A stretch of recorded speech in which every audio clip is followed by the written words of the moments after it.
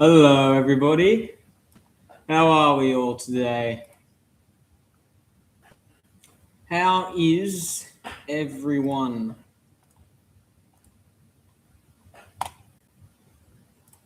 Hello, just making sure everyone can hear me, because if you can't, this would be quite inconvenient. Finally made to. Okay, good. People can hear me. Hi, Austin. How are you? Hello, Hamels. Hello, AE Battles. How are we all? Jeez, my mouse is a bit laggy. Homelander and G. That is the best thing you could have called that. Hello there. Hello, Rexy. Hello, Luis Lopez. Hello, Shadow Edits. Everyone's coming here. Hope things are good. Yes, things are very good. I'm just about to ring my friend Hyper because he's also hopping on the stream with me. And that is what I want to see. I'll look at that. I will look at that later.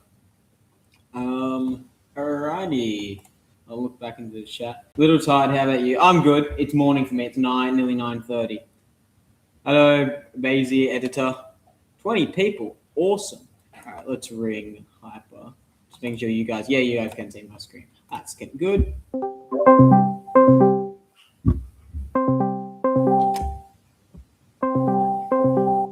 Would it be funny if he just doesn't pick up? Oh, he did pick.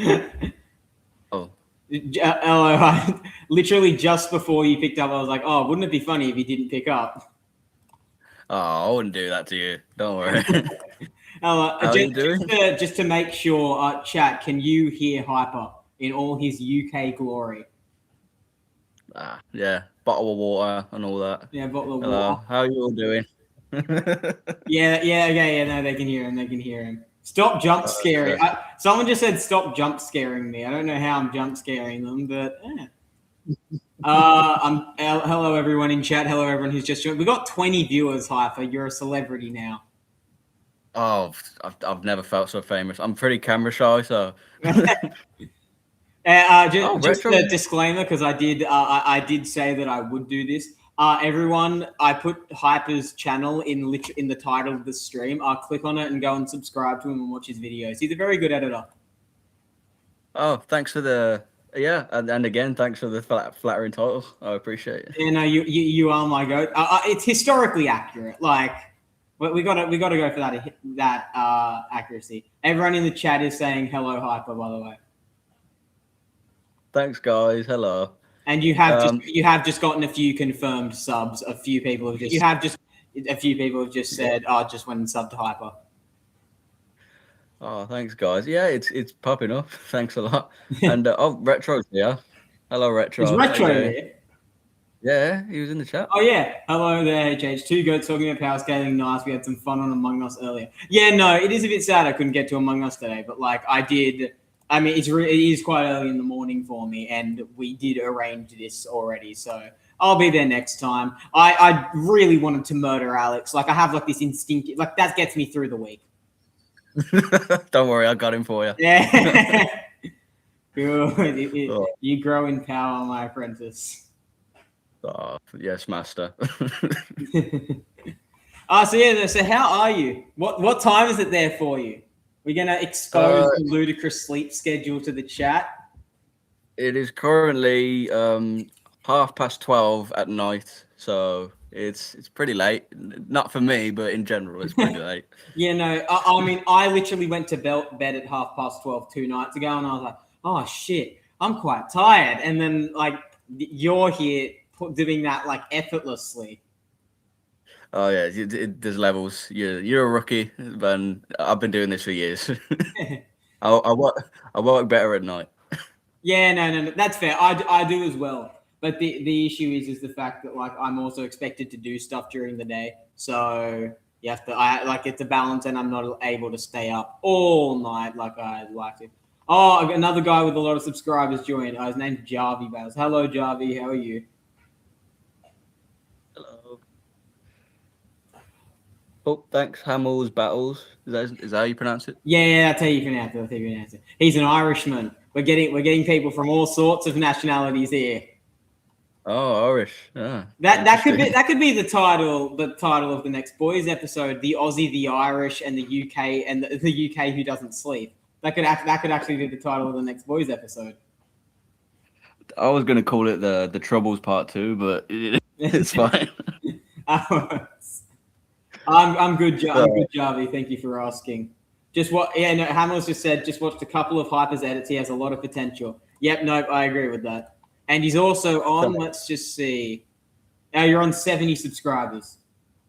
70. I was on 62 just a second ago. So Yeah, see, this is my power. Just like I'm just like I just have all. I'm like Palpatine. Like if I say something gets done, it just gets done. Like you'll be on 10,000 soon.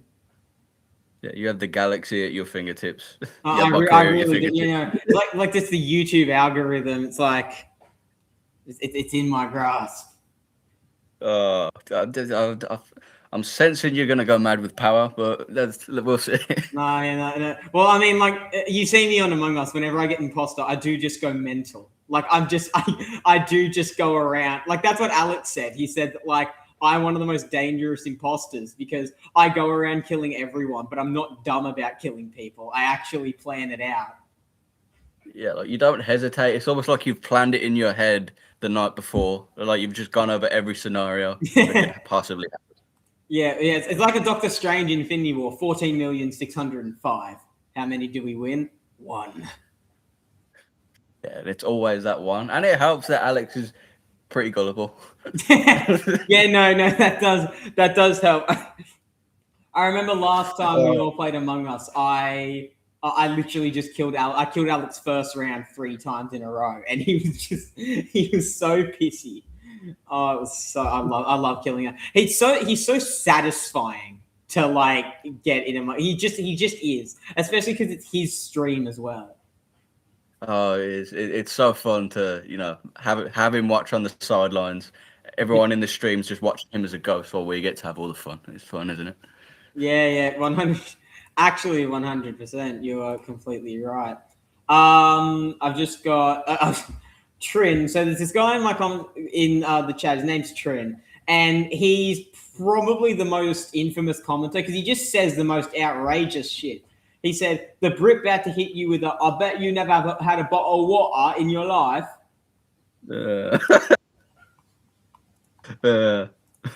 Bottle of water. Bottle of water. I don't actually say it like that, but I get it. I really do. Yeah, no, like it's stereotypes, and to some extent we all adhere to them. And like the British one is just so funny. Like I remember I watched the Family Guy episode, and it was an episode where Peter and the family like were role playing as British people, and he's just like putting on a British accent. He's like, "My mum always said she was a Windsor," and he's just like, I don't. Yeah, what were you saying?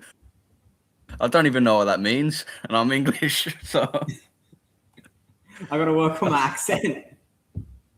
I think Windsor was the Queen's last name. Yeah, no. So, I do know Windsor has something to do with royal. Let me look it up really quickly. What is a Shit, I can't start. Windsor in the UK. Window. I did not look up window. Window. I know what a window is. A historic market in Berkshire, England, famous as the location of Windsor Castle. What is the name Windsor? Important in relation to the now deceased Queen of England. That was a lot of typing just then. Yeah, okay. It's the name of her royal dynasty. She's the House of Windsor. Yeah, that makes sense. Yeah, no. Yeah, no, I'm shocked you didn't know that. You UK boy. You know what? The royal family, they're kind of just there, like they're always just roaming about, but we don't really pay attention to them. Yeah, that's something I think is heavily misconstrued in a lot of other countries. Where like I know that a lot of people that I know have the polarized view that the royal family is like the centralized form of like that's what you guys pay attention to all the time. Like it's that pretty much every second. Like and like realistically, it can't be. But nah, there are exceptions, like when Princess Diana died, or when all that stuff came out about Prince Andrew. I mean, like, Or, yeah, that's or- national. Like, sorry, that's international. Like, everyone, like, I was getting told a couple of days ago, like, because I was like, oh, what do you think was the most influential and like had the most effect modern death? And the first thing that one of my family members said was Princess Diana, and they said that because if I remember, it's like the third most watched broadcast in history. It had 2.1 billion people watch it. I think so, because yeah, I wasn't alive at the time. I wasn't born yet, but from what I've heard, everyone loved her. Like she was really, really Yeah, she was popular. very And, popular. yeah, and when she died, like everyone was heartbroken. Yeah, So, no, she died 31st of August 1997. The only funeral that beat Princess Diana in terms of like people that tuned in to watch it was Lizzie, when Lizzie died in 2022. I think it was like 4 billion people, which is mental because that's half the population of the planet tuned in to watch it. But honestly, that fair. is Lizzie great. was an icon. Lizzie is one of my like favorite figures that like existed in modern times. Oh yeah, and she ruled forever, like Yeah, 70 years. she's the second longest reigning monarch in anything. Period. The only one that beat her was a guy from France, and he ruled for 2 years more. But he also started Oh, ruling as a kid, and he died at like 76, and she died at 96. oh yeah, and yeah, it was crazy. She had, I think, I remember a few months before she had her platinum jubilee, and Yeah, she did we for all 70 years. we all got the day off for we all got the day off school, and it was really good. I mean, like, I got the National- day off school. I can't judge because I got the day off school when David Attenborough turned 100. Like, yeah, no, because I don't know if I explained, but like, I absolutely love that guy. Yeah, he's nice. I watched his documentaries. He's got a very unique voice. It's a very iconic way of speaking. Yeah, just like when you think of like narrators, you think of Morgan Freeman, and then you think of like David Attenborough or something. Yeah, I'd say he's probably one of the best narrators just ever. Like, if not the best, he just because the thing is that's insane is that he's still working. Hmm? He's still working. Like, he's still making documentaries, and he's 100 years old. Yeah, he just published a book. Yeah. Oh, and I'd let him narrate my life if I could afford it. I've actually I'd just I've had friends who have like done David Attenborough impersonations, but they've done it for like really inappropriate moments. Like, I remember this was the craziest coincidence, but I went to the movies to see, I can't remember what movie I was seeing. This was last year, but I went to the movies with one of my friends, and two of my other friends were on a date, and they went there as well. And they did not know that we were there. And then my friend just leans in and he's like, and here we see the grazing pair sit down in their seats, enjoying their entertainment. And he just starts doing that every single time. And then like halfway through the movie, the guy puts his arm around the girl's shoulder and he's like, here we see the hunter is making the first move on their prey. Soon she will be consumed. oh God. And I'm like, I'm sitting there, I'm disrupting the entire movie because I am just absolutely laughing my ass off. Oh God. And here we see the mating couple in their natural habitat. I wish it had been like a horror film because if one of them screams, my friend would 100% be like, and here we see the guttural mating call being emitted in a moment of pure ecstasy. Oh God. Yeah. That's made me crack up with that. Yeah, no, I remember I got told back when I was like, because I've loved doing impressions ever since I was a kid. And I love doing the ones I could always do well with David Attenborough and Gollum from Lord of the Rings. And I remember I got told when I started getting into YouTube, which was ages ago, like it was like nearly 10 years ago. Like I was like 10, and I was told that I should do David Attenborough voice narrating random shit, like And here we see the paint is drying on the wall. And just do that for 60 seconds and see if people are entertained by it. That sounds. I was about to say that sounds practiced. That is a very good impression. So No, yeah, no, I have. I am pretty good. I am pretty good at impression. The one that like I do a lot that everyone thinks is like really good is Gollum, and I don't know why. I have like I can just like reach the part in the back of my throat where I like that Andy Serkis does to like do the like the precious like and all stuff like that, and like just transition in and out of it. It's so weird. would it be too much to ask to hear you give your Gollum?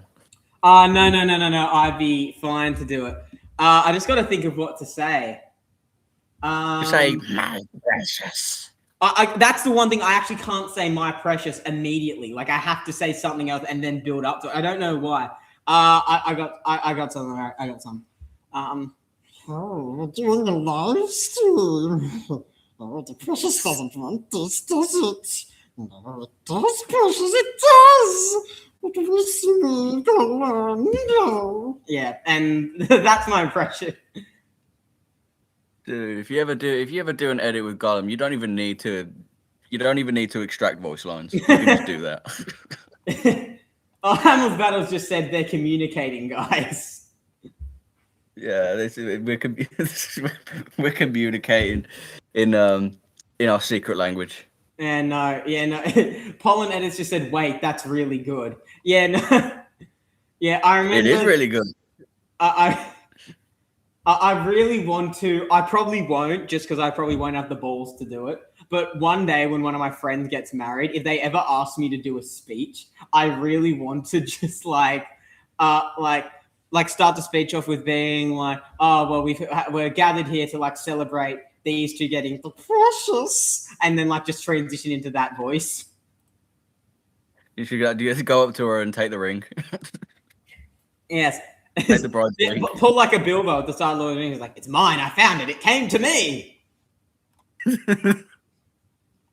Oh god, I'd love that. Record it if you can, so because that would probably go viral, and I would love to see that. You know, if you ever or when you get married, if you want to get married in the future, I'll send a voice message from Australia, and it'll just be, Oh, so I'm here. He's a cry of the Precious. Oh, but I want it. Yes, we need it. You know that might risk the marriage ending prematurely, but I'll take that risk. Yeah, no, that is possible. Retro just said, "I was there, Gandalf. I was there 3,000 years ago. I was there." Do you know what? I don't think I've said this on stream before, which is alarming because it is such a cool event. I've actually met the guy who plays Elrond. Like, I've met him in real life. Really? Yeah, like Hugo Weaving. He's also in The Matrix. But I've met him. Like, I met him. I got a picture and everything. Yeah, and like we talked about Lord of the Rings for 5 minutes. So no, yeah, I've met him in real life because he lives or like used to live around where I am. Oh, is he nice? Oh yeah, no, he's really nice. He's really like good with fans. You can tell that like he doesn't want to be bothered by fans, but like, and that's why I think he was in like a sort of remote area. Like he lives in a bit of a remote area now. But no, yeah, like my dad has known him for quite a while, and I showed my dad Lord of the Rings 2 years ago, and he loved it. So he was like, "Oh, next time I see Hugo Weaving, I'll get him to, I'll introduce you." And yeah, no, and it was legendary. Yeah, no, he did play Red Skull in Captain America Retro. That's what I was trying to think. That's the other role he did. Yeah, he was brilliant in that. Yeah, no, he was. I like Red Skull. I actually when Red Skull turned up in Infinity War. Oh yeah, it was totally fan service, but I loved it. Yeah, no, it really made sense. Like it was good build up. Yeah, you know, like the guy who tried to steal an Infinity Stone, it backfired on him, and now he's cursed. I love that whole. Yeah, no, I liked it as well. I've just been sent like 15 messages by people with Gollum gifs, like because of my impression. Oh, it's really good though, so I do not blame them. Yeah, no. Thank you for the praise, Mr. Hyper. Hyper Assassin. You're very welcome.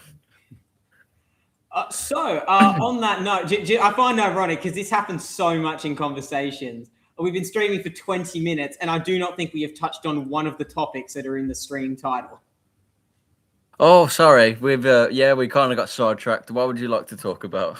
I mean, like, I'm pretty much up to anything you want to talk about. Like, we can talk about Star Wars, The Boys. We can talk about Invincible. Like, we like a lot of the same shows. But, like, I mean, I'm fine with whatever you want to talk about, and then we can just let the conversation flow from there. Well, we could start with The Boys because I'm very. What do you think is going to happen in the finale? Because obviously, Soldier Boy's back in cryosleep. Kimiko may or may not have Soldier Boy's new power to take away The Compound nuke. V. Yeah, the nuke, and that. Yeah, what do you think? What do you think's going to come of that? Do you think Soldier Boy will be released, or do you think that's it for him? Well, okay. Electro Cypher and Trin have just said in the chat something very true. Soldier Boy is confirmed not to be appearing in the finale.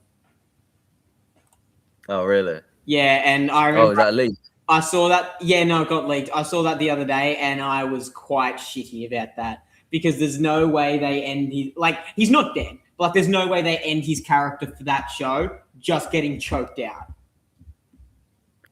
Yeah, that begs the question, though. Like, what's going to happen to him? Like, yeah, what are they going to do with him? Yeah, like he's just in cryo. Is he just going to be in cryosleep forever? Because, oh dear, I had high hopes for this season. I really did. I mean, like, to be fair, like I had a discussion with my cousin about this last night because he's also in the UK, and we were talking about The Boys, and he said that The Boys is still good, but it's not like as good. And I was like, yeah, no, that's fair. Because, like, the season has had some really good moments. Like, Frenchie, like, spoilers, by the way, Frenchie's death was spectacular. Like, they executed that amazingly. 100. Yeah, I love that. And, you know, he went out like a champ. He really did. He also had what is honestly, like, in my opinion, if we're just talking about, like, singular lines of dialogue, I think Frenchie saying to Homelander, "I think you never danced a day in your life," is the best line of dialogue in the show. Like, the best single one. The only one that would even come close to that, and this is just for humorous purposes, is Soldier Boy saying, "Nobody fucks my son but me." That came out wrong. His what's it? Let me see this column. Paulin edits. I actually agree with this. He says, low-key, season 5 has been feeling like a Vought Rising advertisement. I think he's right. I agree. Like, when they brought up Stormfront in episode 4, when they were going to Fort Harmony, I was like, no, yeah, okay, I can see why they would bring it up because that's a common denominator they share. But then they kept bringing her up. And then I was like, okay, yeah, now you're just doing it to get her. Like, I'm going to watch Vought Rising anyway. Like, regardless, I still like the universe and I still like the show. And, like, I've been a big defender of The Boys season 5 up until episode 7. Because episode 7 was, in my opinion, the best episode. Well, actually, no, second best episode of the season. But it did not belong in that season. It should have happened a season earlier. Like, we should have had a death before. And now it just feels like they're killing someone off because they feel like they have to. 100%. And I like you, I was also a defender from like episodes 4 and 5 when everyone was calling it filler. I was thinking, hold on, they might come back to this. This might come up later as something important. No, it doesn't seem like it has. There was no point to episode 4 from what it seems. Yeah, no, it's like it wasn't filler because it kept moving the plot forward, but no, I don't know. Like, it's still good. I'm still entertained by it. I'd give it I'll probably give it an 8 out of 10. Like, the finale will make or break it. Like, it's still a good show. It still has a lot of good elements. I like what they've done with Homelander. Like, Homelander's always a treat. Yeah, Homelander, like, even in season 4, which in my opinion was quite underwhelming, especially when season 3 was, in my opinion, the best season, and we went from that to season 4. Season 4 was not amazing by any stretch of the imagination. It had a lot of good elements, and like I loved Butcher. Butcher was the thing I loved most about that season. But Homelander is the best aspect of the show by far. They're the one thing that they nail all the time. Absolutely, I agree. And have you heard? I've heard that for the finale there were originally plans to make it a 90-minute episode, but now no, it's just going to be 1 hour like all the others, which makes me feel it's going to be extremely rushed. Yeah. And I'm not sure if it's going to be satisfying. Ending. Yeah, like and to be honest, I've tried to avoid leaks because I don't want to be spoiled, but I've heard stuff about Homelander and other stuff that if it's true, you know, I have one of my friends who actually has seen the leak for the final episode. And I've told him just not to tell me because I don't want to know. I don't want to have spoilers. Oh, don't worry, I won't spoil you on anything because I was pretty distraught because I hate being spoiled on anything. Shows including like shows that I like, shows that I keep up with. I don't like being spoiled either, so I get where you're coming from.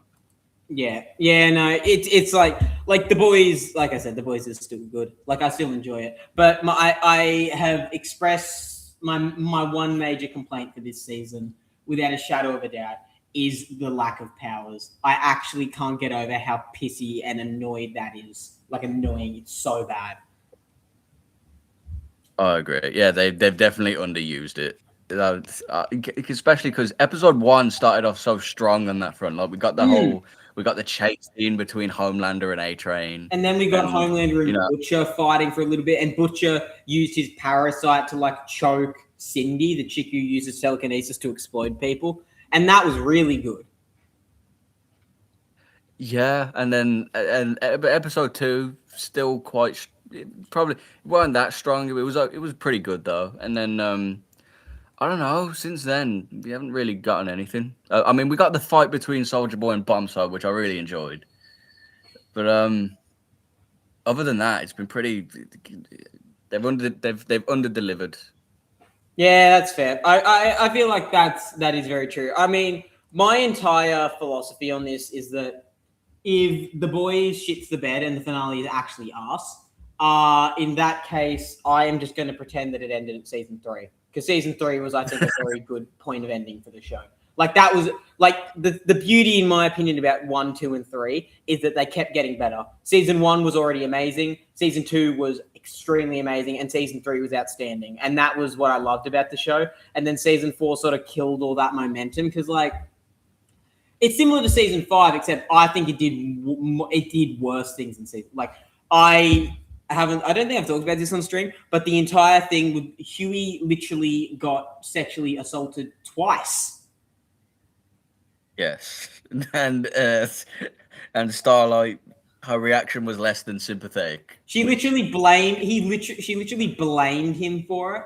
And like, okay, I understand to some degree why they did that. It was like, okay, she's clearly distraught. She has just literally been imprisoned, and like. Oh, Bert for a second there. And I can understand why, like, she would be agitated. But then you have to think that, like, why didn't she apologize? Like, there was no resolution. There wasn't, and I think in episode 4, when Huey makes like a tiny reference to it. Yeah, he does. Basically, just calls her a bitch, and that's all we get from it. Right? Yeah, it's not good. Like it's not. And I just saw a very good message in the chat, which is very true. Yeah, Frenchie being gay was very important to the plot, and I'm just like, you're so right. They just did that to fill in space. Like we get Frenchie has a dark past. That's, in my opinion, what makes Frenchie such a good character, because he's really kind, but you can tell he's done a lot of bad things, and. It's like the entire shit with Colin was not good. That was my least favorite part of season 4.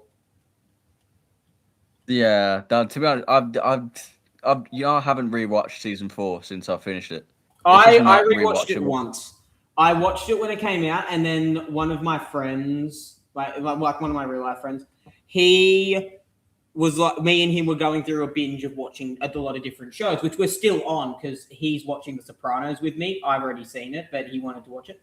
And after that, we're watching Game of Thrones. But the first show that we watched was The Boys, and we started watching season 1. He loved it. Watched season 2. He loved it. Watched season 3. He loved it. Watched season 4. He didn't adore it, but he still liked it, and that's where I am. It's still good. Like there's no. Well, there are points of The Boys that are bad, but like there's no point where it's actually horrible. I agree. Even the bad moments are.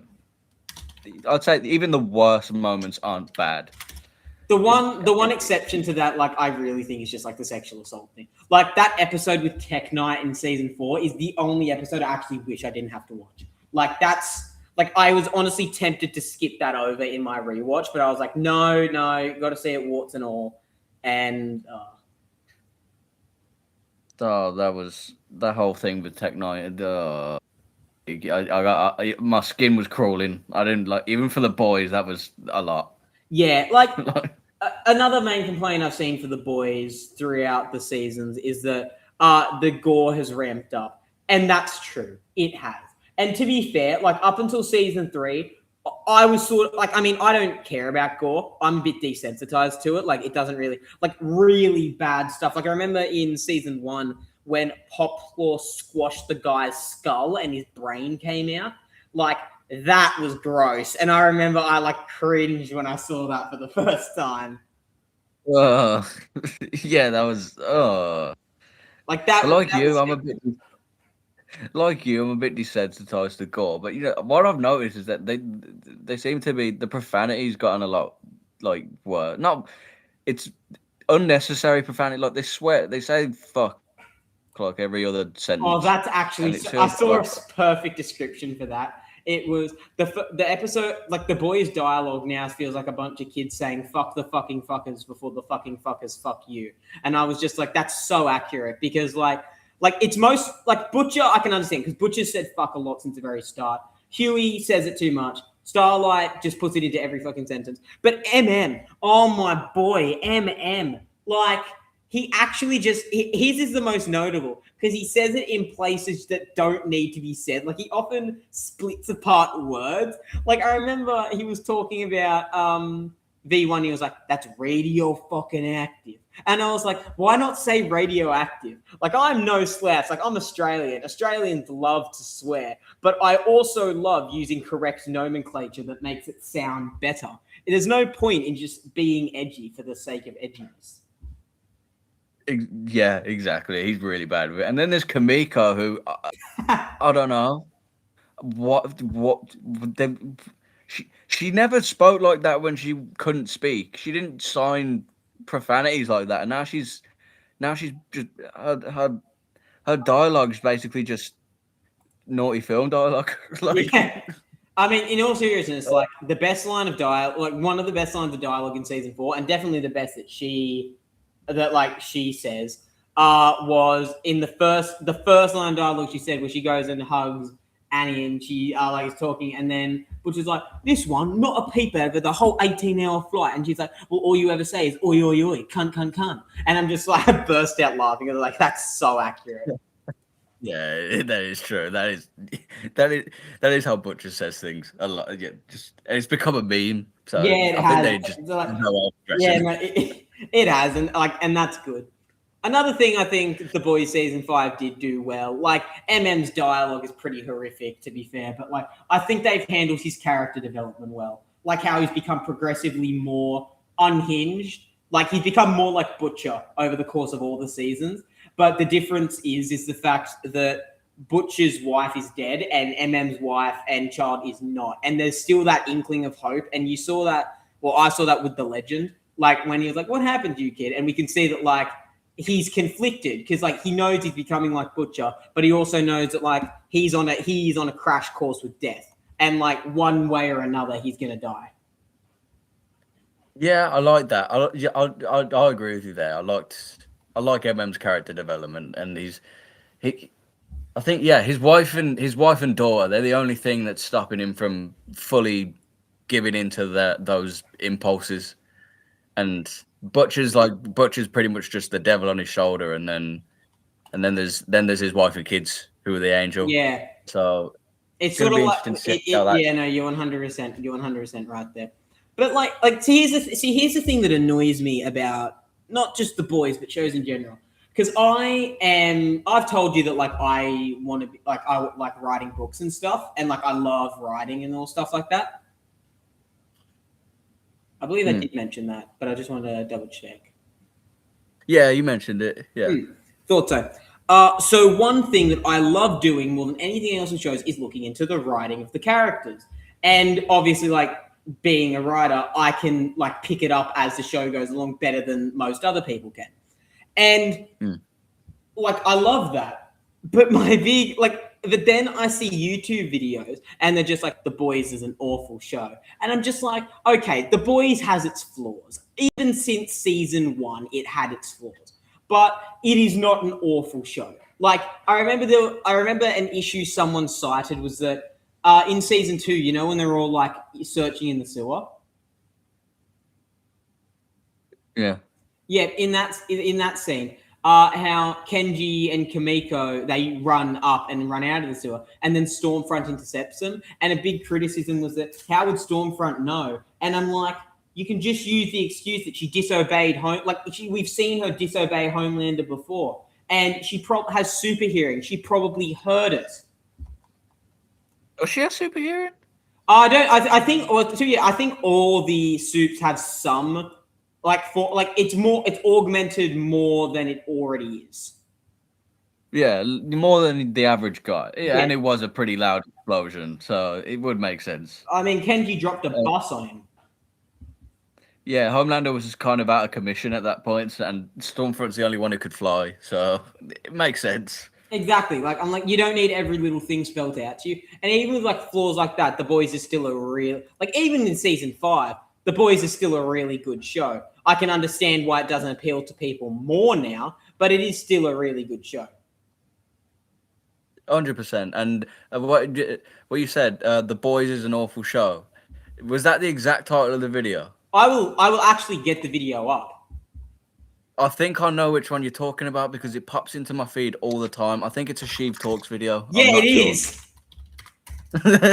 Yeah, it's that one, and the thumbnail. I know the thumbnail was a Butcher, isn't it, with the laser eyes? Yeah, it is, and I'm just like, okay, saying you don't enjoy it is fair, but saying that it's awful is not good. And like, there's so many other there's videos like The Boys is designed to waste your time. Looking back at The Boys season 2, a sharp and sudden downgrade in quality, and I'm like, okay, you can have your opinion. That's fair. Like, I can see that. But in my opinion, The Boys was like solidly one of the best shows on air until season 3 and until the end of season 3. Even now, it's not. It's better than most shows I've seen today. Yeah, no, that is true. And to be honest, I'm familiar with Sheev Talks anyway, and you know, I disagree with a lot of the things he says, but that's its own topic. But like you said, yeah, it's got its flaws, sure, but like, how many shows can you say don't have any? Exactly. Like there are not many shows that don't have flaws, which is why it always annoys me, because you remember. I'm pretty sure I'm remembering right. You love Breaking Bad. I love Breaking Bad. I love it. I thought so. I've seen Breaking Bad twice now, and that show is not flawless. It is amazing. It's an exceptional show, but it is not flawless. There are issues that I take with it personally, and there are issues like on a writing level that I don't think are good. But the reason that show is so good is it's strong when it needs to be, pretty much most of the time. Like with Walt and Jesse, it rarely shits the bed with those two. It always does a good job. And I think that's similar with like Homelander in The Boys. It never shits the bed with Homelander. It always does a good job. But then you have like Skylar. And to be fair, Skylar gets a lot of hate. I don't think Skylander's good. Skylar is annoying until the 4th season. In the 4th season, she becomes better because she actually starts getting involved. And I liked that. Yeah, she's not just a side character. Skylar, she's one of the more hated characters, and I can get it, because for the first few seasons she was basically just a plot device. Yeah, but she does get more. She was, in a way, she was Walt's like a moral tether, like keeping him to his family life. And then after she goes and fucks Ted, but she so eloquently goes and tells to him, she like shit hits the fan and Walt loses his shit. Like, but I mean, like Walt is in my opinion one of the best written characters in TV. I don't think that's much debatable. He's great. Easily. And regarding that, there is one thing I'd dislike. A lot of people interpret Walt's character as being two different people, Walter White and Heisenberg, like as if they're two different people. Like, and I see the same thing with Anakin and Darth Vader. I was just about to say that. They're the same person. Like, it's just like, everyone has some kind of darker half to them. You don't call that a different person. It's just you. Like, and it's like, okay, Heisenberg is not some entity that's trying to control him and take over. Yeah, it's just him acting on his dark impulses, his dark desires, which, I don't know. Exactly. I sort of see Walt and Anakin as having similar in a way, like they have different arcs for different, and they fall for different reasons. But like I see it as sort of they give into their dark impulses until their dark impulses blur with their normal personality, and they can no longer distinguish the two. And then they get to a point where they are so far entrenched in that they either have to give it all up or just keep going. And in Anakin's case, he gives it all up and he redeems himself. But in Walt's case, he doesn't. Yeah, he doesn't have like a, but he saves Jesse at the end, which is it's a good deed, but it doesn't redeem him. Like he's still a terrible. Yeah, no, he 100% is. Which, like Walt. I mean, like I love Walter White. Walter White is one of my favorite characters, and his development was so well done. And he's not the best TV character. Like the characters that I immediately think of that people often say he's on the same level as, but I personally think are better, are Tony Soprano and BoJack Horseman. Though, because those two, like Walt is an incredible character, but he's not the best written character of all time. I wouldn't even say he's the best developed character of all time, as good as he is. I'll try when it comes to who's the best written character in fiction. I'll try to avoid that because I have no idea. There are so many well-written characters that it's impossible to pick just one, in my opinion. And when a lot of people will give an answer, and that's fair, but it's subjective, really. And I don't really have an answer because there's so many good ones. Yeah, like you're really right. Like I've just looked up a video and it's the 7 levels of character development by Cap Edit, who I love. He's such a good editor. And he has Walt as level 7. And I'm like, that's fair. Because he also has people like Kratos and Arthur Morgan and Anakin there. And I'm like, yeah, no, they are also some of the best developed characters. And Zuko from Avatar. Oh, I like Avatar. Big fan. Yeah, I love Avatar. It's such a good show. Clockwise says, Hyper, what are your thoughts on Better Call Saul? I love Better Call Saul. I think it's arguably as good as Breaking Bad. It's arguably as good as the original show, which is rare for a spin-off. I'm in love with Better Call Saul. It's a great show. I agree. I honestly I personally prefer I think Breaking Bad is a better show, but Better Call Saul is a better story. And that's just because there's less action. It's more of a slow burn. But Better Call Saul also has some of my favorite moments in that universe, like Saul's confession. Holy shit. Oh god, that was like, that reminded me of Walt's scene where, at the end when he talks to Skylar and he's like, "Oh, he did it for me." Yeah. It gave me vibes of that as well. But they did it for different reasons. Saul did it to clear his conscience. Walt did it because he dropped his mask. So in a way, Walt did they're it parallel. because at his core, he is an egotist. Walt is someone who knows that he is smarter than people, but due to having that ability played down by the world so much, he actually can't help himself. Oh yeah, we got that with Like when Hank thought he'd caught Heisenberg, all Walt had to do was shut up, and he would have been off his trail. But he just had to keep it going because he enjoyed it. He didn't want anyone else taking credit for what he did. Yeah, That is cool. He really couldn't. Well, like he can't stand it. No, he can't have anyone taking credit. He's very insecure regarding that. Clockwise 777 just said, my favorite scene in the Breaking Bad universe to this day is Walt and Jesse's final interaction. Yeah, no, that's fair. I mean, Saul's confession, in my opinion, is the best written scene. But in terms of my favorite, I actually don't know. I think it has to be I Did It For Me. Like, I actually don't think it can be any. Like, if I had to pick one, I think I'd have to pick that. Even though, in my opinion, Ozymandias is a slightly better episode than Felina, I think it has to be I Did It For Me. I'm not sure which scene would be my favorite. You know what? If I had to pick one, here's an interesting one. The scene where Walt calls Skylar and he knows the phone is bugged and he basically he clears her name. That was the other one I was thinking of. I was thinking of, like, that phone call is so good. Oh, it was great, and it was it showed you that, like, even though he's a complete monster, he still cares about his family to an extent. Not as much as he cares about himself, but he cares about his family. He didn't have to do that. He didn't have to help Skylar there. If he really hated Skylar and like hated his family, he wouldn't have done it. Yeah, he still loved.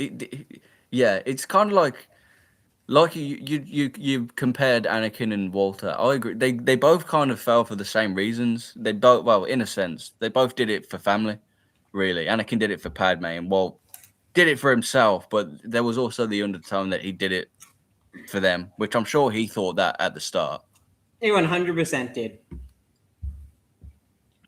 Oh, I think I Did It For Me. Profession are pretty much equal. I agree. They're both very well written scenes. Oh, Hyper, who do you reckon's a better written character, Walt or Saul? Clockwise just asked you. Oh, I don't know. You know, I'm not sure. I'm not sure if this is a hot take, but I'm giving it to Saul slightly. Saul is a better written character for the fact that it's mostly boils down to one character, and that's Chuck. His dynamic with Chuck, it explained so much about his character, and it showed that Saul tried to go on the good path. He really did try, but Chuck it was him over. Like, he really did. Oh, and that's because Chuck is, like, to be fair, Chuck is very smart. But the thing is that he thinks that because he's smart, he can make shots, and that those who have done bad things need to be curbed from going high. And, like, redemption isn't possible. He thinks you're born good or you're born bad, and the decisions you make will showcase who you are. And that's why he never gave Jimmy a chance, and like Saul a chance. And like, I also have Saul. I also have Saul above. Saul has more depth and is more complex, as Clockwise just said. 100%. Yeah, I agree. And yeah, that's with Chuck. It's the fact that Saul had potential to be a good person if it weren't for his brother constantly undermining him at every turn, which drove Saul away. Oh, what's this? Freeze says, is that how you say it? Freeze? Yeah. He said, I low-key have a theory. Versus battles and HH edits are the same editor. Nah, they're different people. HH edits is his dark half. Yeah, no. He's trying. Yeah, no. HH edits is what I bring out when I play Among Us with the boys. Oh yeah, that's a different person trying to take off. It's Heisenberg to my Walter. Yeah, your Darth Vader to your Anakin. Like, Yeah. don't ever confuse them for the same person. Yeah, exactly. I did want to ask you. Okay, well, I was actually just about to move the conversation onto Invincible, but someone just said in the chat, who was your favorite character in Invincible? So, Hyper, who is your favorite character in Invincible? I was just about to bring up that comment as well. My favorite character in Invincible. That's a tough one. I would say probably Nolan. To be honest, I'd say probably Nolan. Even though we haven't seen much of him through like season 2 and 3, I'd say he's probably gone through the best. You could argue Mark as well because he's had a lot more screen time and he's gone through an arc himself. But Nolan, he's probably the best written character in the show, in my opinion. I agree. Nolan is an amazing character. He's my favorite, and I also think he's the best written. Yeah, 100%. So yeah, my favorite would be Nolan. While we're on the topic, what are your expectations for season 5? Ooh. Well, extremely inconsistent power scaling to start off with. As always, that's a standard. Yeah. I'm expecting it to be good. Because have you read the comics? I have read the comics, yes. So you can say anything. I love the comics. The comics are really good, which I think is a nice contrast with the boys, because the boys' comics are turbo ass. I regret, but I didn't read all of them. But I have some issues of them, and it's not great. It's really not. But yeah, what do you prefer? Where we're up to in the show versus at the same point in the comics? Which would you think is better? Which do you prefer? Oh, show, definitely. The only issue I have with the show is the animation, but the show, like, and this is seriously because the guy who wrote the comics is also a producer on the show. He gets to continue telling his story, but also add in new things, and that's what I love. Yeah, same. I think Robert Kirkman said it's not an adaptation; it's more like a second draft. Which and that's he can make. true. Yeah, they're not the same. They are very similar, but there are some changes in the show, and most of them are very good. I would agree there. The show is better. Oh, Hyper, who do you have as your number one character in fiction? I assume he means favorite, because you already said that you don't really like saying best written and stuff. My favorite. I don't. Again, that's really tough. Because there's so many ones I really enjoy. Out of all of fiction, like I can't even recall. If I answer now, I'm probably gonna 5 minutes later. I'm probably gonna think of something else and want to change my answer. So I don't know. There are some ones I really like. I could give. Who's in the running then? Like who's up there? Obviously, I'd say Walter White, Saul Goodman. They're up there. Homelander, he's up there. I'm glad that you're with me on that. Homelander is in my top 10 as well. Yeah, he's certainly the best character in recent memory. I think. I honestly would argue that like he's the best character. He's like, in terms of being a villain, he is the best character at being a villain because he is just so terrifying. Oh yeah. And any scene with Homelander, there's always that undertone of tension where it's like you don't know if he's just gonna kill someone because he could. He really could. Moment. Like I saw a writing analysis on Homelander, and it was that there's a few ways to make your villain scary. One is to make it so the power gap is close to where you don't know who's going to win, but the other is to make the power gap so astronomically big you're scared because whatever the villain wants is what's going to happen. Yeah, like if Homelander wanted the boys dead, they'd have been dead in season 1. Like he could have killed Butcher at any time. He deliberately saved Butcher from that explosion. So there's that. And then here's an interesting question. Hyper, who's your favorite Marvel character besides Tony Stark?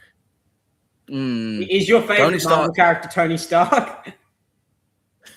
He's my favorite MCU character. He's not my favorite Marvel character if we're talking comics. Who's your favorite Marvel comics? Because mine's Mine's a kind of generic one. My favorite character in all of Marvel's Doctor Doom. Oh, he's my favorite villain. He's definitely my favorite villain. 100%. I love Doctor Doom. My favorite character. Yeah, Hamill's battles. Sorry. Continue. Hamill's was just leaving. So I'm gonna say Magneto. I like Magneto. That's fair. I'm always really. That's fair. Magneto's great. He's not my favorite villain. It's weird. He's not my favorite as a villain. Doctor Doom is better, but as a character, I would go with Magneto. That's fair. Doctor Doom. I have a lot of I've gotten a lot into Doctor Doom over the past couple of years because 3 years ago I had to do a project, and the project was doing an analysis on a character of your choosing from Marvel, and I did Doctor Doom, and I did a full psychological analysis on him and made 1,000-word essay on it. And I got it was for school, and I got an A in it. And because I just completely took Doom apart, his backstory, psychological conditions he might have, all stuff like that. So I love Doctor Doom. Yeah, he's really great. Yeah, fair play to you. You're really putting those writing skills to good work. Gotta apply it everywhere I can. Clockwise asks, Hyper, thoughts on Lalo? I love him. He's a great villain. He's the best villain in the Breaking Bad universe, in my opinion. He's the actual boogeyman. I prefer him to Gus, and I maintain that if Lalo had gone up against Walter, Lalo would have won. Yeah, he would have. Because the thing with Lalo is that Lalo is he's extremely naturally smart. And that's what I love so much about his character. I remember there was that scene where I think it was in season 4. I can't remember, but they were trying to track down Werner Ziegler, the German guy. I cannot remember entirely what his role was, but they were trying to track him down. And Lalo just goes to some place that he works, and he just looks at and there's this guy who's just looking down. And he's just like, "You, Werner Ziegler, you ever heard of that guy? Werner Ziegler."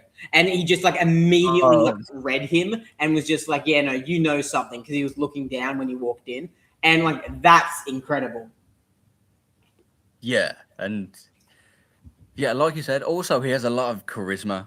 Yeah. It's when I was watching he's a grizzly bear.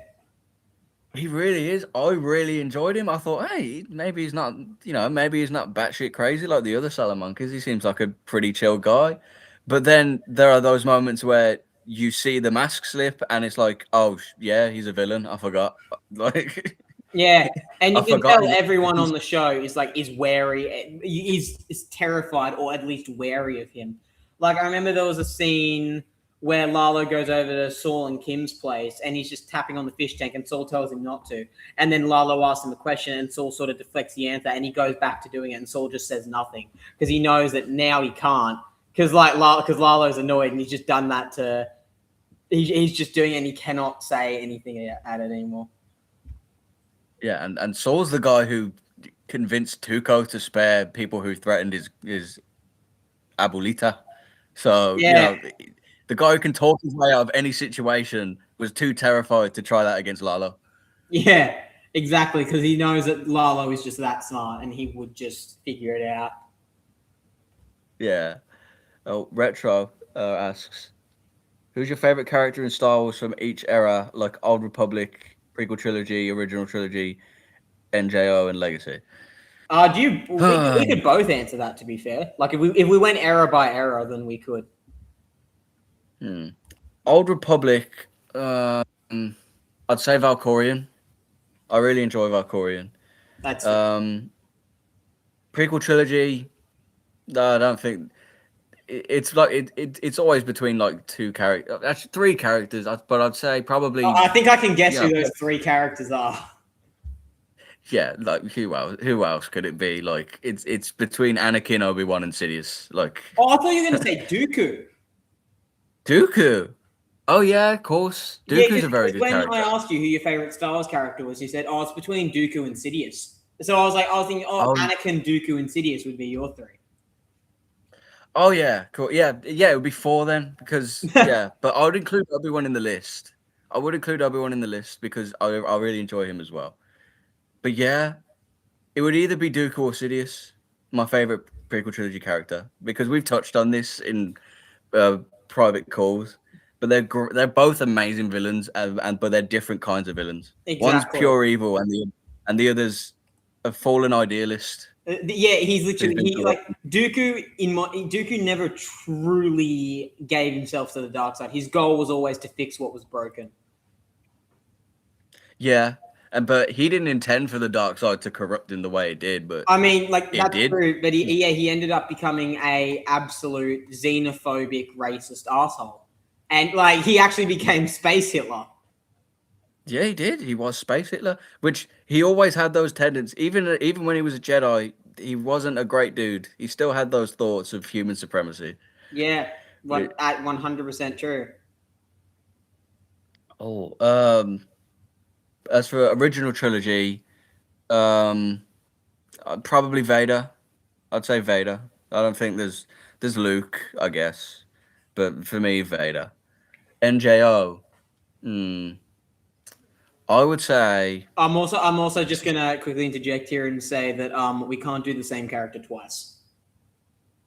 okay, fair enough. NJO, I would say. This is a tricky one. I'm gonna say Anakin Solo. I like Anakin Solo. Yeah, that's fair. Or Mara Jade. I'm not sure if this, because Mara Jade got a lot of hate when she came out, but I actually really enjoy George her. Lucas didn't like her. George Lucas wanted Luke to stay unmarried. If you've seen that, a lot of people have seen that video of him with like Seth Green, and everything. Where he just like starts bashing the guy, and it's like, get out. Yeah, that's the only time I've ever heard George Lucas shout, which is kind of uncanny. Wait, let me see if I can search it up. George Lucas talked about Mara Jade and gets angry. Yeah, it's got 4.8 million views. Oh God. The top comment is, as the creator of Mara Jade, George, it's treason then. I remember watching. He literally smacks the guy as he's leaving, like smacks him in the cheek, like out. We got another one. It's like, as the creator of Mara Jade, George, the attempt on my life has left me scarred and deformed. But what would yours be for those four? Oh, well, you didn't do Legacy. That was the one the only one you didn't do. Oh, Legacy. Oh, Legacy. Hey, SA edits, by the way. And I might watch Dragon Ball in the future. I'm not sure. But no, yeah, who's your favorite from Legacy?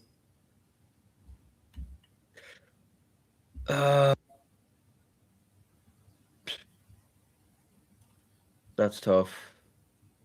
Probably. I don't know. I really don't.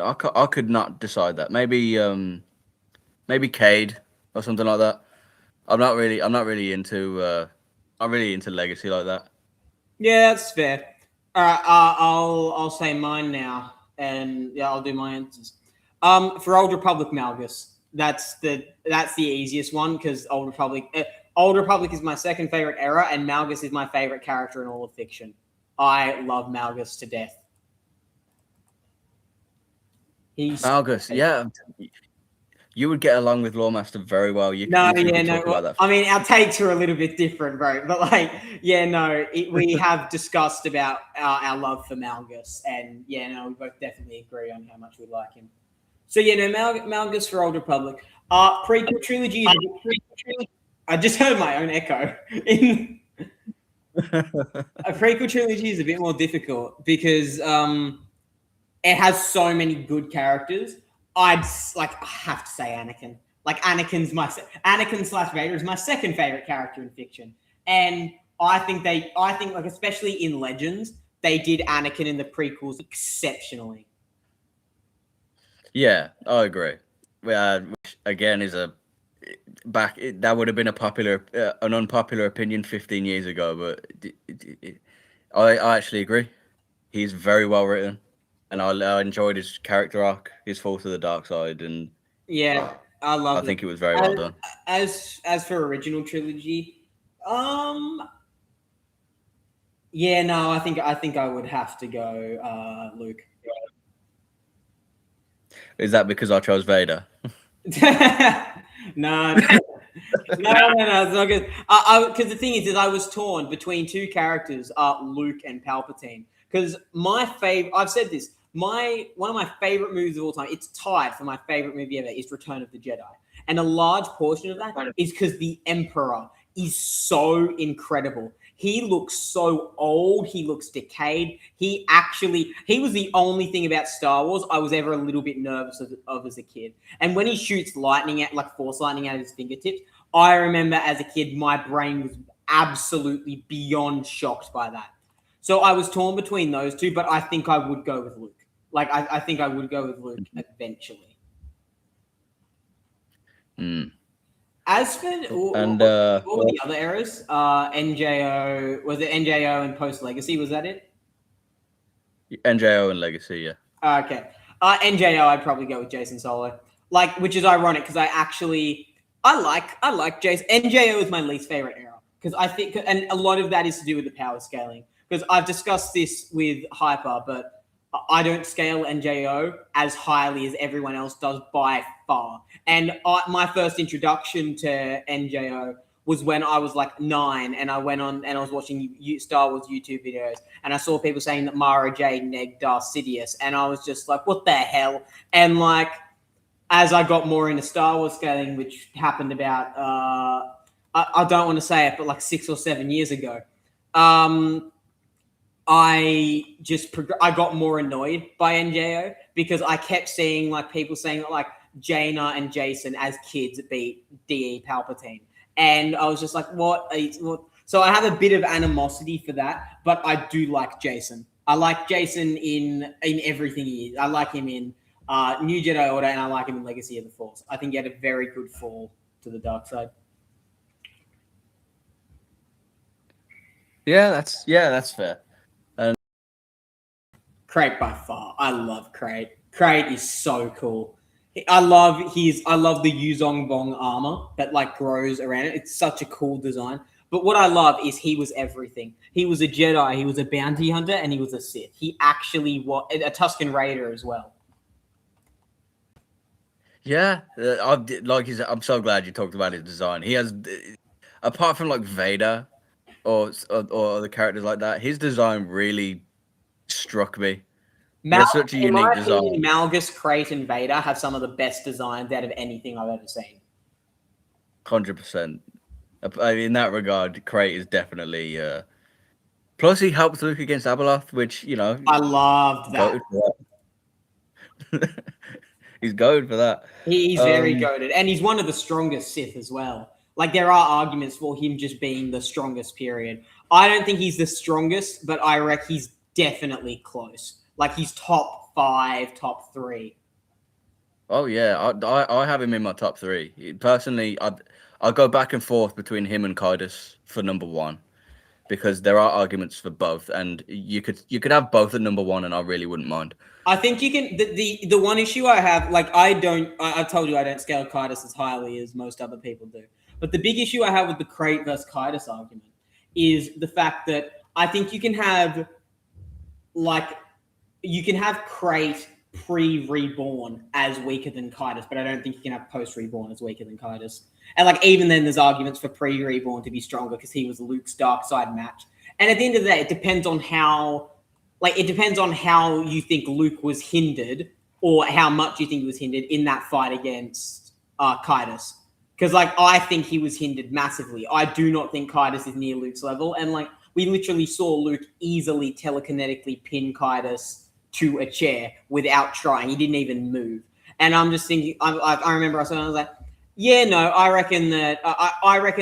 reckon that Luke and Kaidos are on equal footing. I reckon the only reason that duel was as close as it was primarily because of Luke's rage.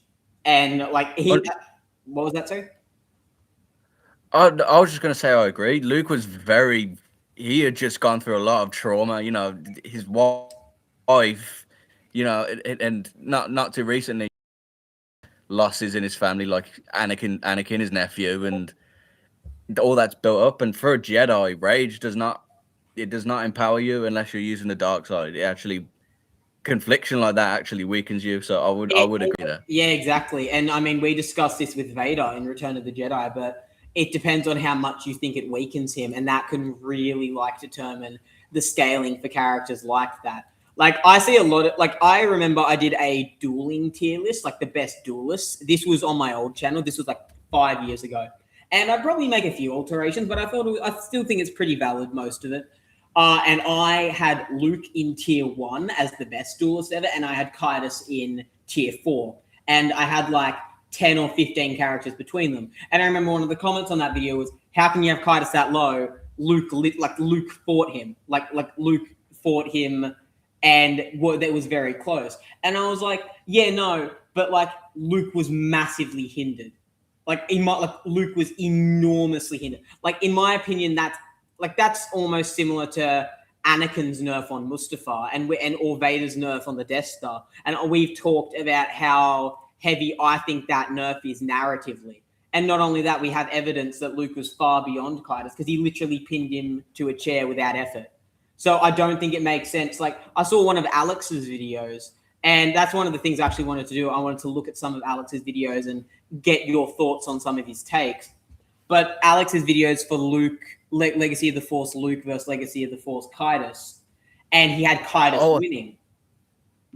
Yeah, I think I saw that video. I've seen that video. He has him high extreme diffing, I think. Yes, and which does. I do disagree with.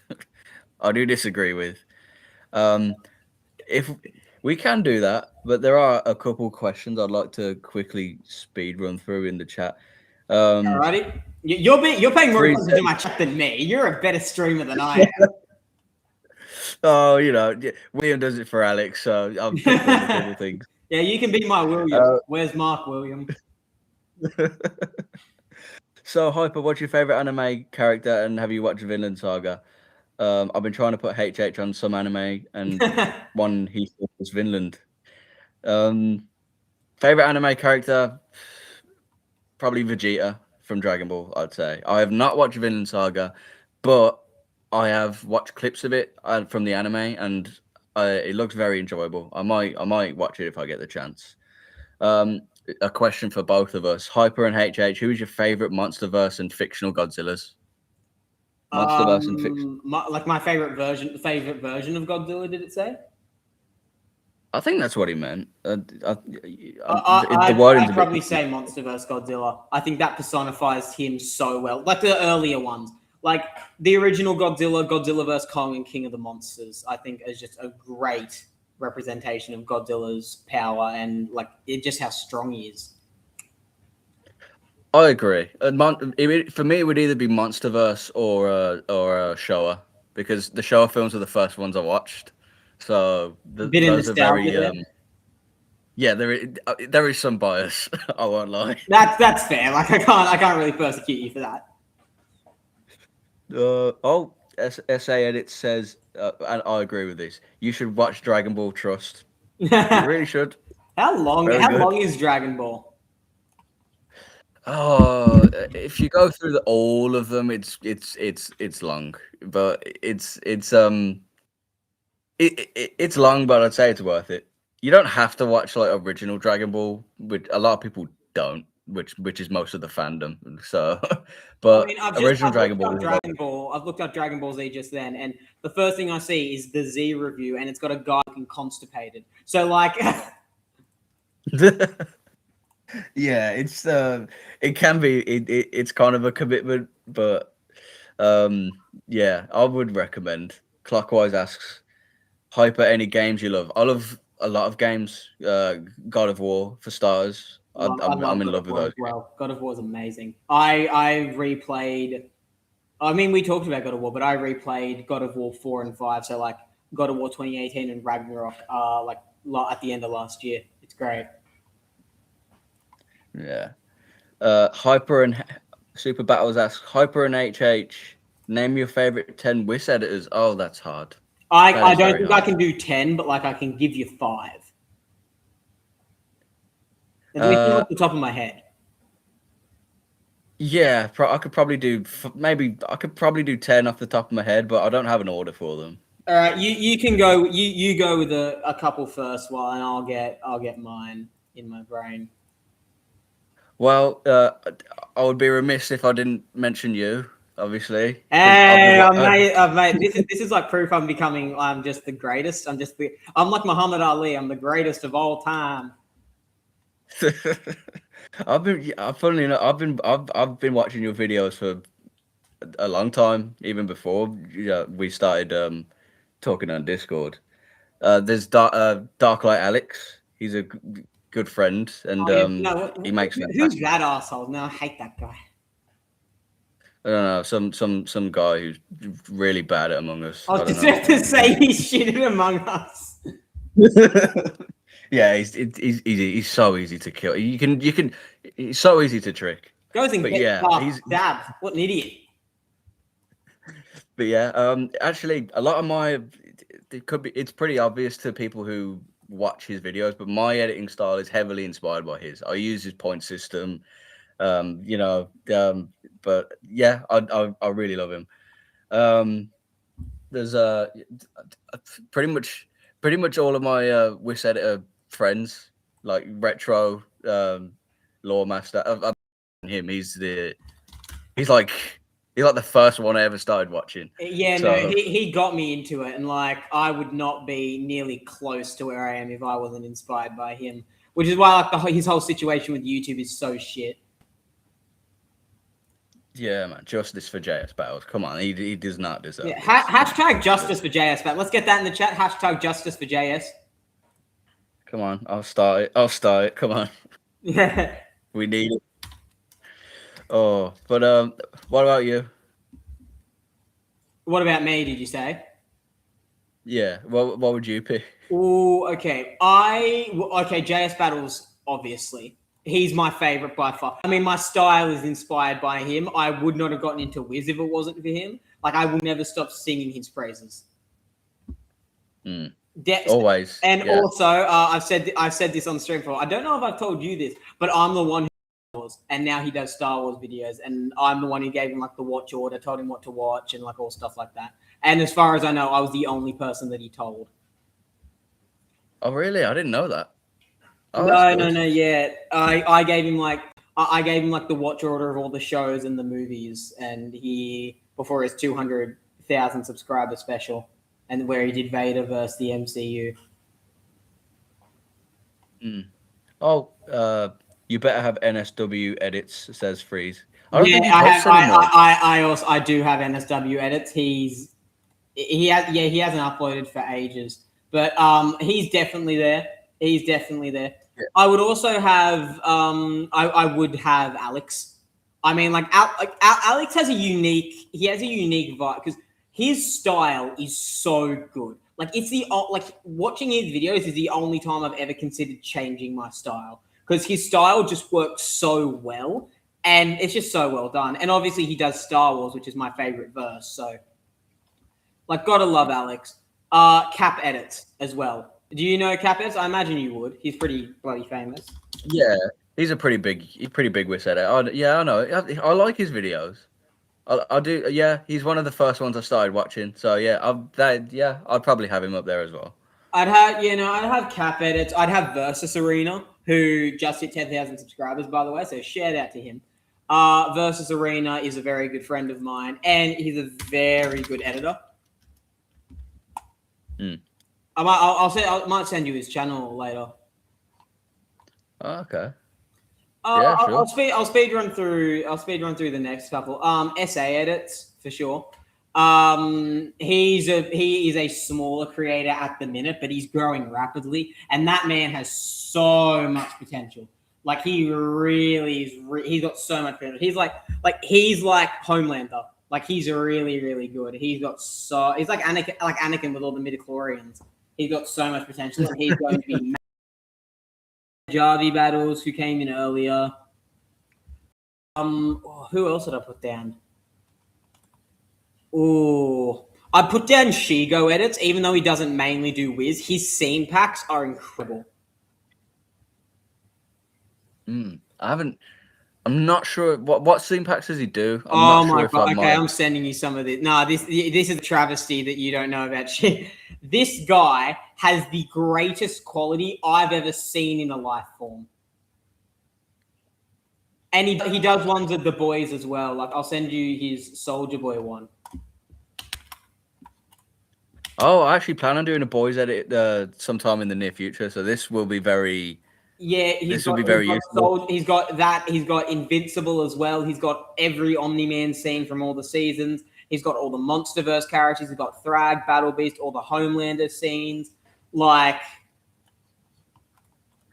Yeah, I just Shigo, sent you you just through the helped me. Soldier Boy one, and the quality is actually mental.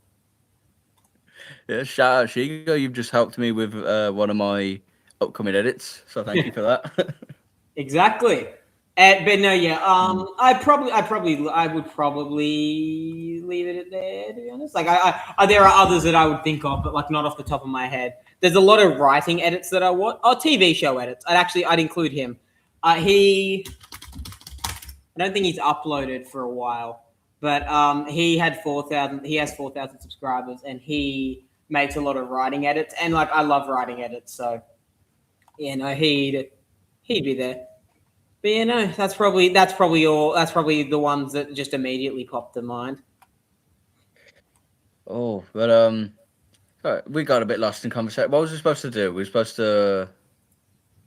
Oh yeah, so it was watch some of Alex's videos, was it? Yeah, 'Cause I no, think you I had had an idea. thought- I had an idea about us going through Alex, like because Alex has a Star Wars edits playlist. And I was thinking about getting the Star Wars and Harry Potter one up and going through and like we look at his takes and we like just discuss like if we agree, if we disagree, why we disagree, why we agree, like all stuff like that.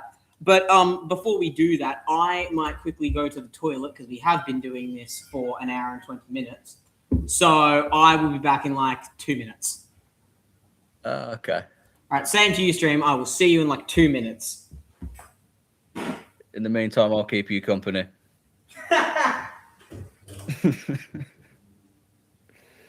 Let me go through this chat, yeah. Talk like Alex. Oh, thanks, Retro. 300k is insane for a wit. Yeah, that is true. Like 300,000 for a WIS editor is it's quite a lot. I mainly do Star Wars, but my most viewed video is Superman versus Green Lantern. Yeah, I remember that video actually. Yeah, that one really popped off, I believe. Oh, Retro.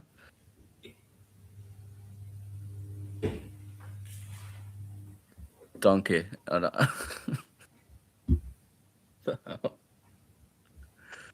Oh.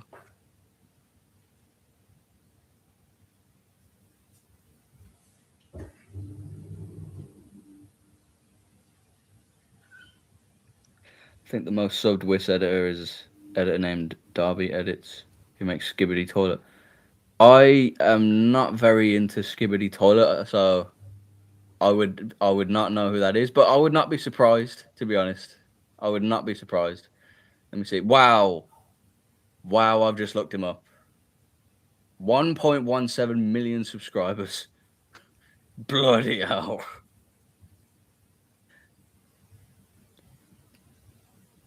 Hyper, my open collab is about to end on the 20th. Open collab. Interesting. I've never really I'm pretty new to WIS editing. I've only been doing this for a couple months, so I wouldn't really know about that. But I'd be interested. I'd be very interested. Hyper, have you seen Crate Solo's canon edits? I like his style, but his takes I either completely agree with or disagree with. I am familiar with him, and I do agree with you there. I'd say my Star Wars takes very much align with yours. So yeah, I do disagree with a lot as well. There's also this one anime WIS editor that I used to watch has also almost hit 1 million subs. He decided to remove all of his edits due to religious reasons. Oh well, y- that's his choice. I mean, I wouldn't really know anything about that, but it's up to him. What are my top three shows? Um, Breaking Bad would be one. Um, it's probably my favorite show ever. Number two, um, number two. It's not a particularly well written show. It's a sitcom, but Friends. I really like Friends. I grew up with that. So number three. Oh, I don't know. Actually, no. Swap Friends with Better Call Saul. I'll have Friends at three. Oh, Yeah, so number have one you been Breaking Bad. keeping my stream entertained? Reasonably enough, I think. What are you talking about? They've just asked me like one of my favorite shows, and Super Battles talked about an open collab, which is interesting. Oh yeah, no, he Uh, messaged me about that. So actually, I might answer that quickly now. I'm not going to join your open collab because I don't join any open collabs unless it's like JS Battles or a really close friend. Like I would very rarely join an open collab. So like I probably won't. I've never done an open collab, so I have no clue how that would work. I've only been editing for a couple months, so No, that's fair. That's fair. That'll come later down the line. Don't worry. or watch any K dramas. Do you watch K dramas? What is a K drama? Like them Korean soaps. Oh. Well, I just looked it up, and no. Yeah, I can't say I have. I don't. First of all, they're in another language, and I don't like reading subtitles. that is a bit. Yeah. But yeah, shall we get down to it? Shall we react to some of his takes? Yes. Let's do just that. We'll do let's do a Harry Potter one first. Let's start off on that because I know you love Harry Potter. I've got Lord Voldemort versus Snape. The one. Oh, we can do that. It answers to you and you only. Does it? The one. Does it truly answer to me? Of course, my lord. Like I said, I really can't stop singing his praises. I love his editing style. So do I. I love the dialogue as well. It's so good. With you. You're a clever man, Severus. Surely you must know. I am not its true master. The Elder Wand belongs to the wizard who killed its last owner. You killed Dumbledore, Severus. While you live, the Elder Wand cannot truly be mine. You've been a good and faithful servant, Severus. But only I... Are you watching like the video on my stream? Yeah, I'm watching it. It might be a few seconds behind. Because that would make it the process a lot better. Well, first off, amazing edit. So like, we'll just get that out of the way. What are your thoughts on the take? Well, he's using the book versions, in which case I would maybe have it a lower diff, like low mid, because in the books. I would say low mid because like Voldemort and Dumbledore and Grindelwald are really shown to just be beyond everyone, like truly beyond everyone. Like that's why everyone's so scared of them. Yeah, they're on a whole nother level. It's those three at the top in the top tier. Then there's a gap, and then there's everyone else. But there is actually in the books, Voldemort has a duel against McGonagall. Was it Kingsley and then McGonagall, who else? Kingsley, and Slughorn. Yeah, McGonagall, Kingsley, and Slughorn, and he was fighting all three of them at once, and he was winning. Like I think And he had one on Bellatrix. the back. Yeah, and then Bellatrix dies, and then he gets really angry, and then just like blows them all away.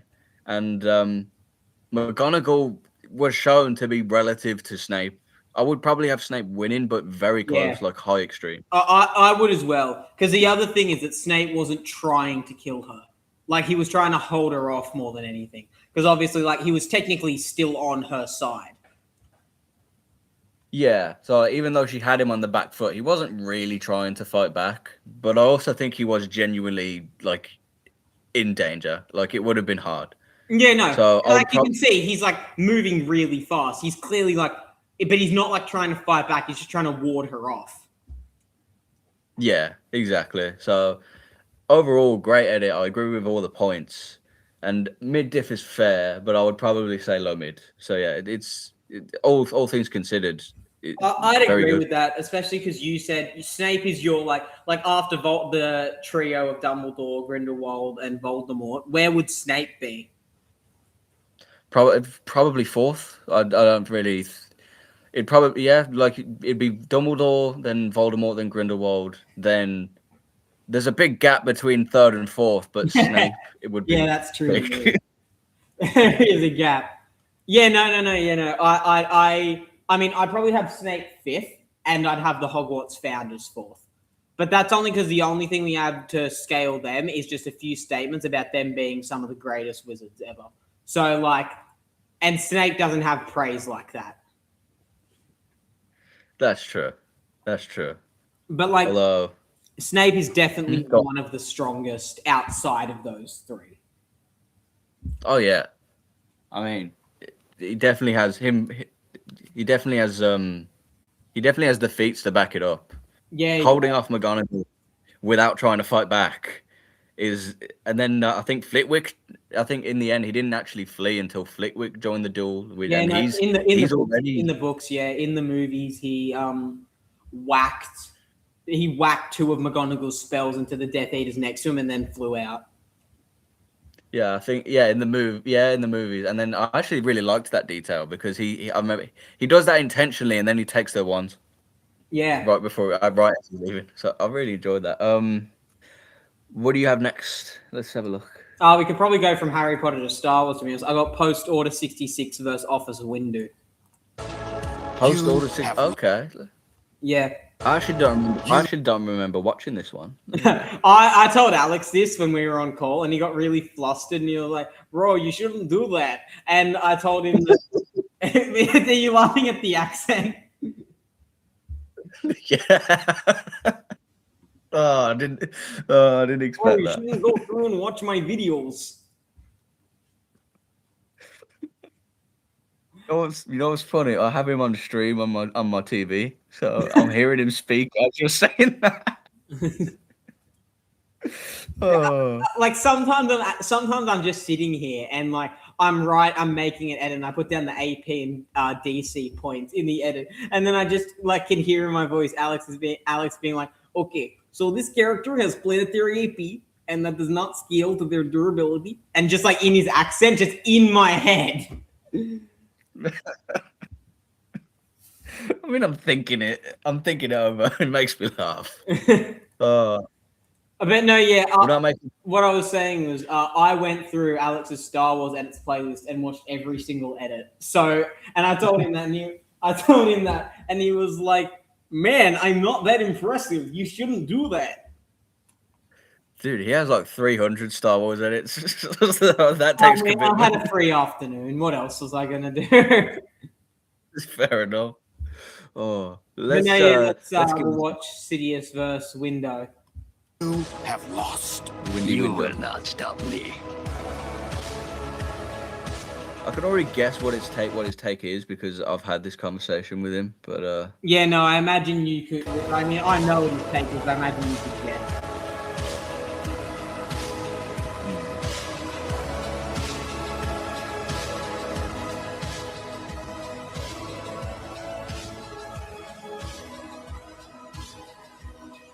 Arrogance blinds you. mid diff's fair. Yeah, mid diff. Yeah, that's about what I thought. I'd probably say mid high just because of Vapard.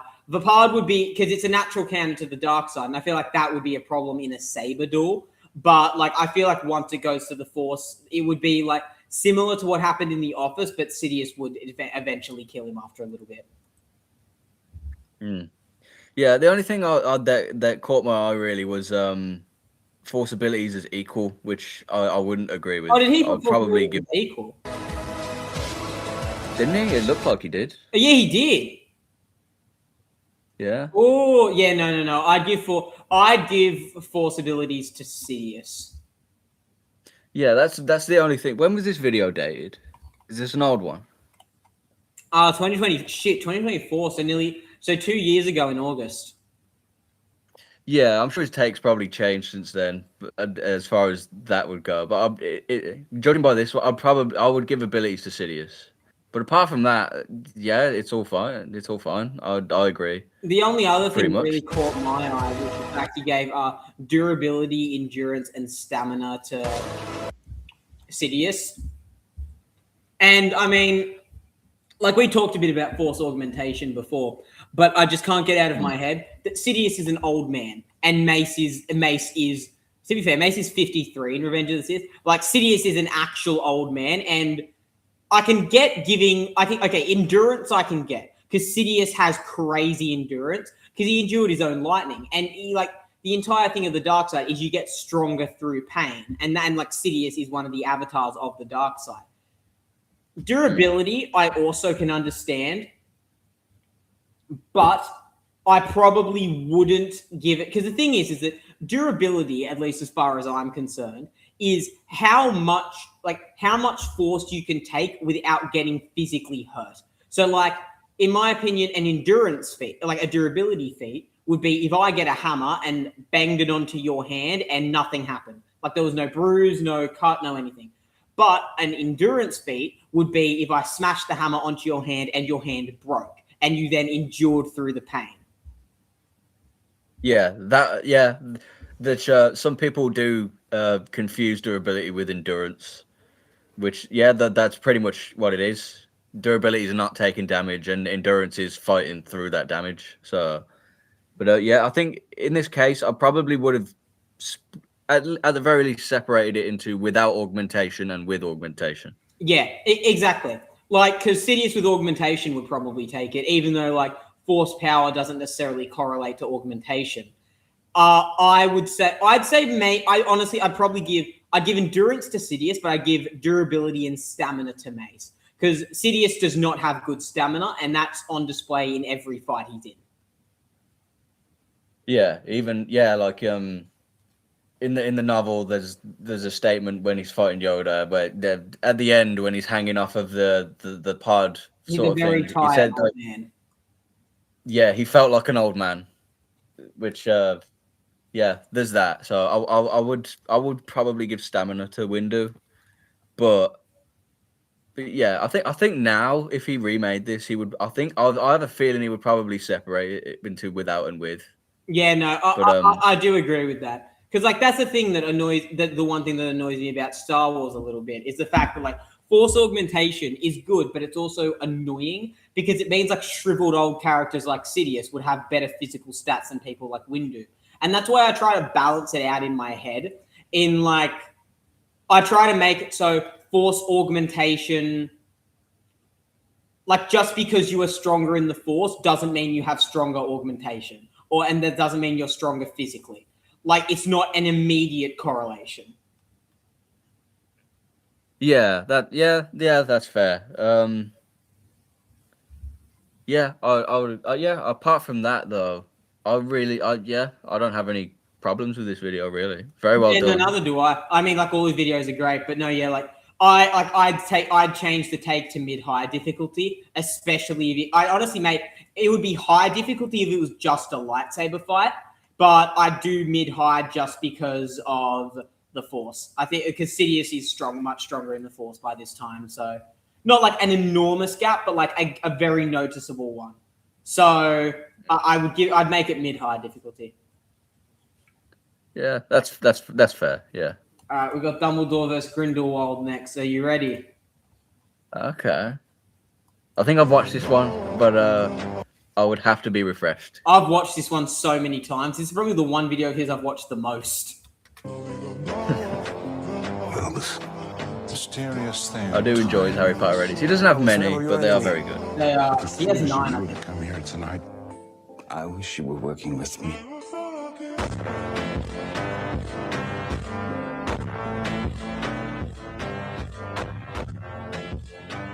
Who will love you now, Dumbledore? There's nothing you can do to stop me. Happiness to be found even in the darkest of times.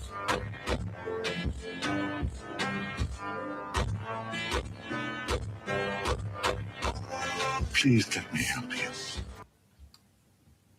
I'll let you go first because you love Harry Potter, so you can give me your thoughts on that. Mid-high. Was this books or films? Let me. It was not. It was novels, I think. Okay. Yeah, 1945. So Dumbledore from Book 5 in the novels, which was his prime, and Grindelwald in the 1945 duel in the novels. So yes, no, it was novels. Okay, we're talking novels here, so in which case, I'd say this is fair because in the novels, it's not like the films where he was extremely close with Voldemort. No, he was very much clearly superior to Voldemort, who has many statements of being most powerful, most dangerous Dark Lord of all time, and such. I'd agree. I would say I'd probably make it high difficulty. But like I can see the argument for mid-high, but I don't think it can be any lower than mid-high, no matter how you slice it. No, it's not a stump. It's not like a no dip. Yeah. No. But this is an older Dumbledore than the one who defeated Grindelwald, and this is a Dumbledore who has the Elder Wand. Exactly. Compared to when he defeated Grindelwald, he did not possess it. So I do think he would be quite a bit above Grindelwald by this point, but not like stomp territory. So mid-high, I think that's reasonable, I'd say. Yeah, I'd agree. I just want to point out the comment, Dumbledore low mid diffs Hannibal Lecter because Mads Mikkelsen was Hannibal. I like Hannibal's a good show. I love it. All right, now we go. Revenge of the Sith, Obi-Wan versus Attack of the Clones, Anakin. I think this is FOB Anakin. Oh no, it might not be. Oh, we'll see. I hope it's FOB Anakin. Otherwise, it's really not fair. Like, Was beginning to think you weren't coming. I don't think it is. Master, your move. Oh. Is it? Oh, it does not say. No. Oh.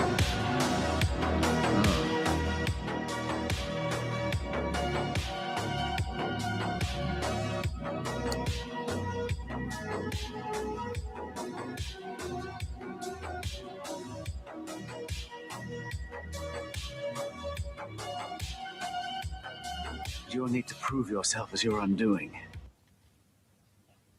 Is that Utapau? Is that Utapau Obi-Wan? Yeah, no, that's Utapau Obi-Wan. I was worried for a second. I thought he was going to make Anakin win. I was actually quite worried. But no. Let's okay. Since it's not specified, let's go over. If it's FOB Anakin, what do you think? If it's FOB Anakin, high diff I can understand. Yeah, high diff because this is Utapau Obi-Wan. It's not like it's not Mustafa Kenobi. So high diff against FOB I could understand. If it's base Anakin, I would probably say it's lower. I agree. I think if it's FOB Anakin, I would do mid-high difficulty just because Obi-Wan has a lot of better statements. Like I could even see mid difficulty, but I probably would do mid-high just like on the side of caution because it's not a stomp or anything. But I reckon that Obi-Wan would beat him. Not pretty, like he would beat him like he wouldn't have to stress a lot. Yeah, he has. You know, he was giving trouble to Invisible Hand Dooku. Exactly. So I think that alone could probably puts him on a level above Attack of the Clones Anakin, who kind of gave trouble to Geonosis Dooku. And who I do have. In my opinion, Geonosis Dooku is stronger than base Revenge of the Sith Dooku. Not Invisible Hand, but Dooku said that like he's getting fatigued. And he basically says he's getting like weaker because of the war and like how like playing the villain is tiring. And like so I think that Attack of the Clones Dooku has arguments to be above base Revenge of the Sith Dooku. Yeah, I'd say. So yeah, at least initial base Dooku, not It's not counting invisible like hand by access any stretch of the imagination, but like initial base Dooku, I would say. Yeah, yeah, that's fair. But it really, I really wish he'd specified which version of Anakin this is. I'll check the comment because it might be no. Okay, yeah, no, he does not. He does not. Wait. I think this is an old video as well. So Yeah, no, this was August. This was August 2 years ago. So yeah, no, it is quite an old video. If it was base Attack of the Clones Anakin, because Retro said that IMO Obi-Wan wins easily. If it was base Attack of the Clones Anakin, I'd say low difficulty or low mid at max because Obi-Wan's contending with Grievous, and Grievous was not on the same level as, but he did fight Mace Windu for a bit. yeah, and this was like late Clone Wars Mace Windu. So Yeah, it actually was. It was Battle of Coruscant. yeah, it was. So like very late Clone Wars. That's So- like about as late Clone Wars as you can get. Just about, yeah. Like The only real like battle that it came after that was the Battle of Utapau, and that was when Kenobi killed Grievous. yeah, exactly. There's after the Battle of Utapau, it's pretty much over once Anakin turns to the dark side and kills the Jedi and the Separatists. Yeah, we'll do because there's less Harry Potter videos. I'll do another Star Wars one, and then we'll go back to the next Harry Potter one. I do wish he uploaded more Harry Potter edits. To be fair, Me too. I really enjoy this. I really enjoy the franchise. this one is probably the most. I actually would go out on a limb and say this is the most famous debate that we haven't seen on screen in all of Star Wars, and that's Vader versus Yoda. Vader Yeah, I would is agree strong there. enough. You are not.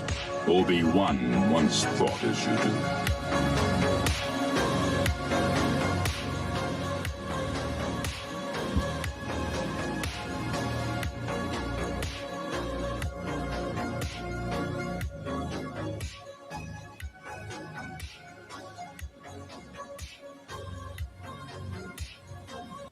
I wanted to stop really. Actually, wait, no. I'll continue the video and then I'll play it.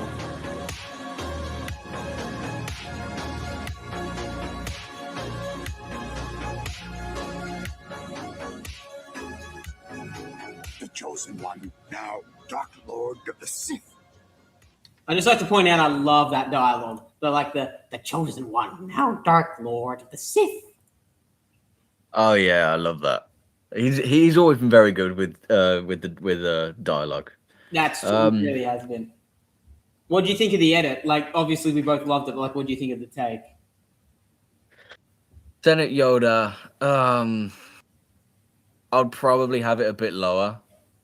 Like, I'd probably have it mid-high. Because personally, I have Return of the Jedi Vader slightly below Mustafa Vader. They're close, but Just below? high diff. Pardon? You have Return of the Jedi Vader just below. Yeah, like just below. So I'd say mid-high personally, but high diff is also reasonable. I can understand that.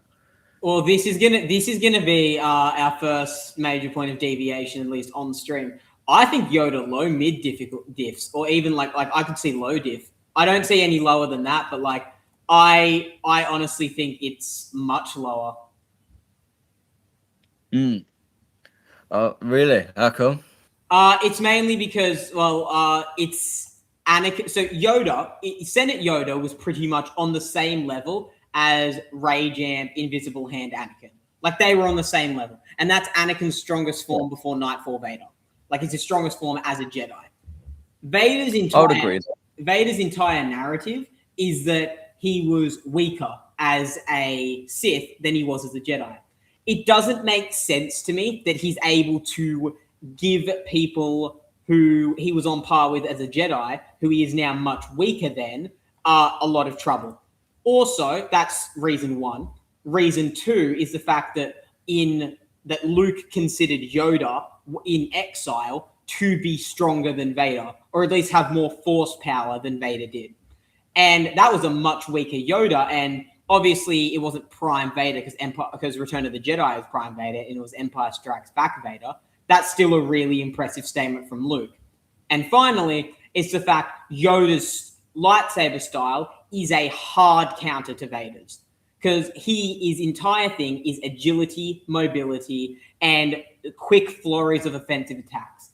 Vader struggled with the reborn clone of Maul. Granted, he wasn't Prime Vader. Vader struggled with the reborn clone of Maul, and a large portion of that was because of Maul's agility. And even when he beat the clone, he had to stab himself through the chest in order to get it, because Maul was arcing behind him, like really agile. I think because Yoda is irrefutably more agile than Maul, Yoda would just blitz him, because Yoda has faster movement speed and faster combat speed. And Yoda would just blitz him, and Vader would not be able to get a good solid hit because Yoda is just too fast. And then there's, like I said, the Luke statement and Yoda's scaling to Anakin, who narratively is vastly superior to Prime Vader. Yeah, I could understand that. I personally, it does narratively. Yeah, he is a shell of his former self. He is he's not as powerful as he used to be as Anakin, but I don't think he was massively far removed. I don't think he was that far removed, like not like stump level from Zonakin. I do have Zonakin comfortably, but I do agree with you. Zonakin is probably on the level of Yoda, and I'll probably have Yoda in that situation. I'll probably have Yoda like extreme diffing. Agree. Like it's very close. I'd agree on that. But I'd low mid diff narratively. It's fine, and like you said, Yoda is his Ataru is a hard counter to Vader's his weaknesses. Yeah, his weaknesses is mainly his lack of mobility, and then of course there's a statement from Luke about Yoda's power. Yeah, of course, but at Vader, I do think over the course of the original trilogy, he does improve not just in terms of force power, but also in terms of his lightsaber skills. I would say. I agree with you there as well. I definitely think he does, and I mean, okay, the highest I could see it is mid difficulty, but but I would still have it. I'd have it low or low mid, and I mean, like I just outlined my reasons for it, and like I think my reasons are valid, especially since I have 3 for why I have that take. Yeah, that's fair. I mean, we have common ground. Both of our takes have mid diff, so we can chill there. Yeah, we can compromise. But yeah, high diff I'd probably say is a bit too high in my opinion. I don't think it's that close. Retro said in G canon Yoda no diffs, in regular EU it's mid diff IMO. Yeah, mid diff is fair. I can see it. When I say low mid diff, I'm leaning towards low, but like you can definitely make an argument for mid, and you can even make an argument for higher. But like that's just how I perceive it, and that's what power scaling is. It's individual perception. Anyway, now we're on to Snape and McGonagall. And back to Harry Potter. Should anyone, student or staff, attempt to aid Mr. Potter, they will be punished in a manner consistent with the severity of their This is just a conversation from Deathly Hallows. Do what you have to do.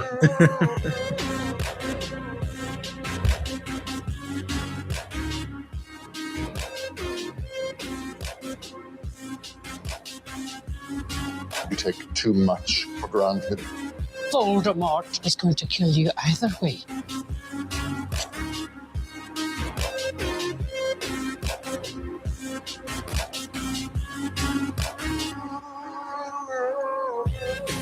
Guilty. I mean, first off, rest in peace to the actors. They're both dead. Oh yeah, Alan Rickman and Maggie Smith. Legends. I remember this is such a quirky thing, but I remember that I was having a sleepover with one of my best friends when Maggie Smith died, and we looked it up, and she died, and he's a massive Harry Potter fan, so he was gutted, and he loves McGonagall. And I remember that it came up on the Wikipedia page that said he died. But like when you look someone up, it says born this, and then if they're still alive, age like 80 or 70 or 90 years. And then that goes away when it says died below. But for 2 days straight, it didn't update. And I was so angry. I don't even know why. Like, I had that Wikipedia page up and refreshed it like once an hour just to see if it had changed. Like for like 2 days straight. Yeah, I'm with him there. I was really gutted when Maggie Smith died. And but to be fair, I was even more gutted when Alan Rickman died, because that was when I was a kid and I had not long gotten into Harry Potter. Like, yeah, no, I was a kid when Alan Rickman died in 2016. I was still a kid then as well. Oh, dude, and I remember watching. I think I watched I think he appeared on like the Jimmy Fallon show or something like that, like a few months before he died, and he seemed. It's really funny because like he was like, they had like balloons, like helium balloons, and they were doing like, they were joking around, having a laugh. Who would have thought that a few months later he'd be gone? Exactly. And, but yeah, and Maggie Smith as well. Obviously, she's been in a lot of films. She had a very, very long career. Yeah, how many was her? I'll look it up quickly. But she was in Downton Abbey. Yeah, she was in Downton Abbey, and in lesser known, she was in the Nanny McPhee sequel, which not a lot of people know about. I remember my mum said that to me when I first watched Harry Potter as a kid. Well, oh, that's the one from Nanny McPhee. Yeah, she said, "Hey," she was like, "Hi, have you seen Nanny McPhee?" And I was like, "What the hell's that?" I'm like 8, and then she was like, "Oh, Maggie Smith's in that." And I was like, "Okay, wizards." And then I went back to Harry Potter. I mean, it's kind of like Mary Poppins, but like more dark, basically. And she died. She was her career was 70 years, from 1952 to 2024. Yeah, she had a very long career. She was in a lot of stuff. Like you'll just see her pop. You'll watch something and you'll randomly see her pop up. She had a very long career, but yeah, rest in peace to them both. As for the take itself, yeah, we sort of derailed giving tributes to long dead actors. Oh yeah, I forgot about that. I literally forgot what we were supposed to be doing. Oh, fuck it up. But yeah, High Extreme. That's my take. I think we talked about it like just now. Yeah, so, yeah. I think we talked about it just now. Yeah, I couldn't guess. But yeah, High Extreme. Yeah, that's my take. I would agree with that. Same with Snape versus Bellatrix, which I made, because I have Bellatrix and McGonagall very close, like extreme diff either way. So that's fair. I'd honestly put Bellatrix below McGonagall high diff. I never saw Bellatrix as demonstrably stronger than the top tiers. I saw her as the second strongest Death Eater besides Snape, and obviously Voldemort. But like, I saw Snape and McGonagall as relative, and Bellatrix as below, both of them. Like, I feel like she could definitely pull off a win against McGonagall, but I feel like McGonagall would win more times than not. Yeah, but a lot of something that people like to bring up to, I think, underplay Bellatrix a little is her loss to Molly. Some people, I'd like to point out that 1, Molly was amped, and 2, Bellatrix is overconfident. Yeah. So she didn't really expect Molly to be that powerful. Yeah, but, like the "not my daughter, you bitch" is the strongest amp in all of fiction. Like, I don't know what they were expecting. Dude, I saw that scene for the first time, and that's the only time in my life I've squealed. I actually do not think there is any person who saw that for the first time and like didn't want to just punch Bellatrix in the face, because like the actor plays Molly. Her name's Rosie something, I think. Or Julie. I forgot. Julie Walters. I forgot what it. The actress who plays her, she channeled that so well. Just like, "not my daughter, you bitch." Like, she really. She did it amazingly. Yeah, brilliantly. And Fred was Fred and George. Oh, Fred and George, no. And Bellatrix took Fred away from us, so I was very satisfied. Was she the one who killed him? I don't think so, but no, she wasn't the one who. We don't actually know who. I don't think we know who killed him. It was Augustus. He just died.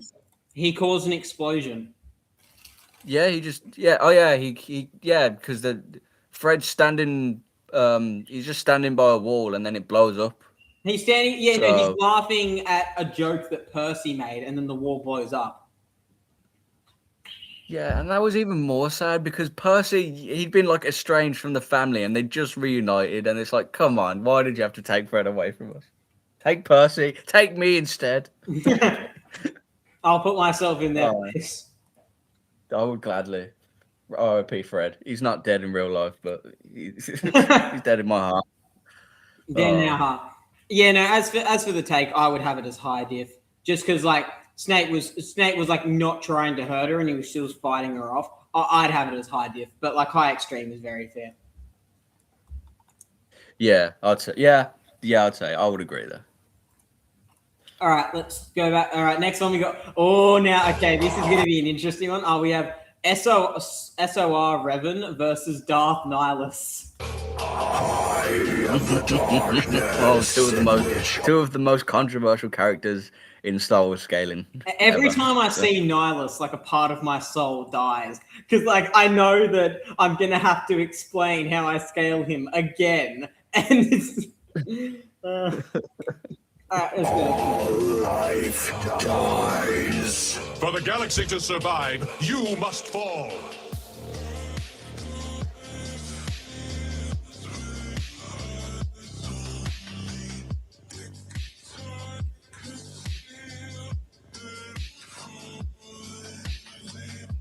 We pause for a second.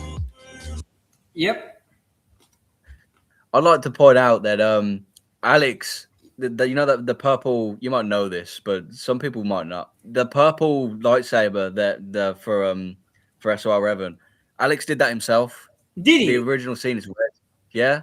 I knew it was red. I spent like 2 hours the other day when I was making an edit trying to find it. Yeah, Alex made that himself. The purple, he did that all by himself. So fair play to him. Yeah, you wasted your time trying to find the clips because it's red. Yeah, no, I had a little bit of an issue there. All right. Let's. Are we good to keep going? Yeah. Yeah, we're good to go. Go on.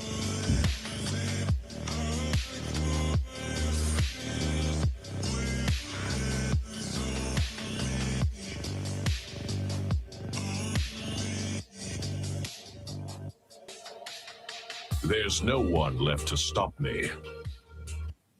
And then Vitiate came back, and there was many people left to stop him. Okay, so I'm gonna. You're by far gonna take the least amount of time between the two of us explaining your thoughts on this, so I'm gonna let you go first. Yeah. I know. I pretty much. Yeah, we talked about this. But I'm not sure. I don't know if you've talked about it to them. So, but personally, there are I believe 2 separate author statements that have Darth Revan, not SOR Revan, Darth Revan as being above Nihilus, which I don't think there's not really any feats or statements I think that really contradict that. So if you have Darth Revan as above Nihilus, I would have SOR Revan vastly above him. I was going to say, he has to be. Yeah, like arguably no diff territory. Like SOR Revan is vastly stronger than Darth Revan. So but that's pretty much all I have to say on it. So if you'd like to... Yeah, no, a small tear is going down my cheek at the minute. I know. I remember when I first got into Star Wars Legends, I was like, oh, Nihilus is so cool, but the pain that this guy has brought me. Like, holy shit.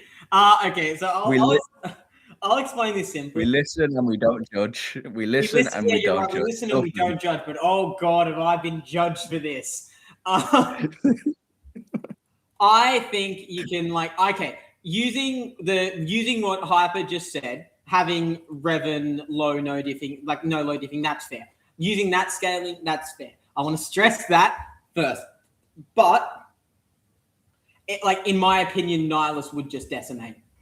And this is going off a few statements, a few inferences, for lack of a better term, that I've made. Nihilus has, in my opinion, besides Anakin, pre getting into his suit, the most force power in the entire verse, excluding entities and Anakin, because his body literally dissolved. His body actually dissolved. Sidious in Dark Empire was slowly decaying. Nihilus's body just destroyed itself because he had that much energy. Not only that, he's one of only, if memory serves, 4 Sith that are ever described actual avatars and embodiments of the dark side. And the other 3 are Krayt, Sidious, and Valkorion, all of whom have statements and scaling of being perhaps the most powerful Sith of all time. And it's there's his force drain ability, which Revan, as far as we know, I don't think has much defense against that. And honestly, if you don't have defense against that, Nihilus just wins by default, because that's it. He just spams it. And the only reason that he lost to Mitra was because Mitra was also a force wound, and she siphons the force energy of others, which tainted and stunted him doing that. He went around and he drained planets. All the time. He destroyed the Jedi Order. He killed hundreds of Jedi. He brought about the first great Jedi Purge. Nihilus was an actual force of nature, and narratively, not scaling narrative, but how he is presented as an absolute pure being of just destruction, energy, and power, but without control. And that's, I think, exactly what Nihilus is. You can outsmart him and you could contain him, but all he has to do is drain you and you're done. But now this is something that the main thing is that there is a statement that I am trying very hard to locate. I have seen it. I do know it exists, and I do know that it's it's valid and wasn't forged. That's the term. There is a statement of Nihilus being in a state. I just saw retro. I'm a SOR Revan beats Nihilus, but I'm not sure what diff. That's fair. There is a statement of Nihilus being in a perpetual state of force oneness, and that that makes Mitra's defeat of him not necessarily more impressive, because it's said that Mitra was the only one who could beat him because of his unique state. And basically, him trying to drain her brought him back almost into the mortal field and stunted a lot of his connection. And that statement, if you take that statement, how it's implied, then Nihilus is literally top 1 force user in the entire verse in terms of mortals. Yeah, because we have talked. We have. Glad I got that off my chest. Holy shit! Oh god, pull out the air raid sirens. Because you theorize that location. Yeah, I think he's pinging me right now. He wants to know. Somewhere in Australia. I don't know. You theorize that he has some form of sort of low tier oneness in a sense. Wasn't that right? Yeah, that's basically what the statement says. Yeah. Yeah, which if that would be interesting if we can ever get our hands on that, because I mean, to be fair, if we can ever find that statement, I do not think that there is any denial of that. I think there's no denial that Nihilus is the strongest base force user, immortal. I mean, yeah, it would be interesting. There's with the 2 separate orc statements and chain scaling Darth Revan to SOR Revan for now, unless more stuff comes up, I don't see it. I don't really see a path of victory for Nihilus. I mean, statement. like it was a while ago, but like I know that it exists, and like that's what I use when I scale Nihilus. So that's why like I have him. That's why I have him so high. But I also acknowledge that the author statements, like you said, he has scaling below Darth Revan. Like I acknowledge all of that, and like it just depends on which one you're willing to go with. But you are 100% right. As of this current moment, in terms of the resources we have available to us, the most that I think you could scale Nihilus to is around but lower than the level of like people with statements of being embodiments of the dark side, like around level of like people like below them. But I think I think if you take that statement to the utmost, because like it is a statement that is not used a lot, and that's why I put so much emphasis on it. It's a statement that is rarely used, but it's used when it is used, it means something. And Nihilus had a statement of being like embodiment of the dark side, like Sidious, like Valkorion, like Krayt. So I think you could use that if you take it to the utmost to put him on that tier. Yeah. So like the likes of like like Sidious, people like that, people who have statements of being avatars or embodiments of the dark side. Yeah, I reckon you could put it. I reckon that if you take that statement to the utmost, you can put him on that level, but like below them because they have better feats. Yeah, I suppose. Yeah, I could. Yeah, that's fair. I'd say. Nice. Oh, All sorry. right. Cough. Now, what was that? Sorry. I had a cough. Sorry. Oh, don't die on me, bro. Only. I'll be fine. What were you gonna say? Oh, I was just gonna say. Now we got Anakin versus Pre-Order 66 Sidious. Okay. Is this Zonikin? Only through me can you achieve a power. Yeah. No, it is Ray Jam, Invisible Hand, Revenge of the Sith. So yeah, it is. Far greater than any Jedi. You're the Sith. Listen to me.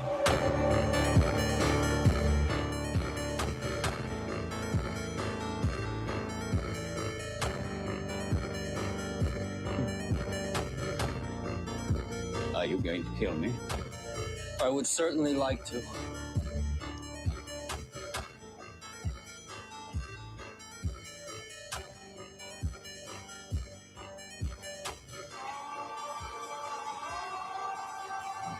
I'm going to turn you over to the Jedi Council. What are your thoughts? Mid-diff. I mean, yeah, I suppose mid or mid-high. Yeah, because I'm personally I have, I have Zonikin just below. Like he gets extreme diff by Senate Yoda, and in turn I have pre-order 66 Sidious extreme diffing Mace Windu. And I think we touched on earlier. We just watched Windu versus post order 66 Sidious. So I think in this case, mid or mid high. Probably leaning towards mid high. I'd say mid high diff. That's probably what I would say. Okay, so here's my thought. Were you done? Just like I didn't want to interrupt, but like, is that all you had to say on that one?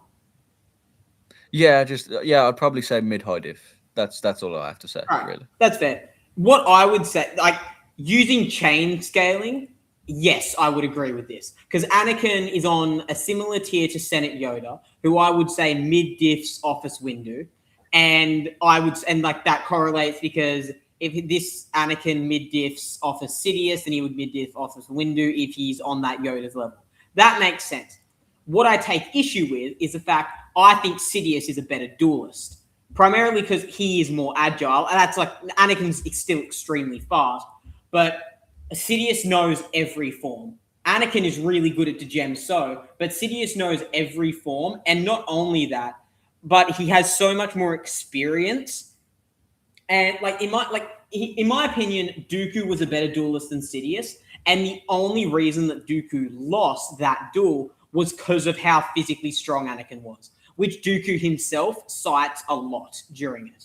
Like he says that like he like makes references to Anakin's physical strength many times because that's just that overwhelming. I think that is a big contributing factor as to why Anakin won. I think Dooku was overall a better duelist than Anakin, at least by this point, because of all his experience and everything he learned. Like the fact he had a dueling centric form. Jem So was just a counter, and Anakin was just a powerhouse. The other thing that I take issue with is Force lightning. Anakin has been pinned down and knocked around by Force lightning by Dooku, even in the Clone Wars. And Dooku is much weaker than Sidious is. I seriously think that if Palpatine used, like what he did with Mace, if Palpatine used his lightning on Anakin, Anakin would be in trouble. Because like that killed Mace in like 7 seconds. That killed him really fast. Anakin's more durable than Mace, but like I don't think he can really withstand a shit ton more punishment. And like Mace we saw was like flailing about because of that. I like in terms of scaling and like in terms of like if you asked me to make a list of like what diff would I think like this character would beat this character and these two characters came up, I would have Anakin win mid-high difficulty, but in an actual fight, I'd have it be like high diff. I could see high extreme if Sidious busts out the Force, but like I could even I could honestly see Sidious winning just because of his superior mastery, and he's arguably a more skilled and he has more dexterity and more variety in his dueling. But that's in a fight. In terms of like actual power scaling, I would put Anakin above like high diff or mid high. Yeah, I'd say in terms of like for those of you who don't know or are unfamiliar with Alex's point system, the lightsaber mastery point is basically who knows more forms, pretty much. Who has a better mastery of the 7 forms of lightsaber combat. In that regard, I would give it to Sidious because, like you said, he knows Juyo. So right off the bat, he knows all 7 forms, which Anakin does not at this point. In terms of lightsaber skill, though, I don't know. I don't know because, I mean, according to Nick Gillard has this he has this list. Yeah, his tier system sort of thing, and basically at the very tip top, there's people. There's I believe there's 3. There's Anakin, Yoda, and Sidious, and they're all. I thought he was like level 8, bordering on level 9 or something like that. No. That was Kenobi. I think he had he said that like I remember from a YouTube video he had Anakin as a level 9 alongside only Palpatine, Yoda, and Windu. Yeah. I'm misremembering. Yeah, you're right. I'm not sure if I would give lightsaber skills to Sidious, because in that respect I do have them on the same level. They have. If one gets lightsaber skills, it's very close. As for in my opinion, I just want to weigh in here really quickly. In my opinion, lightsaber skills and lightsaber mastery correlate to each other a lot. If you have more mastery and if you are like, I would say Dooku has more skill than Windu, but I would say Windu is a better duelist than Dooku is. In my opinion, skill is just how experienced and how well you know, for lack of a better term, how well you know your lightsaber. Like, an experience is a big part in that. Sidious knows a lot more forms than Anakin does and has been studying them for a lot longer. Therefore, I give lightsaber skills to Sidious because of that. That's fair. I mean, it depends how you define experience, because Sidious definitely has been, he's a lot older. He's had a lot more training. But I would say Anakin has more battle experience, and on top of that, he's just, he's a prodigy. He's already on the level of like people who have been around for decades and centuries, and he's on Yoda's level, and Yoda's 900 bloody years old. Yeah, like Anakin, he's still got like doesn't even like so it's like Yeah, I could see either way. As for Force Lightning, sure, yeah, Force Lightning, very powerful ability to have. If Anakin got hit by it, I don't think he would last very long.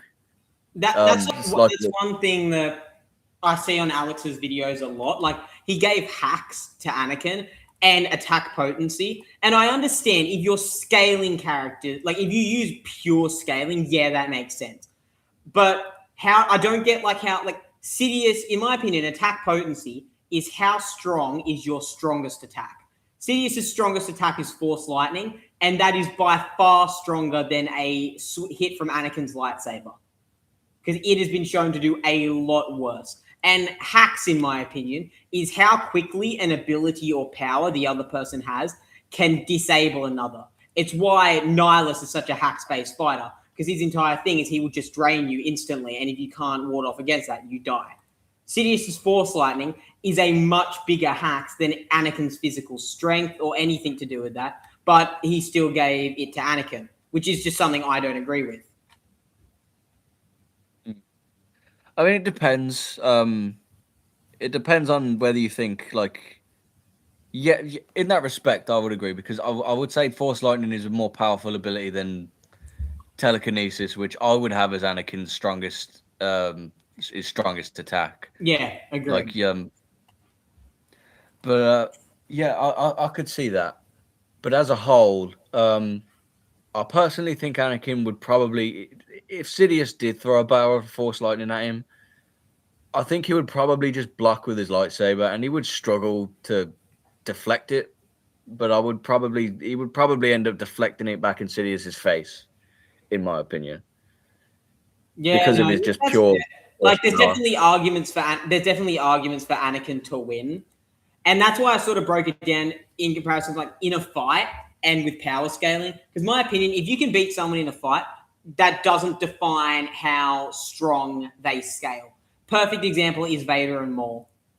Vader, as of A New Hope, I think would mid-diff on with power scaling. He would mid-diff Phantom Menace Maul, but he nearly lost because Maul was more agile.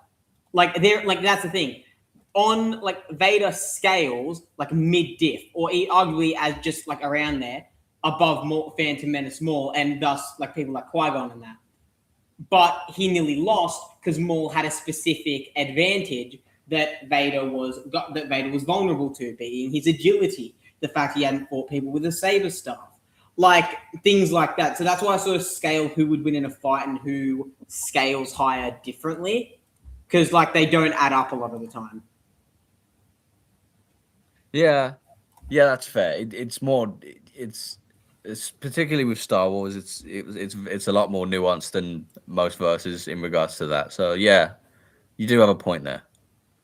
Yeah, no, but if we're talking in a fight, I reckon Anakin would high diff just because of Sidious. I think Sidious is faster. I'm pretty sure that's not a very controversial thing to say. I'd say Sidious is faster. Not enough to speed blitz, but he's faster than Anakin is, even though they would have comparable reaction speed. And I would say Sidious has more mastery and more abilities. I'd still say Anakin probably high diffs in a fight. But with scaling, I would say that Anakin can mid-high diff. I don't think really it can be lower than mid-high diff, because it depends. Anakin low diffed Invisible Hand Dooku, and I think that Sidious would a high diff Invisible Hand Dooku, pre-order 66 Sidious.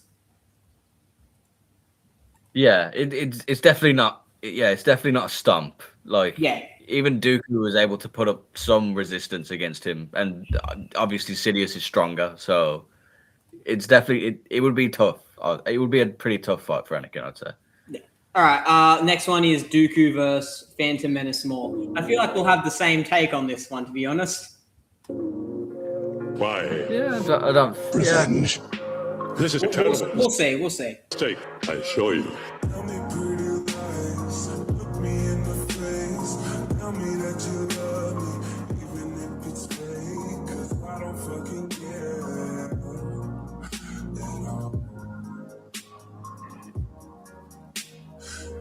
in and out all night. I don't know where you been. You're slurring all your words, not making any sense, but I don't fucking care at all. You have interfered for the last time. All right, what's your thoughts? I don't think there's really much to say, to be honest. Yeah, Dooku stomps, like, not close. Like, I agree. I think the absolute max that you can get is low mid diff, but like it's Invisible Hand Dooku, isn't it? Yeah, no, that's definitely low diff. I'd say base Dooku with low mid diff, but like Invisible Hand low diffs.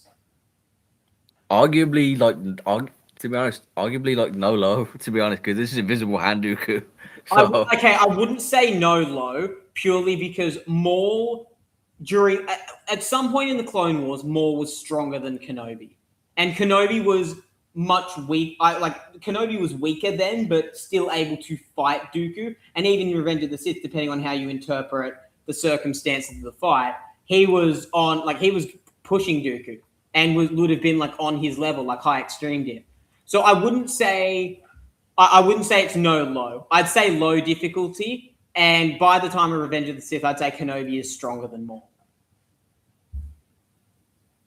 yeah, I'd say probably like late Clone Wars, Kenobi was already like on the level of Maul, and then by Invisible Hand, I'd say he probably wins, comfortably. So I would probably high diff. I'd say because in my opinion, Clone Wars Maul is stronger than Anakin in Attack of the Clones. So I have, but like high diff to Maul, Maul would high diff Attack of the Clones Anakin, and I feel like Maul in the Clone Wars would beat Kenobi in the Clone Wars until the later stages of the war. Yeah, that's fair. I mean, I'm not sure if I'd have him win against. I'm not sure if I would have him win against Flash of Brilliance Anakin, but he definitely wins against like Clone Wars Obi-Wan. I'd say he's definitely above. I'd say probably above.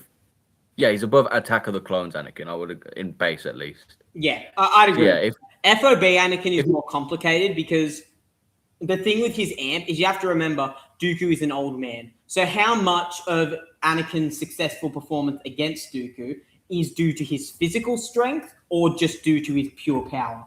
So and that's like a decision you have to something you have to come to yourself as to what the gap is and where the source of that is and stuff like that, which again, is something we all have to do ourselves, and that can impact your scaling.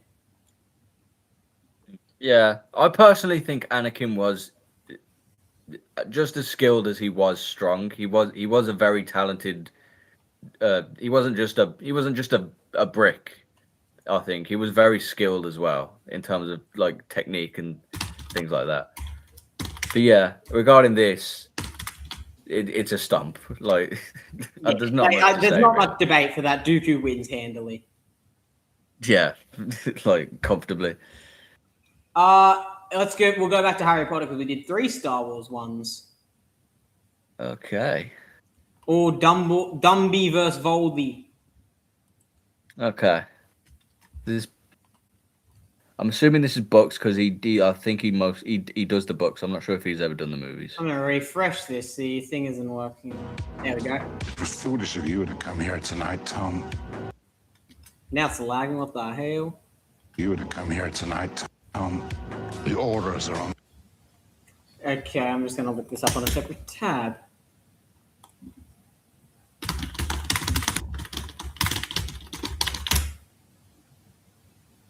All right, there we go. It was foolish of you to come here tonight, Tom. The orders are on their way. By which time I shall be gone. And you. What the hell is happening with this lag? I'm going to go into my task manager. Oh dear. Too many programs open? Maybe. I want to see how many tabs I have open because I do have quite a lot of tabs, to be fair. 48 tabs. I'll get rid of CapCut and Windows Explorer, and that should... I'll get rid of that as well. No wonder it's buffering. Yeah, no, it's taking a sec. I'll get rid of all the because this is my other. This is my. Are you watching my stream? Those are all my other tabs. Yeah. You have a lot of tabs. Yeah, and I'm a tabby guy. I'll get rid of those, and then that'll drag down this by about 9,000%. And then we can get back. Time I shall be gone, and you shall be dead.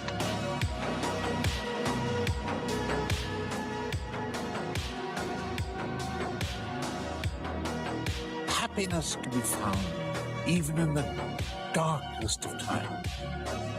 I'm going to kill you. I want to see the light leave your eyes!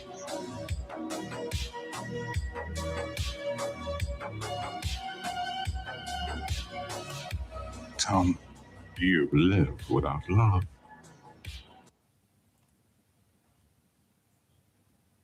What are your thoughts? Yeah, I mean, you could argue mid-high because Dumbledore was, he seemed comfortable in his fight with Voldemort. But then again, I don't think he was stressing. No, he weren't really stressing. But then again, he almost died for that, and he needed it. His overconfidence caused Fawkes to have to pretty much sacrifice himself. So Yeah. I think high diff's fair, I'd say. Considering I do have Voldemort just above Grindelwald, and I have him at mid-high, so yeah, high diff's fine, I'd say. Yeah, no, I'd go with mid-high diff. I think high diff is also valid, but like this comment, more like mid-diff. People seem to forget that Dumbledore wasn't even going all out while Voldemort was. I think that's right. Like, I think that's very fair. I think mid-high diff, but you can argue high diff depending on where you scale Grindelwald. Yeah, it depends on how big you think how much stronger do you think Dumbledore got? Because he's older, he has more mastery over his powers, and he has the older one. Used to when he fought Grindelwald, but the fight between Grindelwald and Dumbledore was also much, much closer. Yeah, like it could have easily gone in Grindelwald's favor as well. It could have gone either way. So, it was like an insane diff fight. Like whoever got its smallest advantage would win. Yeah. All right, we got Dooku versus Grievous. Okay. I love this song. I love Judas. It's such a good song. I love it so much. I'm a big fan of this song as well. Don't be so sure.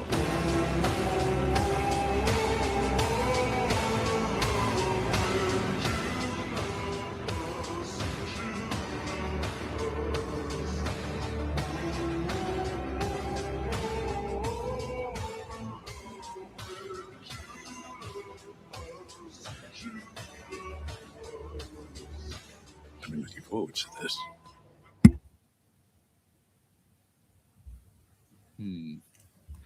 Mid-diff. Yeah. Bit high. Yeah. In my opinion. Yeah, that's fine. Yeah. I think mid-diff isn't invalid, but like I'd say low mid-diff is better. Yeah, that's also fair because Grievous was, he was definitely below Obi-Wan by Utapau, but he was giving him a good fight. That's because he was nerfed because his lungs got crushed. Yeah, his lungs did get crushed, but I believe this is Revenge of the Sith, so we do have to unfortunately take it as that. So, but yeah, that's fine. Dooku wins. He wins comfortably, Yeah, he's not stressing. Grievous might pull out one or two things that he's like, that was interesting. But then, he will win. Yeah, and let's not forget he personally trained Grievous, so he knows his technique. He knows his style in and out. So he does. And okay, this is an interesting one. I'm pretty sure this is like another one we'll both definitely agree on. Nightfall Vader versus Anakin. I am becoming more powerful I'm pretty sure than this any is Jedi has ever dreamed of. No, it's supposed to be. You know the dark side. I do not fear the dark side as you do. It's not the Jedi way. The Jedi turned against me.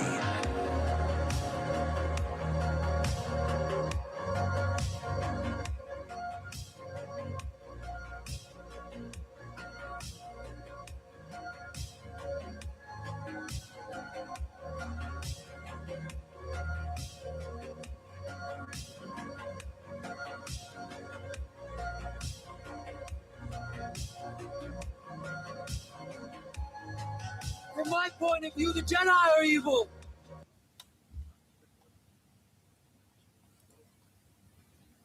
I honestly agree. Yeah, again, like nothing really much to say. Nightfall Vader is he's hands down the most powerful character, the most powerful version of Anakin in all of Legends, unless you count I'd say redeemed Vader is stronger. Yeah, I was about to say unless you count like amped versions of him, like redeemed Vader, like redeemed Anakin, and it's especially unfair if you count Maul as Anakin. Yeah, So, Mortis Anakin is crazy. Yeah, but like I'd say, yeah. Apart from those versions, Nightfall Vader is comfortably the most powerful version of him in Legends. So yeah, low mid, and this is post Invisible Hand. This isn't even Zonakin. So the fact it's not Zonakin is why I'm saying it's fair. Because the thing is that like, in my opinion, I think you could make an argument for mid, but I would probably lean towards low mid because Nightfall Vader is just Anakin but better. Like he's better in every single way. He's faster, he's stronger, he's physically stronger in the Force. Like there's no way you can make any argument that that in post Invisible Hand Anakin wins this. Yeah, no, Nightfall Vader wins comfortably. Yeah, we're all in agreement on that. Yeah. Now on to one that I'm sure we will definitely all be in agreement in. Sense the sarcasm. We got SOR Revan versus Dark Empire Palpatine. Oh, okay. Now, to be fair, this is one of my favorite videos of Alex's because this is one of the ones that I really agree with. Like I actually completely agree with his take here, if memory serves me correctly. You will experience the full power of the dark side. Your interference will be your undoing.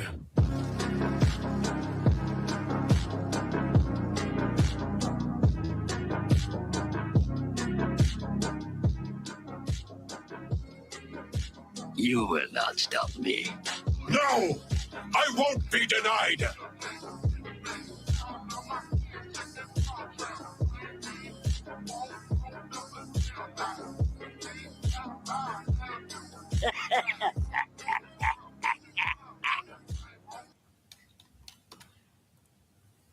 I'm going to have a short answer for this, so I'm going to let you go first this time. I mean, it depends on how you scale him, really, because you could. Where would you have him? Like, what are your thoughts personally? I'd say, personally, I'm leaning more towards low diff rather than mid diff, but I could see an argument for that. Some people would have him. Like, honestly, like Alex, you glorious creature. You might be bad at Among Us, but okay, you made this beautiful edit. I agree nearly what I would say low mid diff is fair, but I have SOR Revan and Revenge of the Sith Yoda and Nightfall Vader very close. Like I have all three of them high extreme diffing or at max high diffing another. In my opinion, SOR Revan is on the same level as not Sidious, as Return of the Jedi Palpatine. And depending on how you interpret that growth, I think that mid diff or at lowest low mid diff is fair. And that's what I personally have. Yeah. Yeah, that's fine. And because Revan, he's not Sith by this point, so the supremacy statement wouldn't apply to him. Yeah, that's true. It wouldn't. So you don't have to take that into account. And in which case, yeah, this is fine. So I might argue no diff. Lawmaster. Oh, sorry, you got something in my throat there. Shout out Lawmaster. Yeah, shout out Lawmaster. Honestly, like Lawmaster, you've been the subject of so many jokes. We love you, man. Oh yeah, he takes it in good spirit though. Yeah, exactly. I've had discussions with him in DMs. Yeah, no, he's a very nice guy, and he knows we're just joking about because he everything's a like a negative diff to no diff gap for him. Yeah, He does not think very highly of the Old Republic. No, he doesn't, which is ironic because his favorite character is from that era. Like, as a Malgus fan, that's actually contradictory. Yeah, like, dude, like, have. I mean, I agree with him regarding Malgus, but like, put some respect on Malgus's name. He's one of the best Sith. Like, He's the I love best him. character. Like, he's just the greatest of all. He's like, he's my favorite character, so I'm biased. But yeah, no. Well, there is a Malgus. It is here. Yeah, I actually see it. Mustafa Kenobi versus Darth Malgus. I watched this video the other 2 days ago, and I was like, oh boy, we are watching that on stream because I want to talk with Hyper about this shit. And I was just like, oh, I cannot wait for this.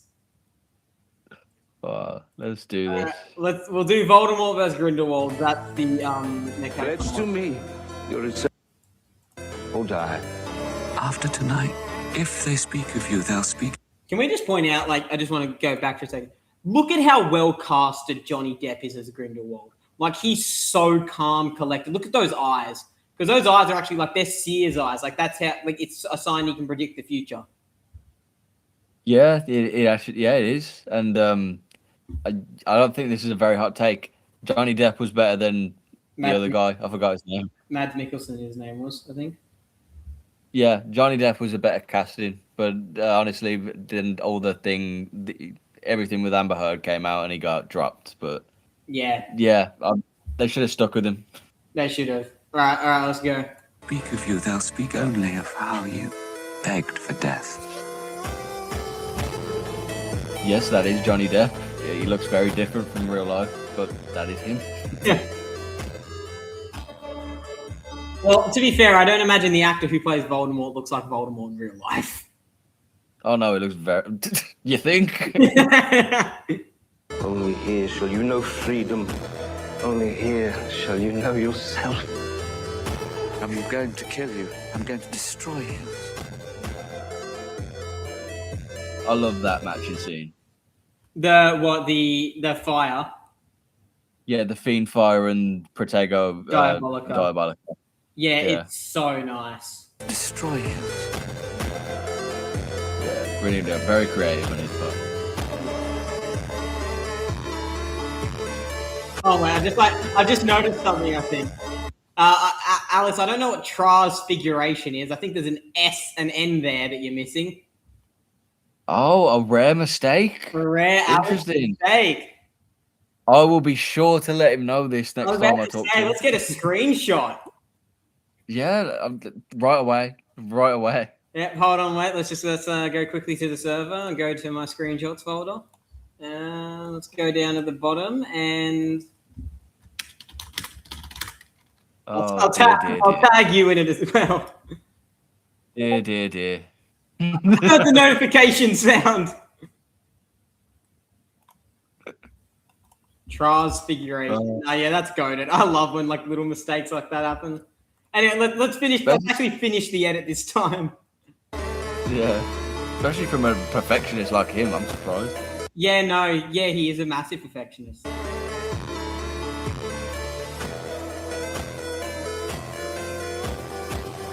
After tonight, no one will ever again question my powers. What are your thoughts on that? What are your thoughts on Voldemort? To be fair, this is novel. This is novels. Yeah, it is novels. High extreme, yeah, that's fine. I'd say I'd probably be leaning more towards extreme, but in novels, I would actually say high extreme is perfect because I feel like high is too low and extreme is too high, just because of all of Voldemort's statements. Yeah, I'd probably say the gap is bigger in the films, but really, yeah, probably because in the films, Voldemort isn't playing around with him. No, sorry, Dumbledore isn't playing around with him. Like they are very much relative to each other, and this is an older Dumbledore with the Elder Wand. I'd probably say Dumbledore would have won, but it would have been close. But as for the books, yeah, this is fine. Yeah, I would have Voldemort winning you know, there are too many statements really to ignore. Like they pretty much drill it into your head Yeah, that they he's the really most do. powerful and dangerous dark wizard of all time. But it is by no means an easy fight. Grindelwald is a close, very close He's second the in closest that regard. one to the two of them. Yeah, 100%. Like they're all like Going just off feats in the movies. Grindelwald's magic is far more impressive than Voldemort's is. yeah. I'd say the Protego Diabolic is the most impressive spell I've ever seen. Yeah, without a doubt. 100%. Yeah. On that note, I am going to go and grab a drink of water. I will be in like 2 minutes, so I'm going to leave the stream in your capable and entertaining hands, Piper. I will do my best. Go on. Oh, hello guys, how you doing? Sorry, did not mean to ignore you guys. We were very caught up in conversation. Let me go through the chat here.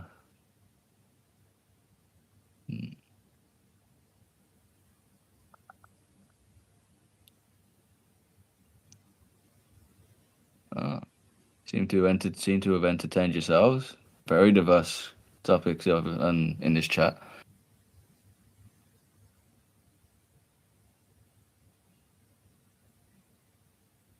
Death Lodif's Optimus Prime. I don't know about that. I don't know about that. Oh, thank you, Skull Cruncher. Appreciate it. You do edit yourself. I'll have to check that out.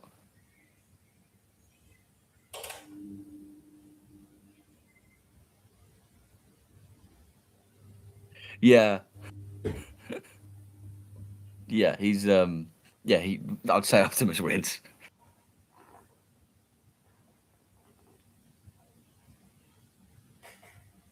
I have somehow HH returned. Oh, he's back. And took him long enough. I just had to go took him 9 films. bottle, and now I'm back. I'm looking at the chat. They had a biblical conversation while we were scaling Star Wars. Oh yeah, I was just pulling up. Someone said DL Death edits. He reckons Death beats Optimus Prime, which I was just yeah. But I remember there's this one guy called King Death Wolf, or King of Edits now, and he's a massive Death glazer. And in one of his edits, he said Death using universe scaling, and someone in the comments was actually like, "What is universe scaling?" And he just said, "I don't know. I'm just guessing." The hell that's power guessing, not power scaling. Come on. That's power estimation. That's power theory. Yeah, he's not doing the practical. Oh, thanks, JPlay. Thanks for the sub, and thanks. I'm gonna butcher this. Hey, what's up, bro? Thanks for that. That's it. That's you got that absolutely perfectly. I had to read it because my dyslexia was kicking in there for a second.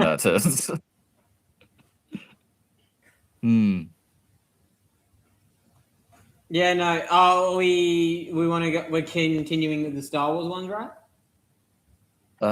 Sure. We might want to pay attention to chat though, because yeah, no, you do make a good point. I'm sorry, guys. Yeah, no, I should be apologizing. It's my stream. All right. We've got one that's going to be. We've got DE Luke versus Return of the Jedi Vader. So you have accepted the power. Yeah, actually, I just predicted what Vader said. I said so, and then Vader said so. We are so in sync. Oh. Again, that's the you have accepted the power of the dark side. There is no escape, son. I know. Thanks, Antoine is Sigma. I appreciate it. What was that? Sorry? Oh, did someone subscribe to you? Yeah. Yeah, legend. They're following. They're doing as I requested. Just loyal minions.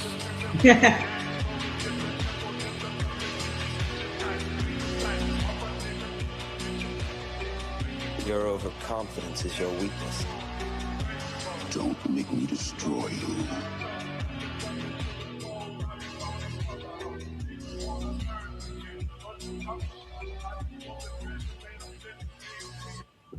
Fine. I've accepted the truth. The dark side. You can go. Yeah, I'd say. Obviously, I have this version of Luke above the Rage Amp Luke that they're pretty much low mid diffed Return of the Jedi Vader. So I'd say this is fair. Yeah, low diff. That's fair, but I mean, like it's just become standard issue at this point that every single time there seems to be something overt, I have to be like, well, actually, here's my opinion, and here's what we're doing. We're doing it again. To start off with, I do think Luke wins. I'm not going to be like, I'm not that insane. Don't worry. I think Luke wins. Like much better scaling and better feats. Even though I don't think Luke is as strong as a lot of people make him out to be, I do think he wins. But I do not think that Luke is a better duelist than Vader by this time. I don't think he becomes a better duelist than Vader until about like NJO. Like, or maybe like serious, like because Vader is described as a better duelist than Palpatine.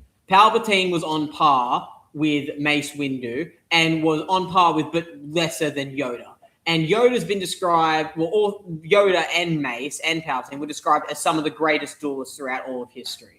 So I do not think it makes any sense for Luke to be on that level, especially when you consider the loss of knowledge and the fact Luke wouldn't have known a lot of the other forms. He would have known bits and pieces from like Obi-Wan's journals and what Yoda taught him, but he wouldn't have known a lot of stuff. He wouldn't have known nearly as much as Vader did. As for Luke has more force power. I wouldn't say the diff is low. I would say mid-high, just because of how I scale Vader and how I perceive his confliction. Like, there's literally a statement of Luke in 9 ABY saying that if Vader had have tried and like really wanted to kill him, he would have ragdolled the shit out of him. Yeah, there is that statement as well, which it is valid because you can't really refute that. But the way I tend to prioritize things, I prioritize if a statement and a feat contradict each other, I tend to go with the feat, unless there's just so many statements that it pretty much just overwhelms it. I agree. I agree with you on that. The one exception, in my opinion, is if it's like if there's so many overwhelming statements, and the other exception is if it contradicts the narrative. Those are the only two exceptions in which I would discount. Like if it contradicts the narrative, I don't take it into account as much.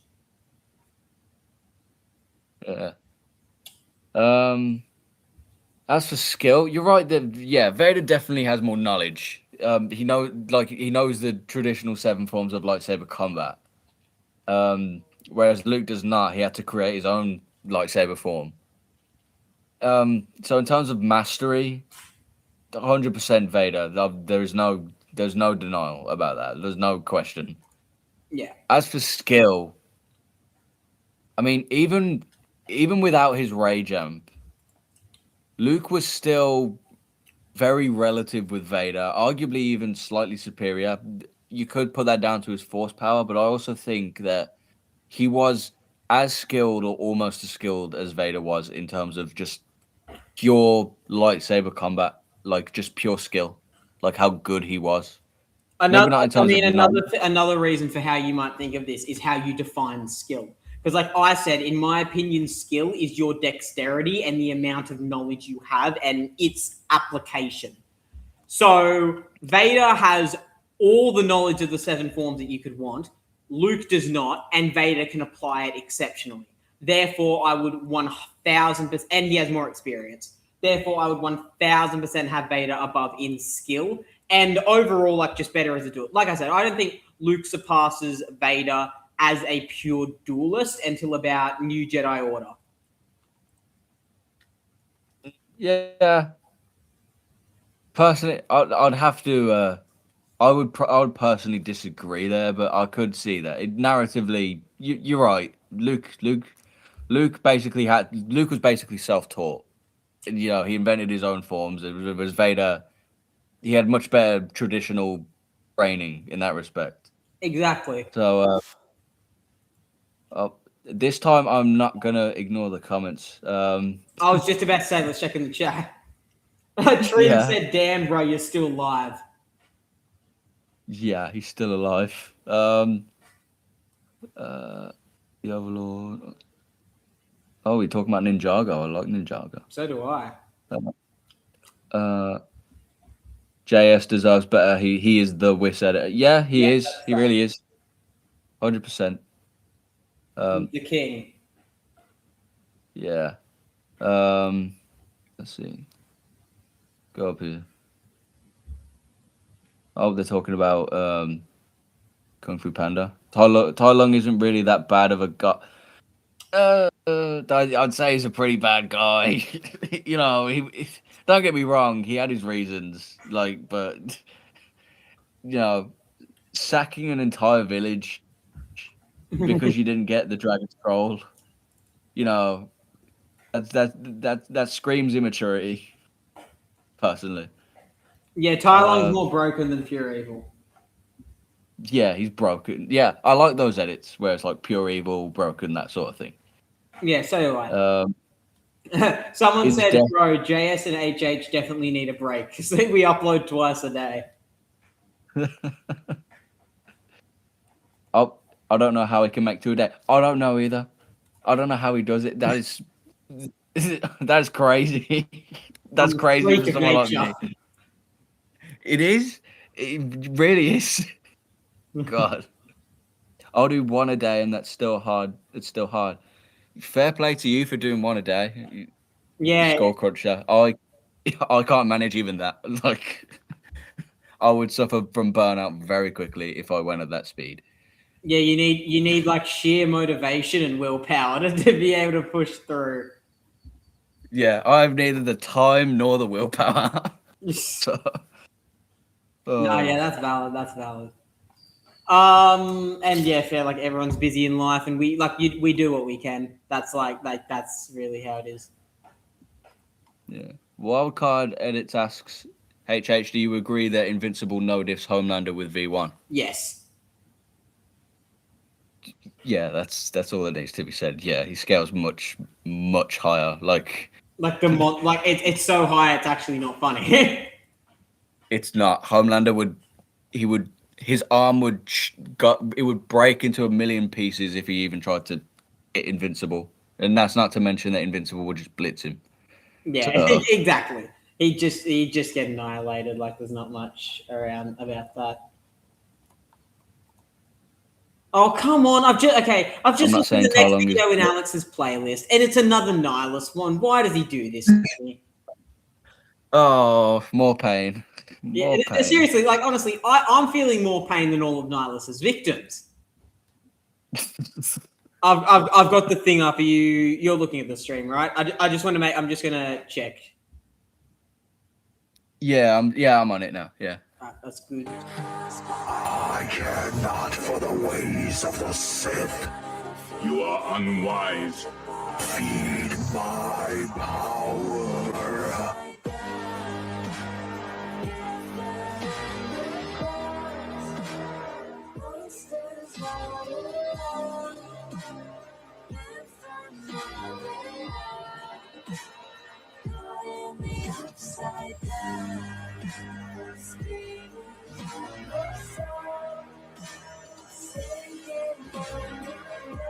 Oh, coffee's here. Hi, coffee. Coffee's here. Hold on, that really took me out. Holy shit! I did not expect coffee to be here. How you doing, coffee? Hyper is a scary man. Don't trust him. Shh, they're not supposed to know that. Come on, this is my first impression. Coffee, dude. We gotta get him to trust him. It's don't know Micah. that. It's like Micah in Red Dead Redemption 2. We got to get him to trust him, and then he can betray them all. Listen, we're running a scam on these people.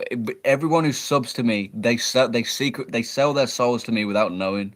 Yeah. So shut up. I'm involved. I'm there. Yeah, I paid him. Yeah, I made a deal with the devil, and the devil's name was Hyper Assassin. Yeah. That's a wild statement. I just want to point, like, imagine hearing that out of context. That it is true though. I didn't sell my soul to you. I really hope You did, and you I got really hope that someone is not religious and is just taking that seriously and unsubscribed. I'm sorry. It's a joke. Don't worry. Yeah, I would not do that. No. Disclaimer, please. Don't worry. I sub to Hyper Assassin. That's from Antoine is Sigma. Wonderful name there. You're getting really all the subs. You're on. Let's see how many you're on. You're on 80. 80. Well, I didn't even check. my influence. Yeah, your influence is astounding. Thanks, guys. I really appreciate it. Yeah, no. Well, you deserve it. So like that's all. Like that's all that really needs to be said. You deserve all of the subs that you can get and more. And you have a lot of potential, just like Hamill's Battles said earlier. Do you want to wait? What were you saying, sorry? Nah, I'm fine. Yeah, we could. Let's continue with watching this edit.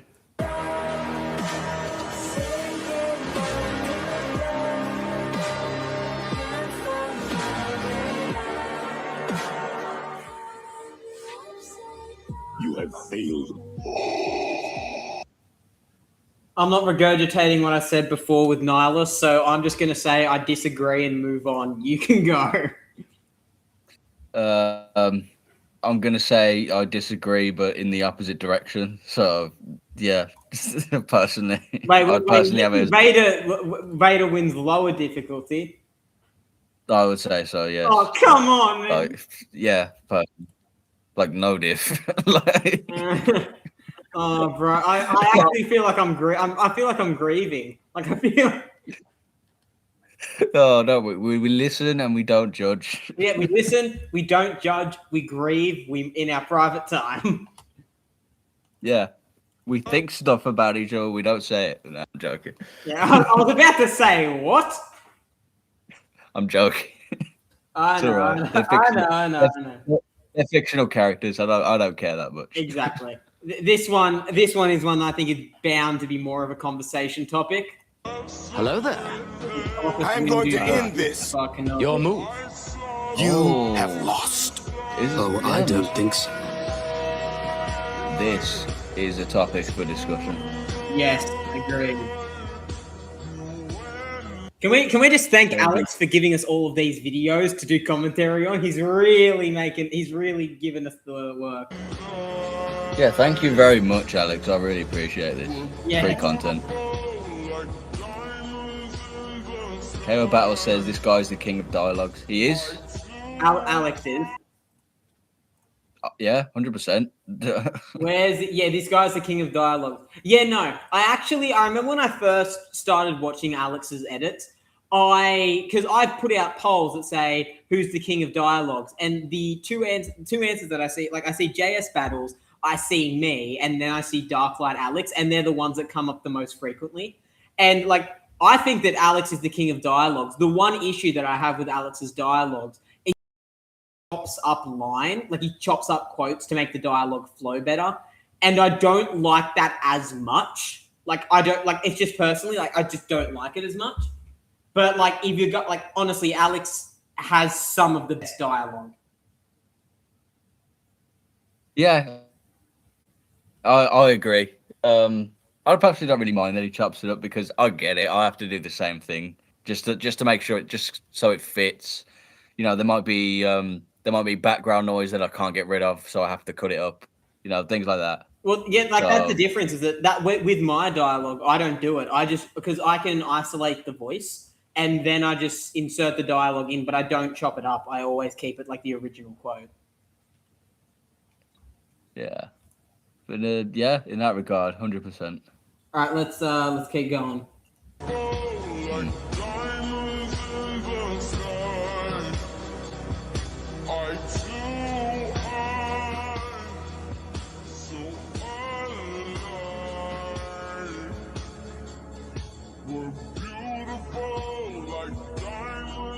Not this time. Okay, I'll let you go first. High extreme. High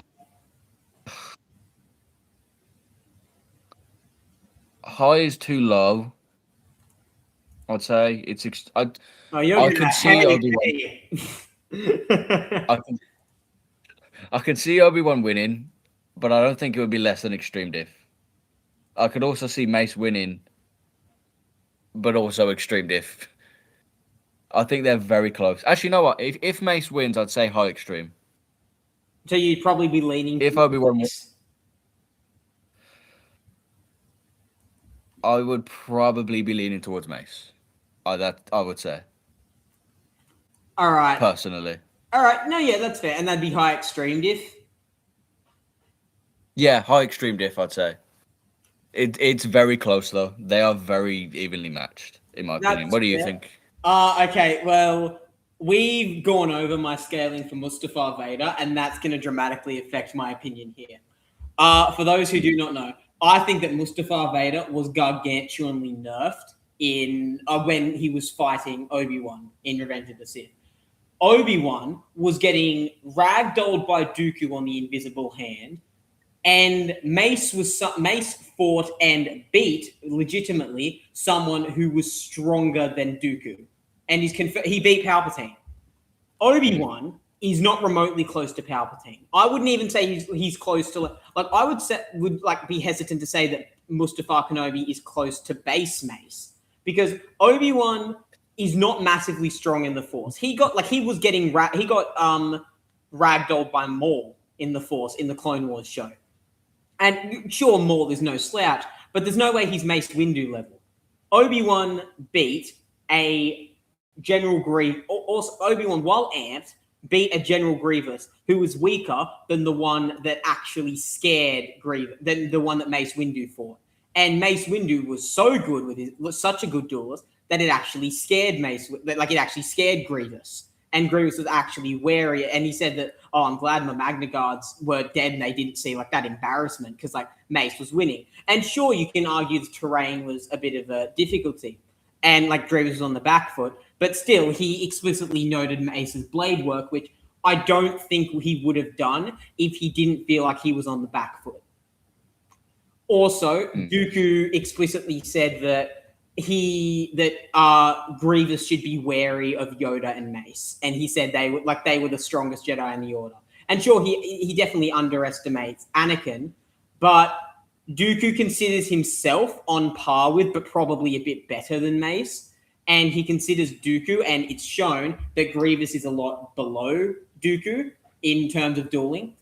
So I think when you take all of that into consideration, there's not really a world where Obi-Wan is amped enough that he is more powerful in the Force. He'd have to be more powerful in the Force than Dooku, since Windu was more powerful in the Force than Sidious, or at least on that level. And Sidious is by far stronger in the Force than Dooku, at Dooku's own admission, which Dooku never does unless it's actually an inarguable point. So I would honestly say that Office Windu would mid-diff Mustafar Kenobi at max. I can see mid-high at the absolute epitome of what it could be, but I could see lower than that as well. So what diff would you say in the end? What diff would you give? I'd give mid-diff. I'd say mid-diff, but I could see low mid just because Dooku is shown to be stronger than Dooku is shown a lot to be stronger than Obi-Wan. Sidious is shown to be stronger than Dooku, and Mace beats Sidious. And if you have Obi-Wan on the same level as Office Mace, you'd have him on the same level as Pre-Order 66 Sidious. And in my opinion, he never gets close to that. I think we've gone over this in private calls. We have. We have personally. Yeah, there was this particular matchup. I personally would have Obi-Wan, Mustafar Kenobi at least on that level, because throughout the duel with Mustafar Vader, Obi-Wan was actually growing more powerful because in a similar manner to how Yoda was able to keep up with Sidious, Obi-Wan, I think Obi-Wan kind of had a similar sort of amped state, and combined with the fact that Obi-Wan's Sarisu, his form is, and especially because he doesn't use the dark side, Vaapad isn't going to be very, that at least the hacks part of Vaapad is not going to be very helpful in that regard. That's fair. So I also think that Anakin was not as nerfed as I believe he was.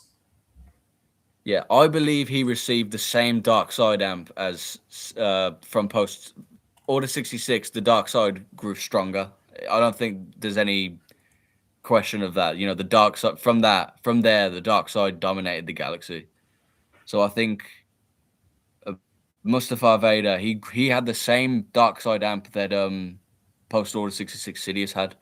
It's just that because he was conflicted, that amp wasn't felt as much. So I would have Mustafar Kenobi on that level personally, and I can even see him winning. But it would be close. It would be a very close fight. That's fair. I can 100% see the logic, and I'm guessing that you can also see the logic in my take as well. Yeah, I can see that. I understand where you're coming from. Coffee says, then you have Mace above Mustafar Vader in force power, as Kenobi was able to stalemate Vader in force push against each other. Where's Coffee saying this? A bit above. Yeah, you have to scroll. Let me have just a quick skim through. He's further down than that. Yeah, I just used control. Just another one. Then you have Mace above Mustafar Vader in force powers. Kenobi was able to stalemate Vader in force push against each other. Yeah. For sure. I don't think they were equal in force power. I think that stalemate was more down to Obi-Wan's superior mastery. But I don't think they were that far removed in force power either. But I would give Anakin the advantage there. That's fair. I'd give Anakin the advantage, but I'd say they were on a very even playing field. In my opinion, they were. And this is all to do with Anakin's confliction as well. How much do you think Anakin was conflicted? And as I've said, I think he was enormously conflicted. And that's obviously because I look into the narrative, and narratively that's what's presented, and that's why he lost. Anakin, in my mind, there's just no way that Obi-Wan goes from being ragdolled by Dooku to matching someone who is definitively above Dooku in force power. I just can't say it. Even I would say Mustafar. I'd say Mustafar Kenobi, Dooku still has superior force power to. I never interpreted Kenobi as being massively strong in the force. I always saw Kenobi as he was just an incredible combatant, and he was incredibly good. And we see this in fights with Maul and Savage at pushing advantages against his opponents, the smallest advantages, but he was excellent at pushing them. He saw one weakness in Savage's attack, and he pushed forward and won the fight. By technicality, he won the fight. And same with Anakin. Anakin made one mistake, and he immediately acted on it and won the fight. And that's because of Sarisu. So I never saw Obi-Wan as that powerful in the Force. I would disagree. I personally think Obi-Wan was very powerful in the Force. Because maybe that was. I do see a lot. It's a fan misconception that I don't get. People that say Obi-Wan was below average in Force potential. That can't be true. Otherwise, he would not have made it that as far as he did. I never thought I didn't see Obi-Wan as below average in Force potential. I saw him as if we're going by midichlorian counts, and obviously midichlorian counts are very contentious, but generally I see people say that Yoda was around 18,000, Palpatine was about 20,000, Mace Windu was around 17,000, or maybe a bit beyond that. Plagueis was around 17,000. I see people say that. I would put Obi-Wan at like 14,000 or 15,000. Like, I think he was stronger than the majority of Jedi in the Force, but I do not think he was extremely, like, I don't think he was, like, if I was making a tier list of prequel characters on pure Force power, I would put Kenobi at least one tier below Mace, Sidious, Anakin, Dooku, and Yoda. Yeah. He's definitely a step below them in terms of Force potential, 100%. I wasn't saying that's what you thought. That's something that I've heard a lot that I just wanted to bring up. Oh yeah, no, I know. Because... I knew you weren't like accusing me of thinking that, but it is like a valid thing to say because there are people in the chat who might not know that and might still buy into that misconception.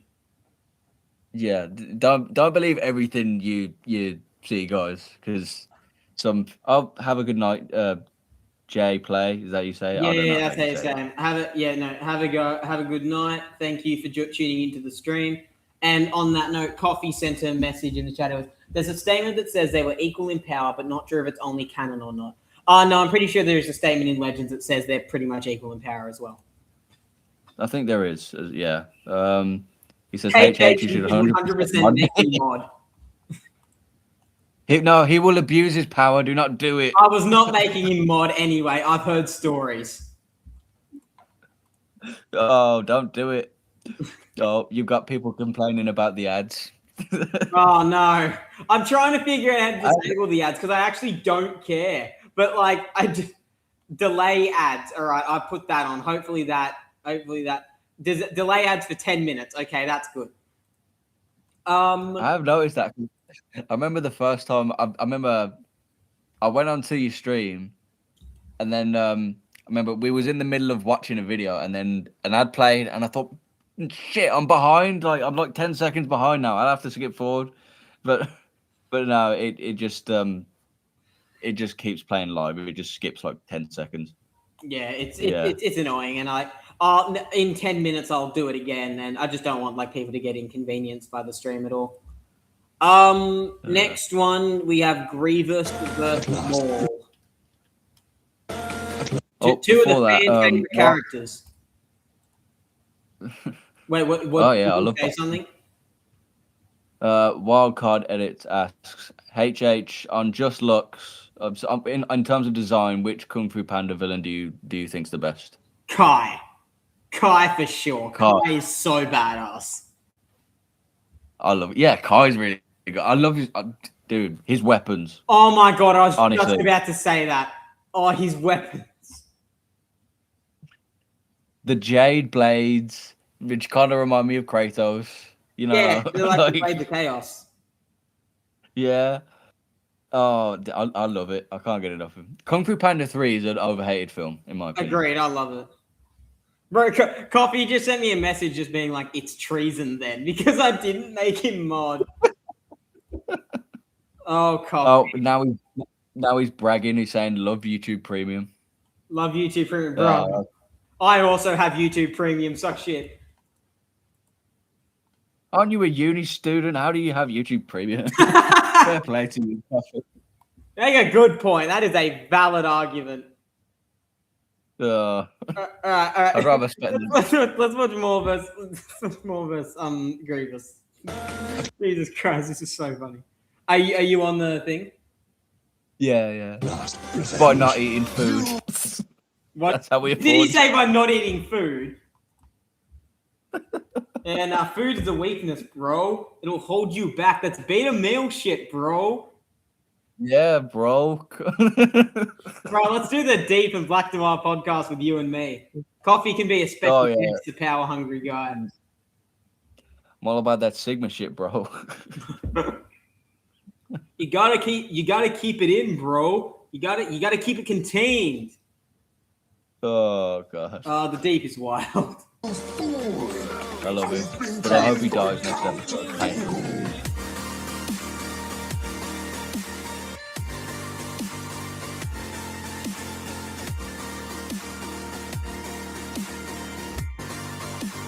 No, force power to Grievous. Alex did not know what Alex was thinking here. Force power to Grievous. Yeah, I don't know, dude. Like Come on, that's a rare out from Alex. Come on.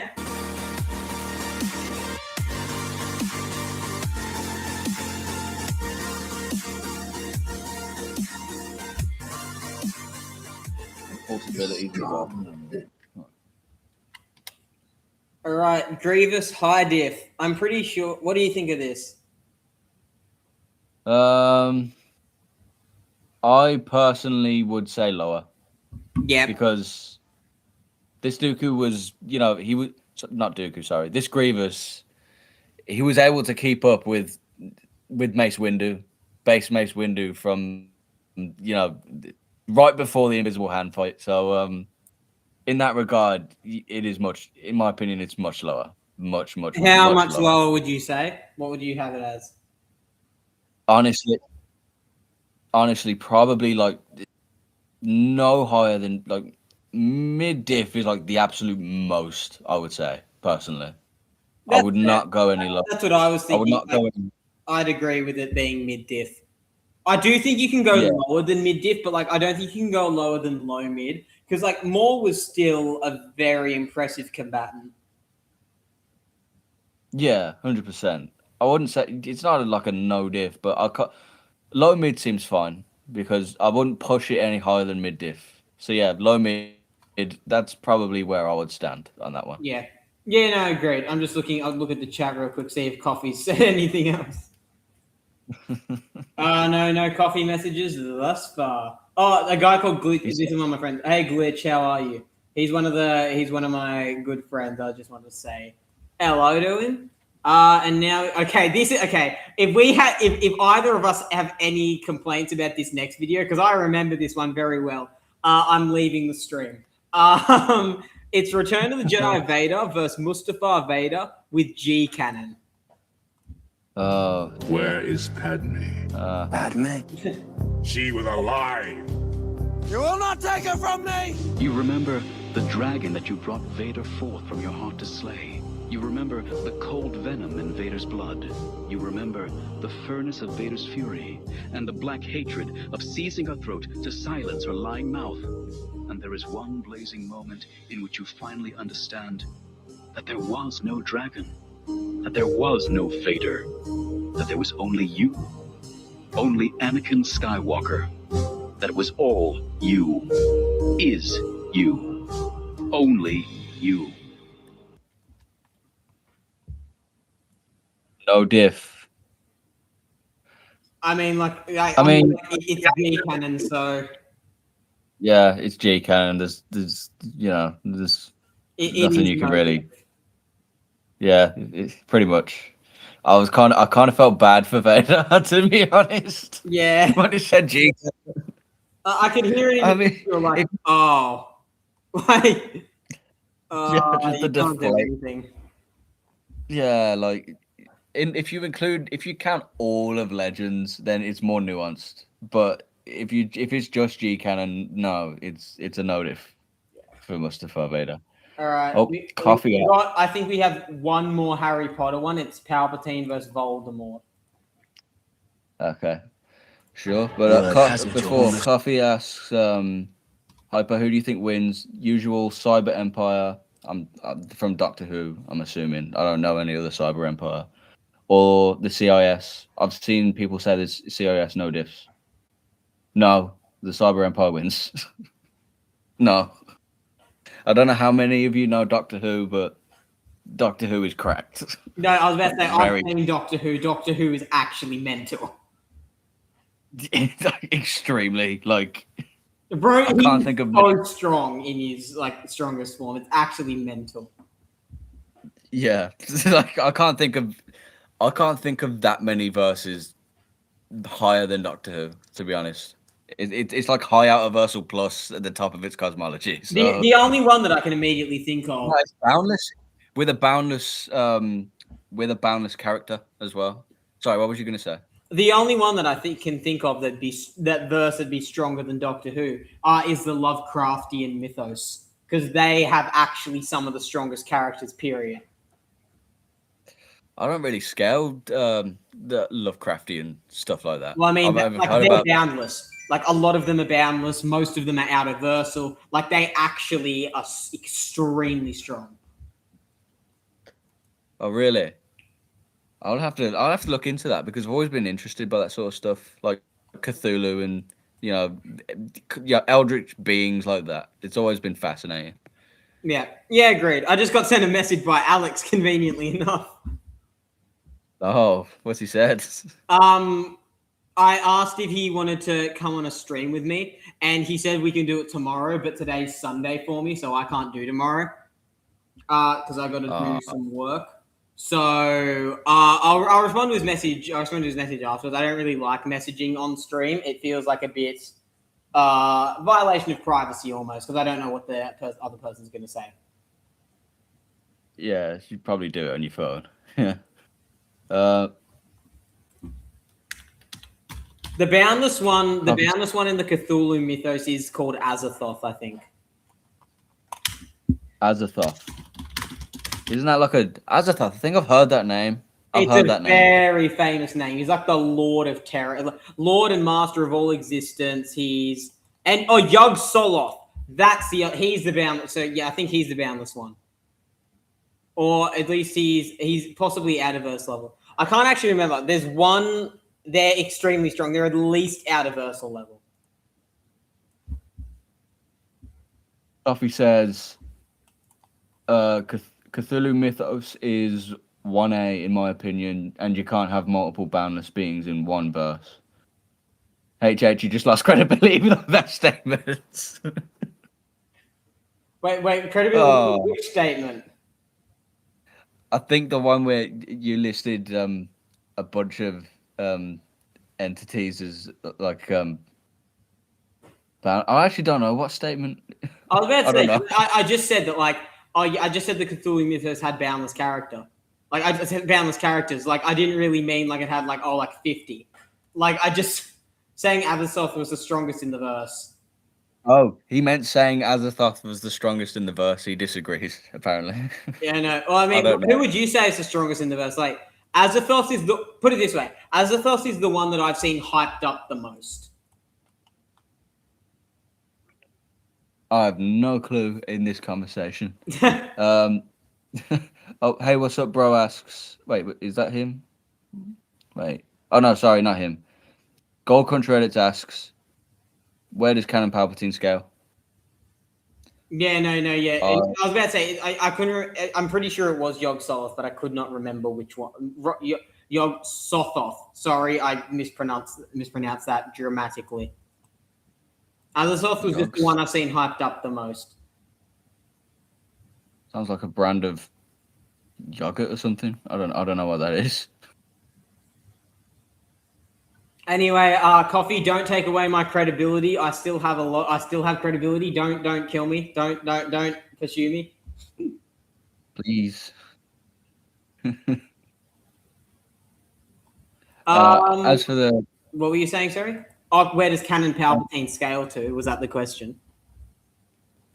I actually don't know. I don't really scale. I'm pretty sure Canon. it's solar system. It might be solar system. Because the thing is that he scales to a kyber crystal that he then used to power planet destroying ships, and he had that kyber crystal. He had thousands and an enormous one of those kyber crystals. So I think it is solar system level.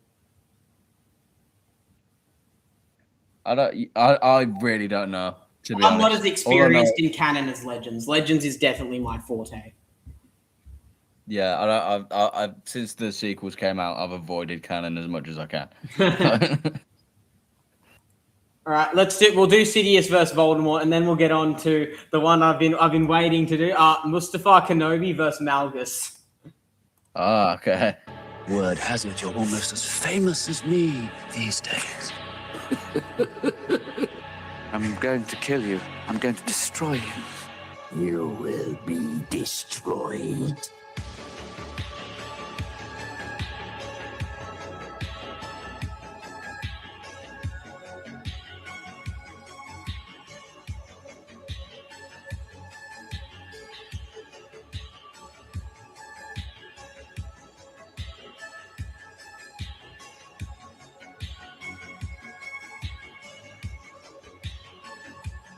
Yes. Let the heat flow through you. Come on. What's your thoughts on that one? I'd say, to be honest, I'd probably say no diff. To be honest. Yeah, I don't think it is canon Palpatine. To be fair. Yeah, he's weaker than his legend self, but I'd still say no diff. I don't scale Harry Potter very high. Where And in would you terms of scale speed,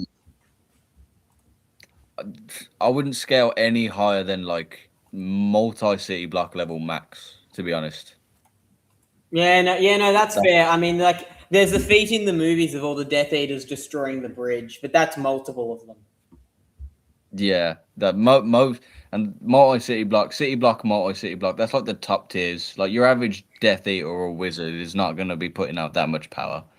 So I mean, to be fair, yeah. with the strongest one, you can get higher because Grindelwald, Protego Diabolica was going to destroy all of Paris. Yeah, but that was like over time, I'd say. Yeah, but it'd be yeah. In this case, I would say no diff. Yeah, that's fair. Okay, I'm like, I've got my hands together like a little kid. I've been finally Mustafa Kenobi versus Darth Malgus. Oh, we do have a couple things here. Good night, wildcard edits. Have a good night. Yes, that's what I was. I did just actually say that. I'm hoping I'll see you all later. All right, thank you very much for joining into the stream. Have a great night. See ya. And Where did Jedi Coffee specifically scale in canon? It varies depending on the Jedi and Sith. Coffee says, if you want, I can join the VC and explain the stuff about Cthulhu Mythos because it actually really annoys me. I mean, like, I'd be fine to, like, I'd probably not on stream, but like, I would be fine to have a conversation with you about it, like, in a call if you wanted. But probably not on stream, at least today.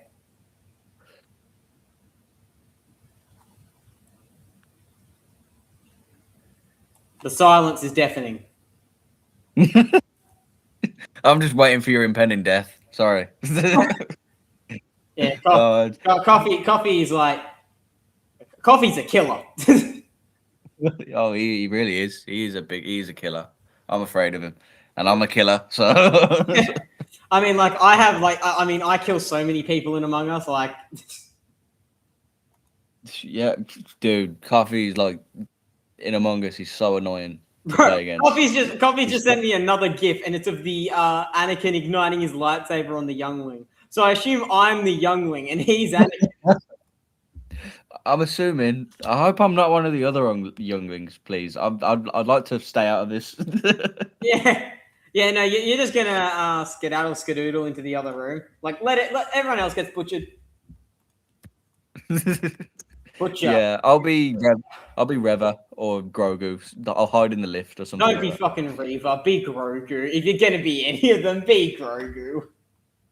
Yeah, I'll choose Grogu. We don't talk about Reva. No, Reva pisses me off.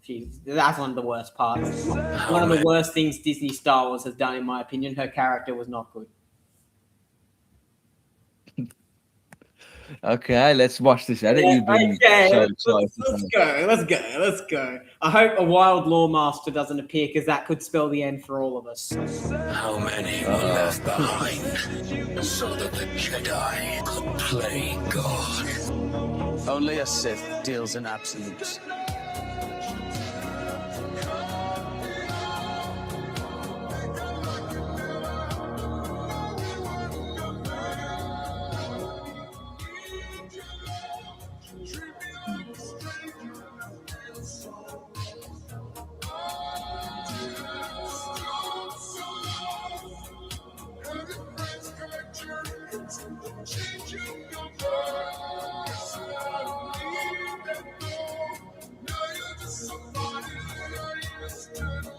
Sith Lords are our specialty.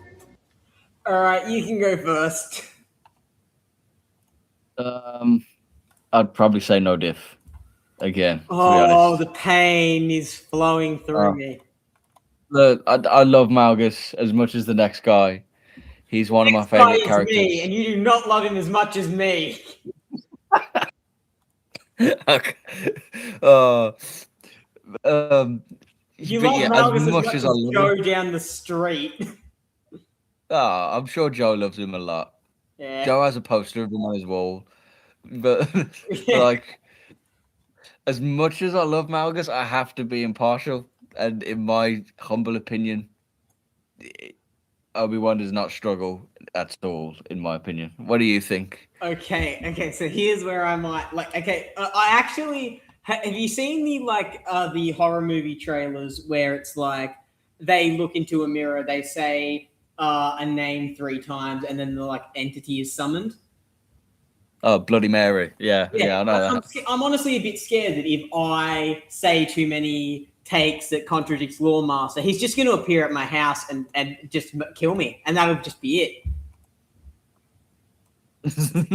And that could probably give you a bit of an inclination. I think Malgus would like mid-diff or mid-high diff, to be honest.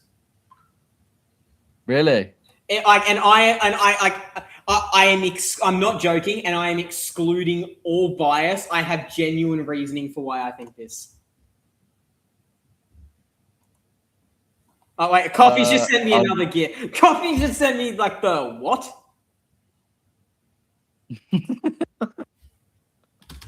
Oh, I'd be glad it's Coffee and not Lawmaster. Yeah, no. Well, Lawmaster would just send me a picture of a bloody axe. Lawmaster would just assure the end of me. But no, he would send. My reasoning for Malgus is that I honestly have Malgus above Dooku. How come? Well, okay, I think Malgus is. I think Malgus is probably the best duelist in the entire Old Republic era, or at least top 3. Yeah, that's fair. He fought against the Outlander, or the hero of Tython, who beat Vitiate, and in my opinion, Vitiate is on the level of Revenge of the Sith Yoda and Palpatine, and that's in his Sith Emperor form. Like, I reckon he's on their tier, and you could argue either way in a fight with them. I reckon he's on that level, and Malgus contended with in a duel someone who matched him. Obviously, I don't think Malgus and Vitiate are very close, but I also don't think that Sidious and Yoda are close with Obi-Wan. Malgus also has a lot more abilities than Obi-Wan, and he's honestly, in my opinion, Obi-Wan may have better feats in terms of dueling, but like Malgus beat the Outlander, and the Outlander is he's sort of like the Anakin of the Old Republic. Not in like the sense they're comparable in power. I think to some extent they are very comparable in power, but I think that like he serves that purpose because he rises up, he fights the Emperor, he fights the main big bad, and then he doesn't fall to the dark side, but like, you know what I mean? He's like sort of like the main prodigy character, and Malgus contends with him in the Force. One of the reasons I have Malgus winning in a fight against Dooku is Malgus, he shows better feats with some abilities like Force Lightning. He created his own ability, which is Force Maelstrom, and that is an extremely OP ability. And the other thing, his endurance and his stamina is actually second to none. He endured having a mountain fall on him, grenades, rocket launcher, and then went on to kill 2 Jedi. And keep in mind, I'm not one of the people who thinks that all the characters from the prequel trilogy are automatically above the characters from the Old Republic. So, like, in my opinion, there's no, like, that's like Malgus killing 2 Padawan, like 2 apprentices. Like, that's almost like Malgus killing 2 apprentice Obi-Wans, like in Phantom Menace. Like, they're probably weaker than Obi-Wan, but, like, it's, like, for lack of a better comparison. Malgus has a lot more mastery with the dark side. He is an incredible duelist, and he's so physically strong and physically durable. Like, a space station collapsed, and he survived. He was very injured, but he survived. He can pretty much endure anything. He has some incredible dueling feats. He scales relative to, but below the Outlander, and the Outlander was someone who was he was always weaker than Vitiate, but he was the closest to his level of power. Yeah, I can kind of see where you come. So yeah, you pretty much chain scale him up from the hero of Tython, and then relative to Vitiate, who I know. I know where you have him compared to like Darth Sidious and other characters like that. Which in that case, if you follow that train of thought, yeah, Malgus, I could see the logic in that. Despite having very controversial takes, I do have good reasoning for all of them. Yeah, you're not just pulling stuff out of your arse. Because I remember I had a debate with someone and they said, "Oh, your takes are idiotic. They're just nonsensical." And I'm like, "How? I actually have I have reasoning for everything that I think." Yeah, no, it's not nonsensical. Nonsensical would mean it you pulled it out of nowhere. Nonsensical would be your inability to come up with a word for about 5 seconds there. that was nonsensical. Yeah. We actually got a real life example, boys. Yeah, I'm a practical teacher, so but is it okay if I file this for evidence for the crime scene that's about to come? Yeah. I'm like, this might be our last call. This might be the end. This might be your last call with anyone. This might be your last human interaction. I'm gonna go out to have lunch in like an hour, and then there's just gonna be. It's going to be my dog, and there's just going to be my dog there, and then there's going to be Lawmaster behind him with like a devilish grin holding a gun, and then it's going to be like, "You said that Malgus was stronger than Obi-Wan." Bang! Yeah, you might want to make some calls, get your affairs in order, write up a will, that sort of thing. I need V1. I need to take V1. You need it. You need that immortality right now. Bro, Let's just pray. Coffee just said in the chat he had it coming, officer.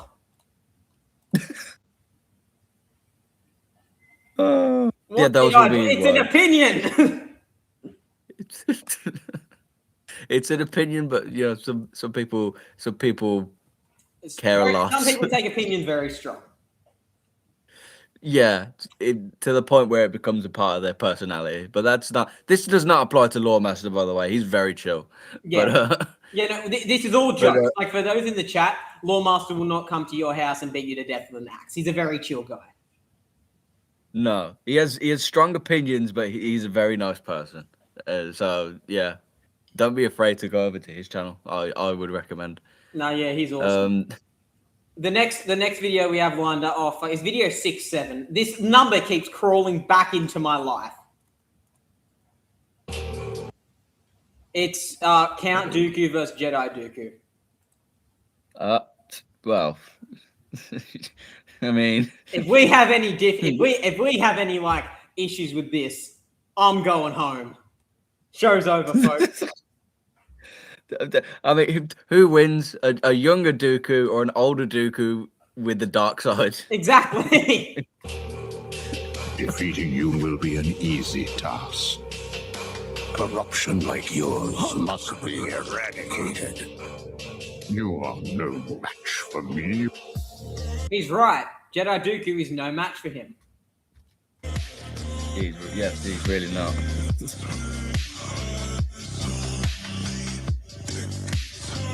I'm not sure about physical strength though, because he's like 10 years older. You're 13 years older. Okay, no physical strength to younger Dooku. Yeah, that's not the only point. The only argument that you could possibly make, in my opinion, is there's that statement of Dooku saying that he's fitter than people half his age. But I think that's more hyperbole than anything and shouldn't be taken seriously. Yeah, and even if it's true, that doesn't necessarily mean he's as fit as he ever was. Yeah. Just that he's still as fit as people half his age. And he also acknowledges multiple times in the duel that he is not a young man and he's getting tired. Yeah, so clearly his age does catch up with him. So I do think physical strength is the only point that young Dooku gets. So in my opinion.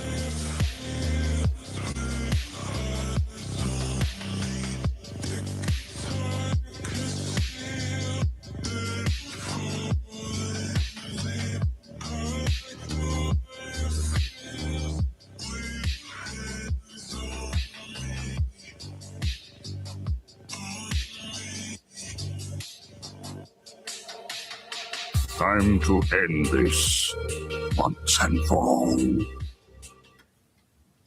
I mean, like, I think that's fair. I'd say mid is too high, personally, in my opinion. I was just about to say I would probably lean towards mid more than low. Yeah, the thing is, I mean, the most you could get Jedi Dooku up to is like around Plagueis level or pre-boost Sidious level. And that depends where you get Plagueis, to be fair. Yeah, it really does, because Plagueis considered Dooku to be a worthy replacement in the event that Sidious died or had to be replaced. Yeah, so you could argue that scales Palpatine and Dooku to a relative level. Yeah, TPM. Yeah, he's around that level. This Dooku, he's been training in the dark side for what, over a decade at this point. It was 13 years. 13 years, because he became a Sith after Qui-Gon died in 32 BBY and then died in 19 BBY. So 13 years. Yeah. He was able to contend with the likes of Yoda. And he's been through the entire Clone Wars after that. So He's trained Grievous, he trained Ventress, he fought Obi-Wan and Anakin a bunch. Like, he fought Mace Windu for a little bit, and even though he probably would have lost, he still fought Mace Windu. Yeah, like, he scaled. I don't think no one's gonna deny that he wins. Yeah, if someone okay, is there anyone in the chat who denies that he wins? Like, oh my word. If there is, I'm gonna be quite shocked. Please don't. If you do, I will write down your name and find your IP address. He'll do a Lawmaster. He'll pull a Lawmaster. Oh yeah, I'll outsource the job. Yeah, bruh. That's a lot. Yeah, you'd say mid diff. I'd lean more. I think low mid is perfect, but I'd lean more towards mid than low. Yeah, that's fine. I'd say, it's not like, it's not, either way, it's not particularly close. No, it's not. Dooku would Sith Dooku would just outpace Jedi Dooku at every point. Yeah, so he grew. Safe to say, he grew way more powerful and more skilled as well, because the Clone Wars definitely gave him the opportunity to refine his lightsaber skills. Yeah, and he it's even proven because he fights a lot more people. I'm going to end this once and for all. We got Senate, Yoda, If anything to say about it, I have.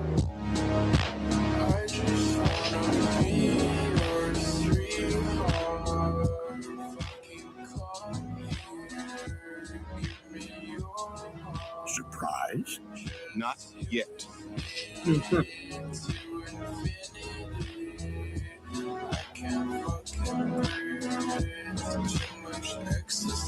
Train yourself to let go. 100% agree. Like, I actually don't have any issues with that entire video. Nor me. Yeah, that's 100% right. I'd say that's a perfect take. Which is ironic because I said that Sidious would mid-high diff Office Windu and Yoda would mid-diff. And the only reason there's a difference is because Sidious is on the dark side and Yoda is not. Yeah, so he can't use Vapad as effectively against Yoda as he can against Sidious. So, yeah, it makes sense. Exactly. That's perfect. We don't even need to discuss that one. We both got it. No. Join me, and I will complete your training. I'm not quite sure. It is Vader versus Starkiller. I never see Starkiller in Alex's video, so this is a treat. Starkiller is another quite controversial character. He's one of the most, I'd say. What Vader is this? Hold on. Join me. Return of the Jedi. Eat your training. Yeah, no, it is.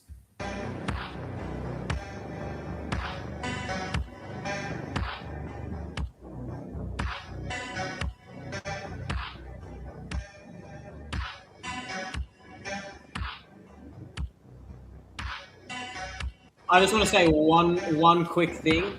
Giving potential to Vader is wild. And I'll revisit that when the video's done, but I just wanted to note that.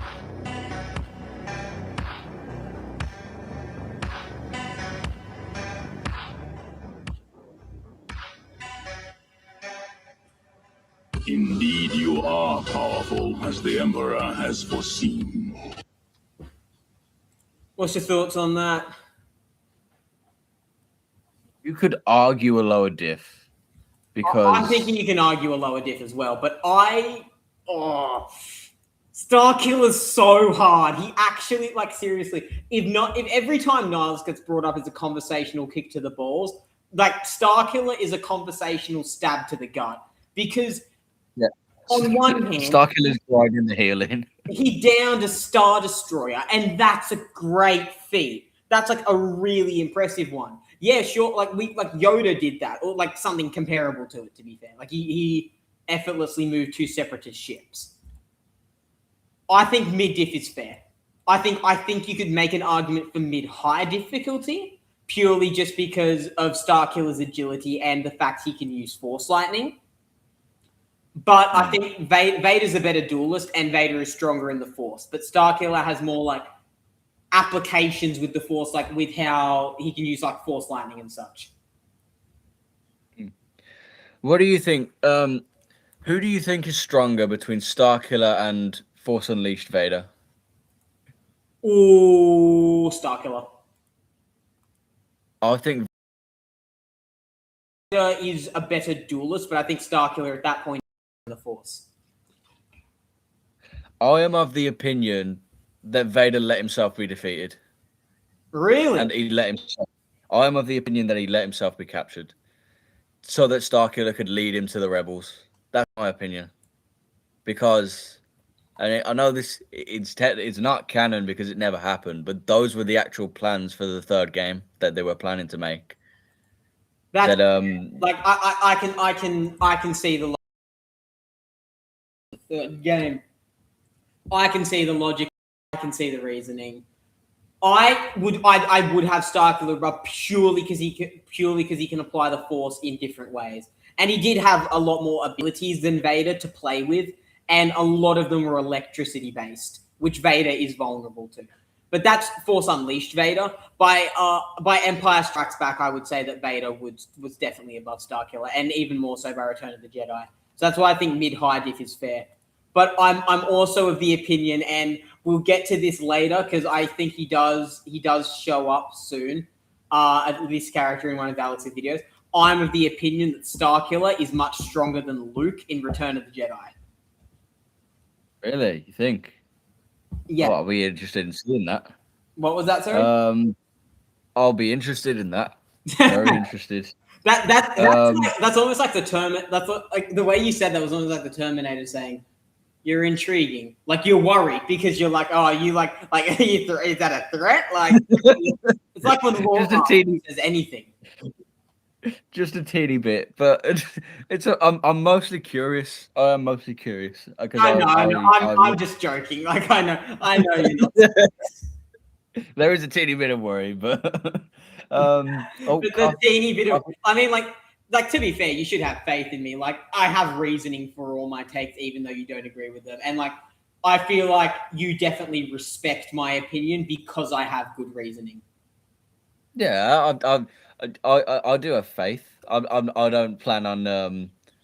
I don't foresee you just spewing nonsense. Like, yeah, you know, I expect to understand. Disagree with. Yeah, I disagree, but yeah. Coffee asks, HH, you say you know some stuff about Doctor Who. Want to give a recommendation for an edit? Like if an edit for Coffee. Since we were talking about it earlier, you should do like the Doctor versus Yog Sothoth. And it could be Who versus Lovecraft. Like that'd be cool. Like I'd like to see that. I'd like to see that personally, but like it's up to you. I would like to see. I want to include Doctor Who in more edits, but the problem is he's so damn OP. There's not a lot of characters I can. There really isn't. It's a problem. Like, we already done that. Bro, what? Come on. Okay. He does have a lot of edits, to be fair. Yeah, okay. I got one. Do Doctor Who versus Darth Vader in writing. Oh, in terms of writing, okay, that's.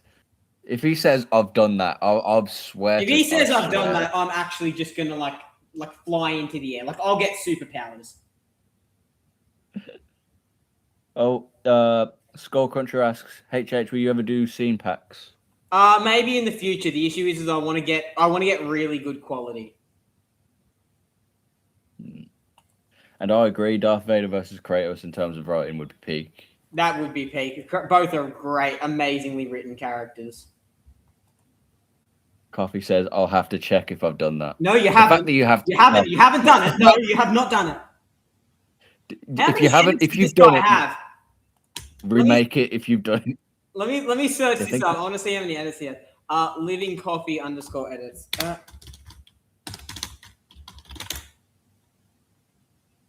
I misspelled one thing and I got taken to something else. Oh, bloody hell. 263. Why am I not already subscribed?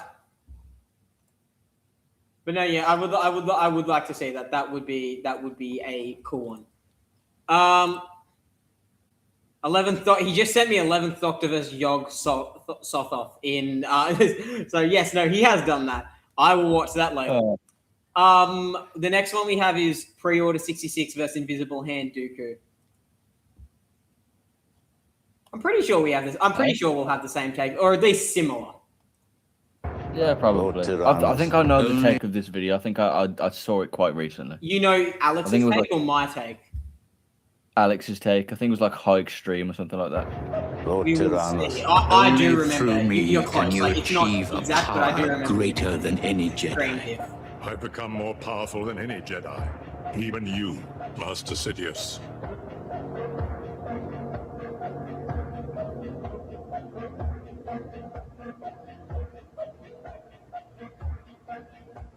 It is obvious that this contest cannot be decided by our knowledge of the Force.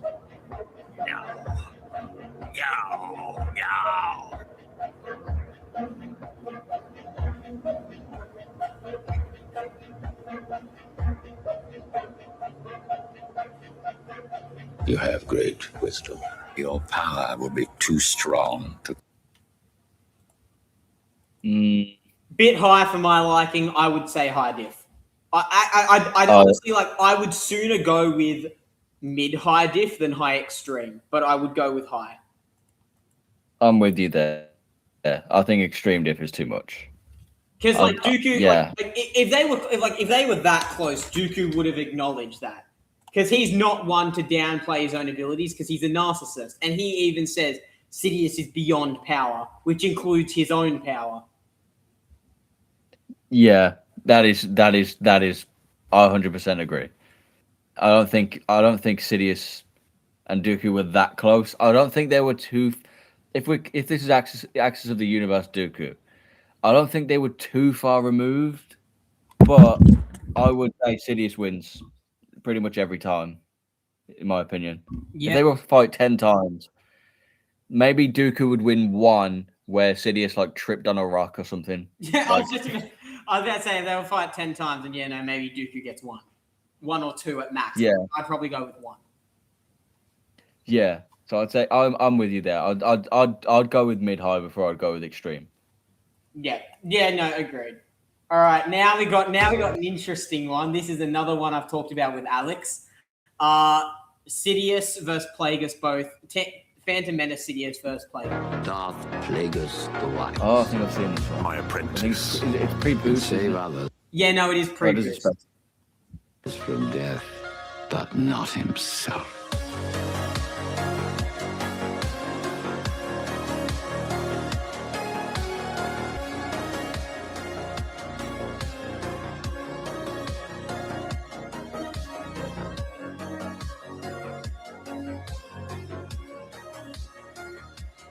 He definitely wasn't a good guy, Skullcrusher. He definitely was. Nah, he wasn't a good guy. He was a protagonist. He was a protagonist, but he wasn't a good guy. Kratos became a good guy in the later games. He wasn't in the first 3. Well, the first like main story ones. I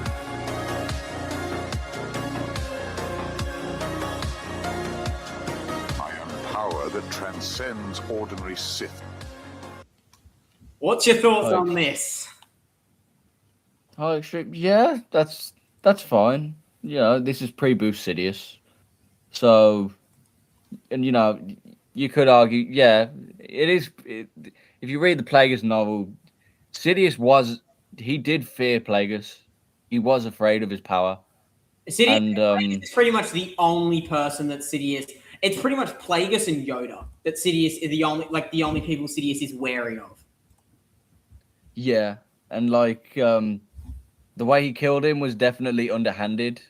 I don't think it was more of a spur of the moment thing. I don't think he planned it. He didn't plan it. It was just the dark side. He didn't plan to go in and kill him. But Sidious acknowledged himself that had he not killed him, he may never have gotten another chance because he would have become immortal and would have been too strong. Yeah, and I don't think Sidious was that much weaker than Plagueis, because he does make claims that he does make a claim that for years he has been pretty much on the level of his master. But again, like you said, he said that if I don't kill him now, I'll never get the other chance. I'll never get a chance. Because he'll become immortal. He was right on the cusp. Okay, now. You know how some people say every morning they get up and they're really annoyed about one specific thing, one thing just really annoys them? Mm-hmm. I have that with my controversial takes. So that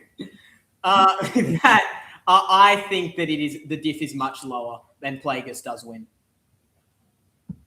You think? I personally this is gonna seem what I think Plagueis is stronger than Mace Windu. Really?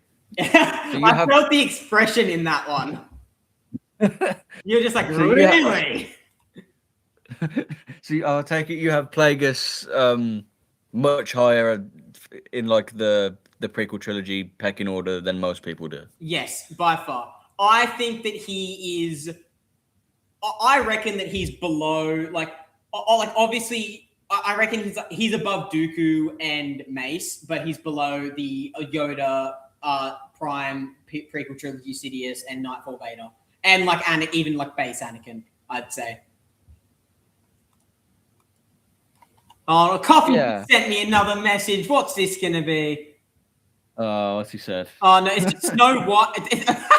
Wait, I've just got this. So it's Snow White clapping in a mental institution.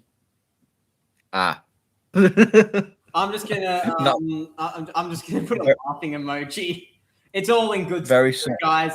Chat, the Coffee's a great guy. He's just all in good spirit.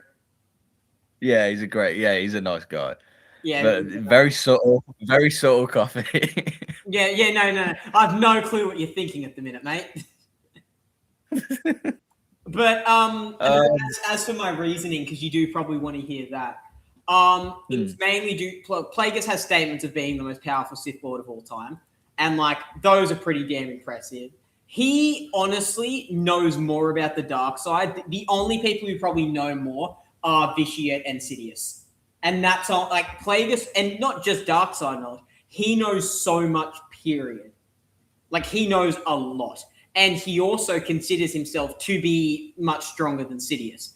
And that's something that I kind of agree with. Plagueis' midichlorian manipulation and his powers with that are so OP. And I think it's overblown often how OP they are. And also it's just Palpatine praises almost no one, but he praises Plagueis. And he literally says, he said that he acknowledged he was scared of Plagueis. And the only other person he does that to really is Yoda. And in my head, it's just okay, I would put Yoda and Plagueis on a similar tier, though Yoda would definitely win. And the other issue, that I found is that Plagueis was not an amazing duelist. So if it comes down to like a saber duel, like a direct fight, he would lose to someone like Dooku. But I would scale Plagueis higher than Dooku because Plagueis has much more experience with the Force. In my opinion, he has a higher potential because he also has higher like potential scaling in a way. He has better statements. He was like called the most powerful Sith Lord of all time. Sidious was scared of him, like wary of him, and even in Revenge of the Sith, acknowledged how powerful he was, and like he literally said, he became so powerful. Like, and that's not something Sidious does for nearly anyone because he is a massive egotist. Yeah, that's true.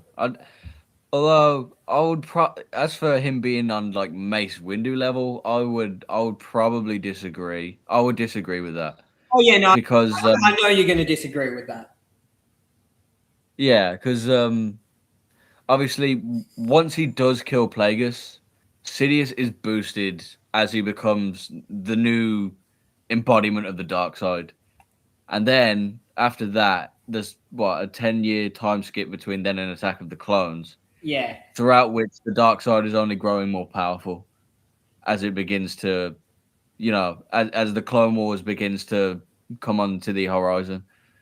It honestly just depends, in my opinion, how much you think that boost was. Like, how strong do you think the boost made him? Because, like, if you think that post-boost Phantom Menace Sidious made him stronger than Plagueis, then I'm pretty sure it's inarguable that Plagueis is weaker than Windu. Like, I don't think you can make that claim whatsoever. And to be fair, it is, like, narratively implied that Sidious did become stronger because the dark side anointed him. And there's a lot of validity to that. I just cannot get over the fact that, like, Sidious continued to praise and say he was wary of his master, even into Revenge of the Sith. And the fact Plagueis has very impressive statements. He had so much more mastery with the Force than Sidious did, at least at that time. He knew so much. He really was an innovator. Oh yeah, 100%. Like he almost rediscovered immortality. Like, yeah, you're right. Which wasn't seen since the days of like Vitiate, which is it's definitely, although he did it a different way, it's definitely very impressive. Yeah, he pioneered a new method. Vitiate used essence transfer. Yeah, whereas Plagueis, he straight up manipulated the midichlorians, which is very scientific. And in my opinion, that is extremely impressive. And like, I mean, other stuff he does is extremely impressive. Like what he did with the Maladian assassins, he wrecked their asses. Oh yeah. While having half his face being bleeding out. Yeah, he did kind of get caught by surprise and got half of his face ripped off. But yeah, happens. He did end up. Yeah, bad day at the office. Yeah. Retro is back, and I was just about to say I saw Retro say something in the chat. Up until that point, Plagueis is the most powerful Sith IMO. I disagree, but that's because I don't really I do to some extent, but like I don't fully subscribe to the Bane supremacy argument just because a lot of the Sith are feetless. I don't think it applies to every Sith, but I don't take, I've said this to Hyper, I don't take statements at face value, really. And also, Clockwise asks, what are your top 3 favorite fictional characters? I mean, I have mine in my head. What's yours, Hyper? What are ones that you'd have in the running? You said Walter was one of them. Yeah, Walter White. If I put Walter White up there, I'm gonna have to put Saul Goodman because they go hand in hand for me. My third. What would be my third favorite? I don't know. There's so many. Maybe probably Dooku or something like that. Yeah, no, that's a very, very good list. My 3, I have them in my head all the time. Malgus, Vader, and BoJack Horseman. Yeah. I've got to start watching that show. Yes, you do. It's on Netflix. Get in there. I will give it a watch. Yep, one. Yeah, you definitely should. It's a spectacular show. Next video that we have is Mace Windu versus Jaina. I am going to end this once and for all. I have not watched The Sopranos, but I do plan to because I've heard it's a very good show. Yeah, The Sopranos is amazing. Yeah, Hyper, you should. BoJack is probably top 3 favorite for me as well. Yep, that's a valid take.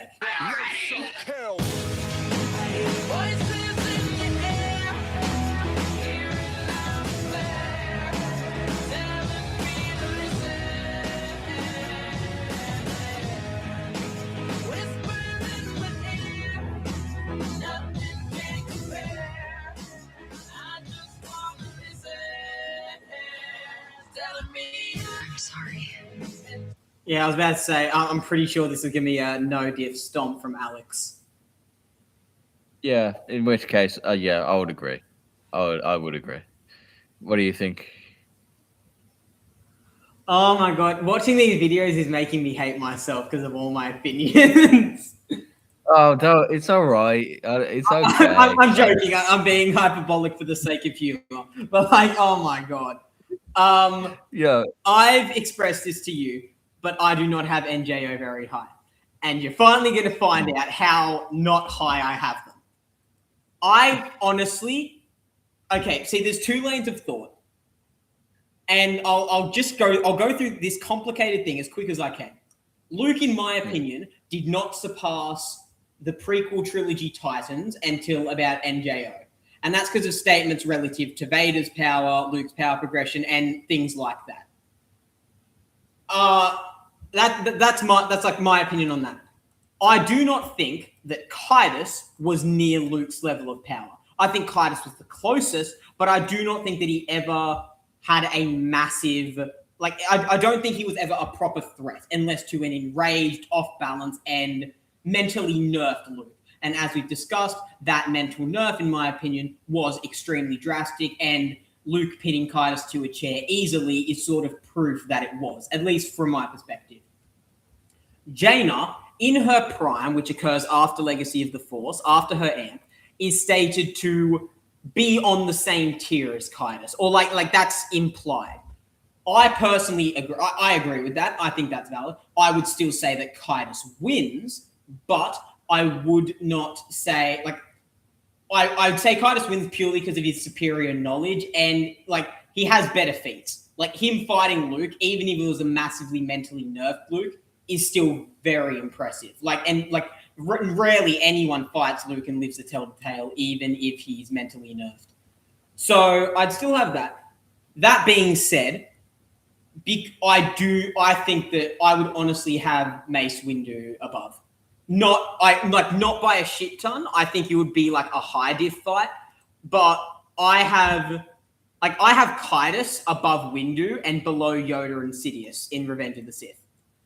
And I have him above Windu, and I have Jaina below Kaidos, but not by a lot. I think Kaidos would win like mid-high difficulty, just because of better feats and superior abilities and experiences and stuff like that.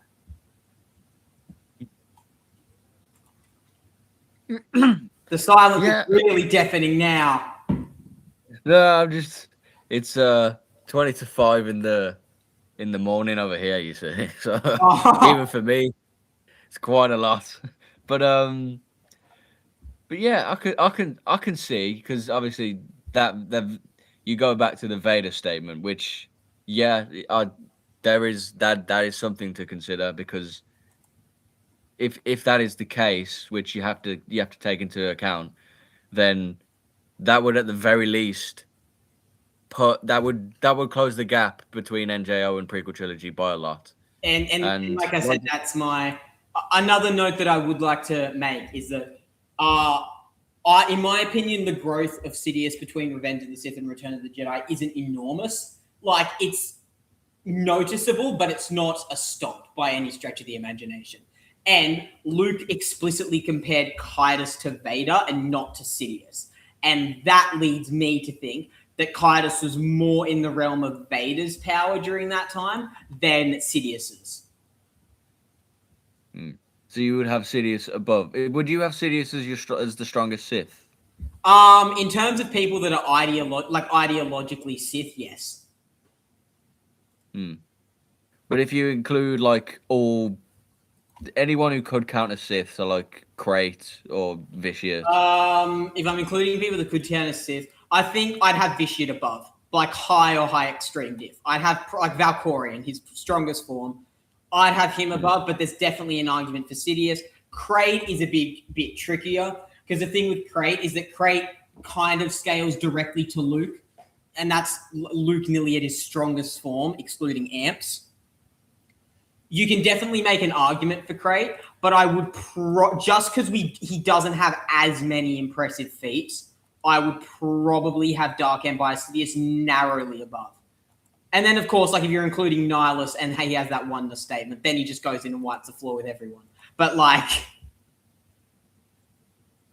if he's like low, if he has some form of oneness, then that's just like not fair. Yeah, he just destroys. He just gets rid of everyone. Yeah, yeah. Jesus is here. Hello. Hello, Jesus. I call him Jesus. Everyone calls him Jesus. It's alright. Alex did that for like 3 months. He's only just learned how to pronounce his name. I'll do Jesus from now on. Hello, Jesus. How are you? Thanks for joining the stream. But I did want to. So, what are your thoughts on that explanation there? Like I said, personally, if a statement and a feat contradict each other, I tend to go with the feat. In which case, I think that the feat of Sidious comparing him to Vader, I think that is generally contradicted by Kaidos' feats, because even though Luke was definitely impaired against Kaidos, like I personally don't. This Luke is far more powerful than he was like 30, 40 years ago at this point. Yes. It was a long time ago. Yeah, I agree with you on that. Yeah, it was a long time ago. So even though he was mentally nerfed, I don't think he was so nerfed to the point where he would like lose to his younger self from like 4 decades ago. That's my opinion. That there's a lot of validity. I know my opinion is very controversial, especially this one. And like I'm aware that most people won't agree and not will take issue, but like they won't agree, and that's fine because there's a lot of evidence that points to the other thing. With regards to what you said about like Luke comparing Kaidos to Vader, you have to take into account. I think the gap between Vader and Sidious is like low difficulty, or if not lower. I would agree there. Yeah, I would agree. I think it's enormous. So like it's sort of like Kaidos could low mid diff Vader, and he would still be closer to Vader than Sidious.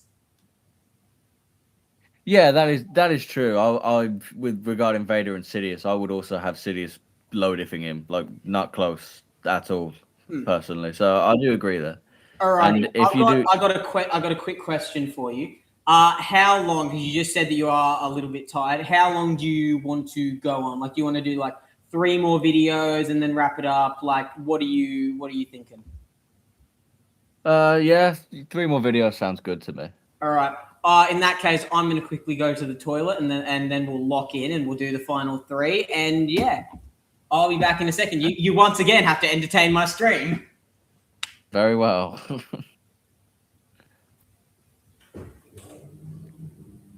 Loki, Vader, sorry, not Vader. Sorry, I'm very tired.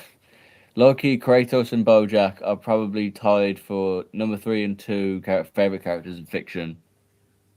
By the way, in my opinion, feats over statements. I'll have to get into BoJack Horseman because I've heard good things about it. Kratos is definitely one of my favorites. I love God of War.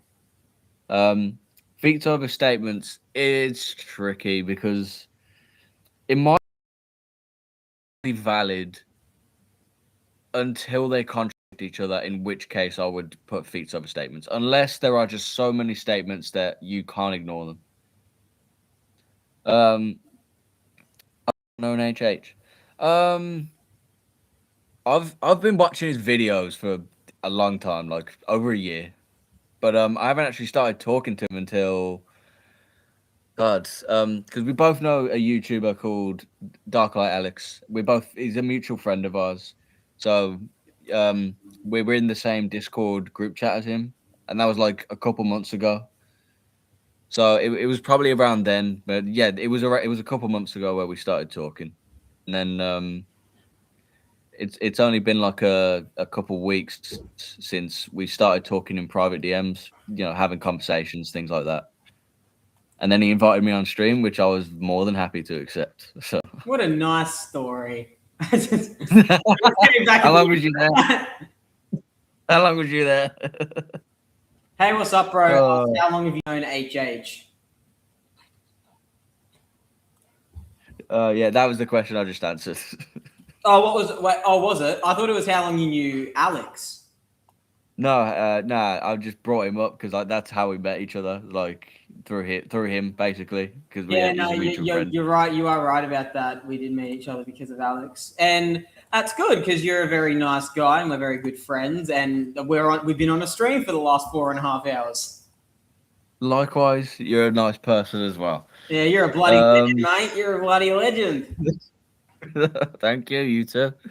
All right. I will. We got what animation? Oh wait, what anime? Or both of us, or you? I don't know. I think I guess both of us, maybe. What anime have you watched? I know. Oh, I've seen countless animes. I'm very big into anime. I've seen Dragon Ball, One Piece, Bleach, One Punch Man, My Hero Academia. I've seen a lot of them, including I've seen Tokyo Ghoul, Jujutsu Kaisen, Chainsaw Man, Demon Slayer. There's a lot. I could go on and on and on and on. I've seen Cyberpunk Edgerunners and the Godzilla anime trilogy, and that's it. Oh, I love the Godzilla anime trilogy. It's so good. Dude, there's the Godzilla, and he's so massive. Godzilla Earth is like 20,000 feet tall. He's enormous. Yeah, like he makes other Godzillas look like a Lego that you accidentally step on. Yeah, he actually does. Like Monsterverse Godzilla would be yelping at the side of him. It'd be like a what's the word for a baby lizard? I don't know, like a young lizard. Well, I'm gonna look that up. What is the word for a baby lizard? Hatchling or neonate? A neonate. I like that name. I like it too. It sounds alien. Little neonate. Neonate. That's what I'm gonna name my son if I have one. Neonate. No, yeah. First name Neo, last name, middle name Nate. My favorite anime is Re:Zero. I've never actually seen that. Neither have I. I've heard of it, but I haven't seen it. Then again, I'm not a massive anime guy. I'm getting into it slowly though. Do Conquest Full Power, No Holding Back versus all horror characters? That's that will get a lot of views. That'd be long as well. Like yeah. All horror characters. All horror characters. He said, "Hey, what's up, bro?" Says, "Nice. I've known HH since I was searching up, so I can find which open collabs to join until I saw HH one. So I joined and watched his videos for like a year, and then we became friends on Discord." Nice. Yeah, no, that is true. That's good.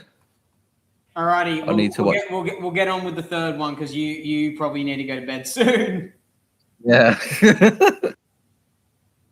All right, we got Return of the Jedi Vader versus Sith Revan, like Darth Revan. I will face the Emperor. The Emperor has been expecting you. Think of how many lives the Emperor will consume. You could have avoided this fate. I must obey my master.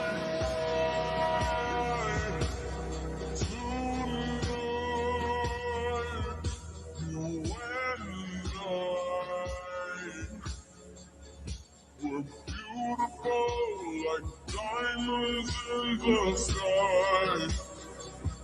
I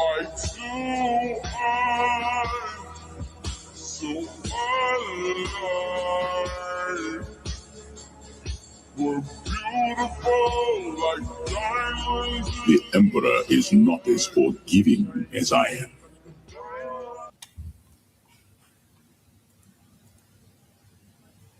What are your thoughts? Again, I'd say no diff. Really, I was about. I completely agree. I think it'd be low mid diff. I think low mid diff is fair. Yeah, it's the thing. I'd also change some points because he gave a couple points to Revan. Like I think he gave combat speed to Revan, which I would also disagree with. I think Vader would also get that. I'd give combat speed to Revan. Like you have to think that like Vader, like his clunky suit of armor really slows him down. I mean, it limits his range of motion, but I wouldn't say he's not slow. Like He can keep up with I see it sort of like this. Like they can keep like Revan has faster combat speed than Vader, but like Vader has better reaction speed. Yeah, I'd say reaction speed to Vader for sure. But I think purely combat speed just because of his prosthetics. Yeah, it's definitely he doesn't have the same range of motion as Anakin does. Like he can't lift his arms over it. Like he can't lift his arms over his shoulders, like that sort of thing. Yeah, he can't. But in terms of combat speed, I don't think he's that. I don't think he's particularly slow. It's just that he's not very flexible. If that's the right word, Yeah, I'd say, which is why he struggles against very agile characters like Maul. I'd say. Yeah, Maul. Yeah, that fight with Maul really dragged him down for a lot of people. Oh yeah. 5 hours is crazy. Next one we have is I want to say Jedi Dooku versus Plagueis for last. So we'll do Anakin Attack of the Clones. Mercy doesn't defeat an enemy. Yes, at last we will have revenge. 5 hours is crazy, says Score Cruncher. Yeah, you don't really stream for this long, do you? This is the longest I have ever streamed. I'm actually going to look up. Yeah, looking up, your longest stream's like just under 3 hours. I think you're actually right. Hour and 40, 2 hours. Yeah, no, 2 hours and 52 minutes is my longest stream, and I've been streaming for 4 hours and 27. Dude, this is light work for me. I've been on 7-hour streams. Yeah, bro, you guys have been watching nothing but Star Wars edits for almost 5 hours, and I'd do it for another 5 hours, but this guy's got to go to bed. Yeah, time zones are a bitch. All right, we'll keep going. Yeah, go.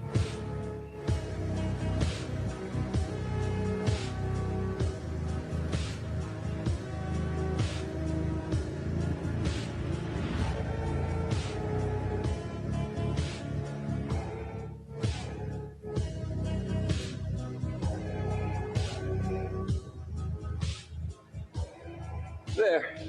Your weapon's gone. It's over. Yes. Do you think that's fair? I'd say that's fair. Assuming this is base Anakin. If it's base Anakin, I'd have Maul high diff, but if it's FOB Anakin, I'd have Anakin high diff. Yeah, there are some points I would change. I would give offensive dueling to Maul because Juyo is the most aggressive form. So I'd also give durability to Maul. Yeah, he is a Zabrak. So, they have natural physical strength and durability and things like that. Yeah, I do agree. I do agree with Retro said I have more winning in its base Anakin. Yeah, no, that's very fair. Alrighty, last one. Jedi Dooku versus Plagueis. Okay. I am Darth Plagueis the Wise, and I shall illuminate the secrets of manipulating the Force through the enigmatic midichlorians. Corruption like yours must be eradicated.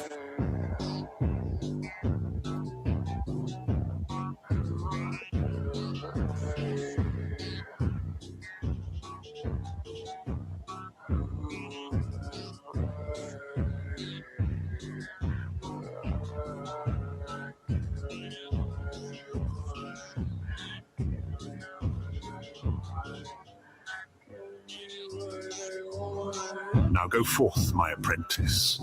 Bend the force to our will. Yeah, again, it's the same with Sidious.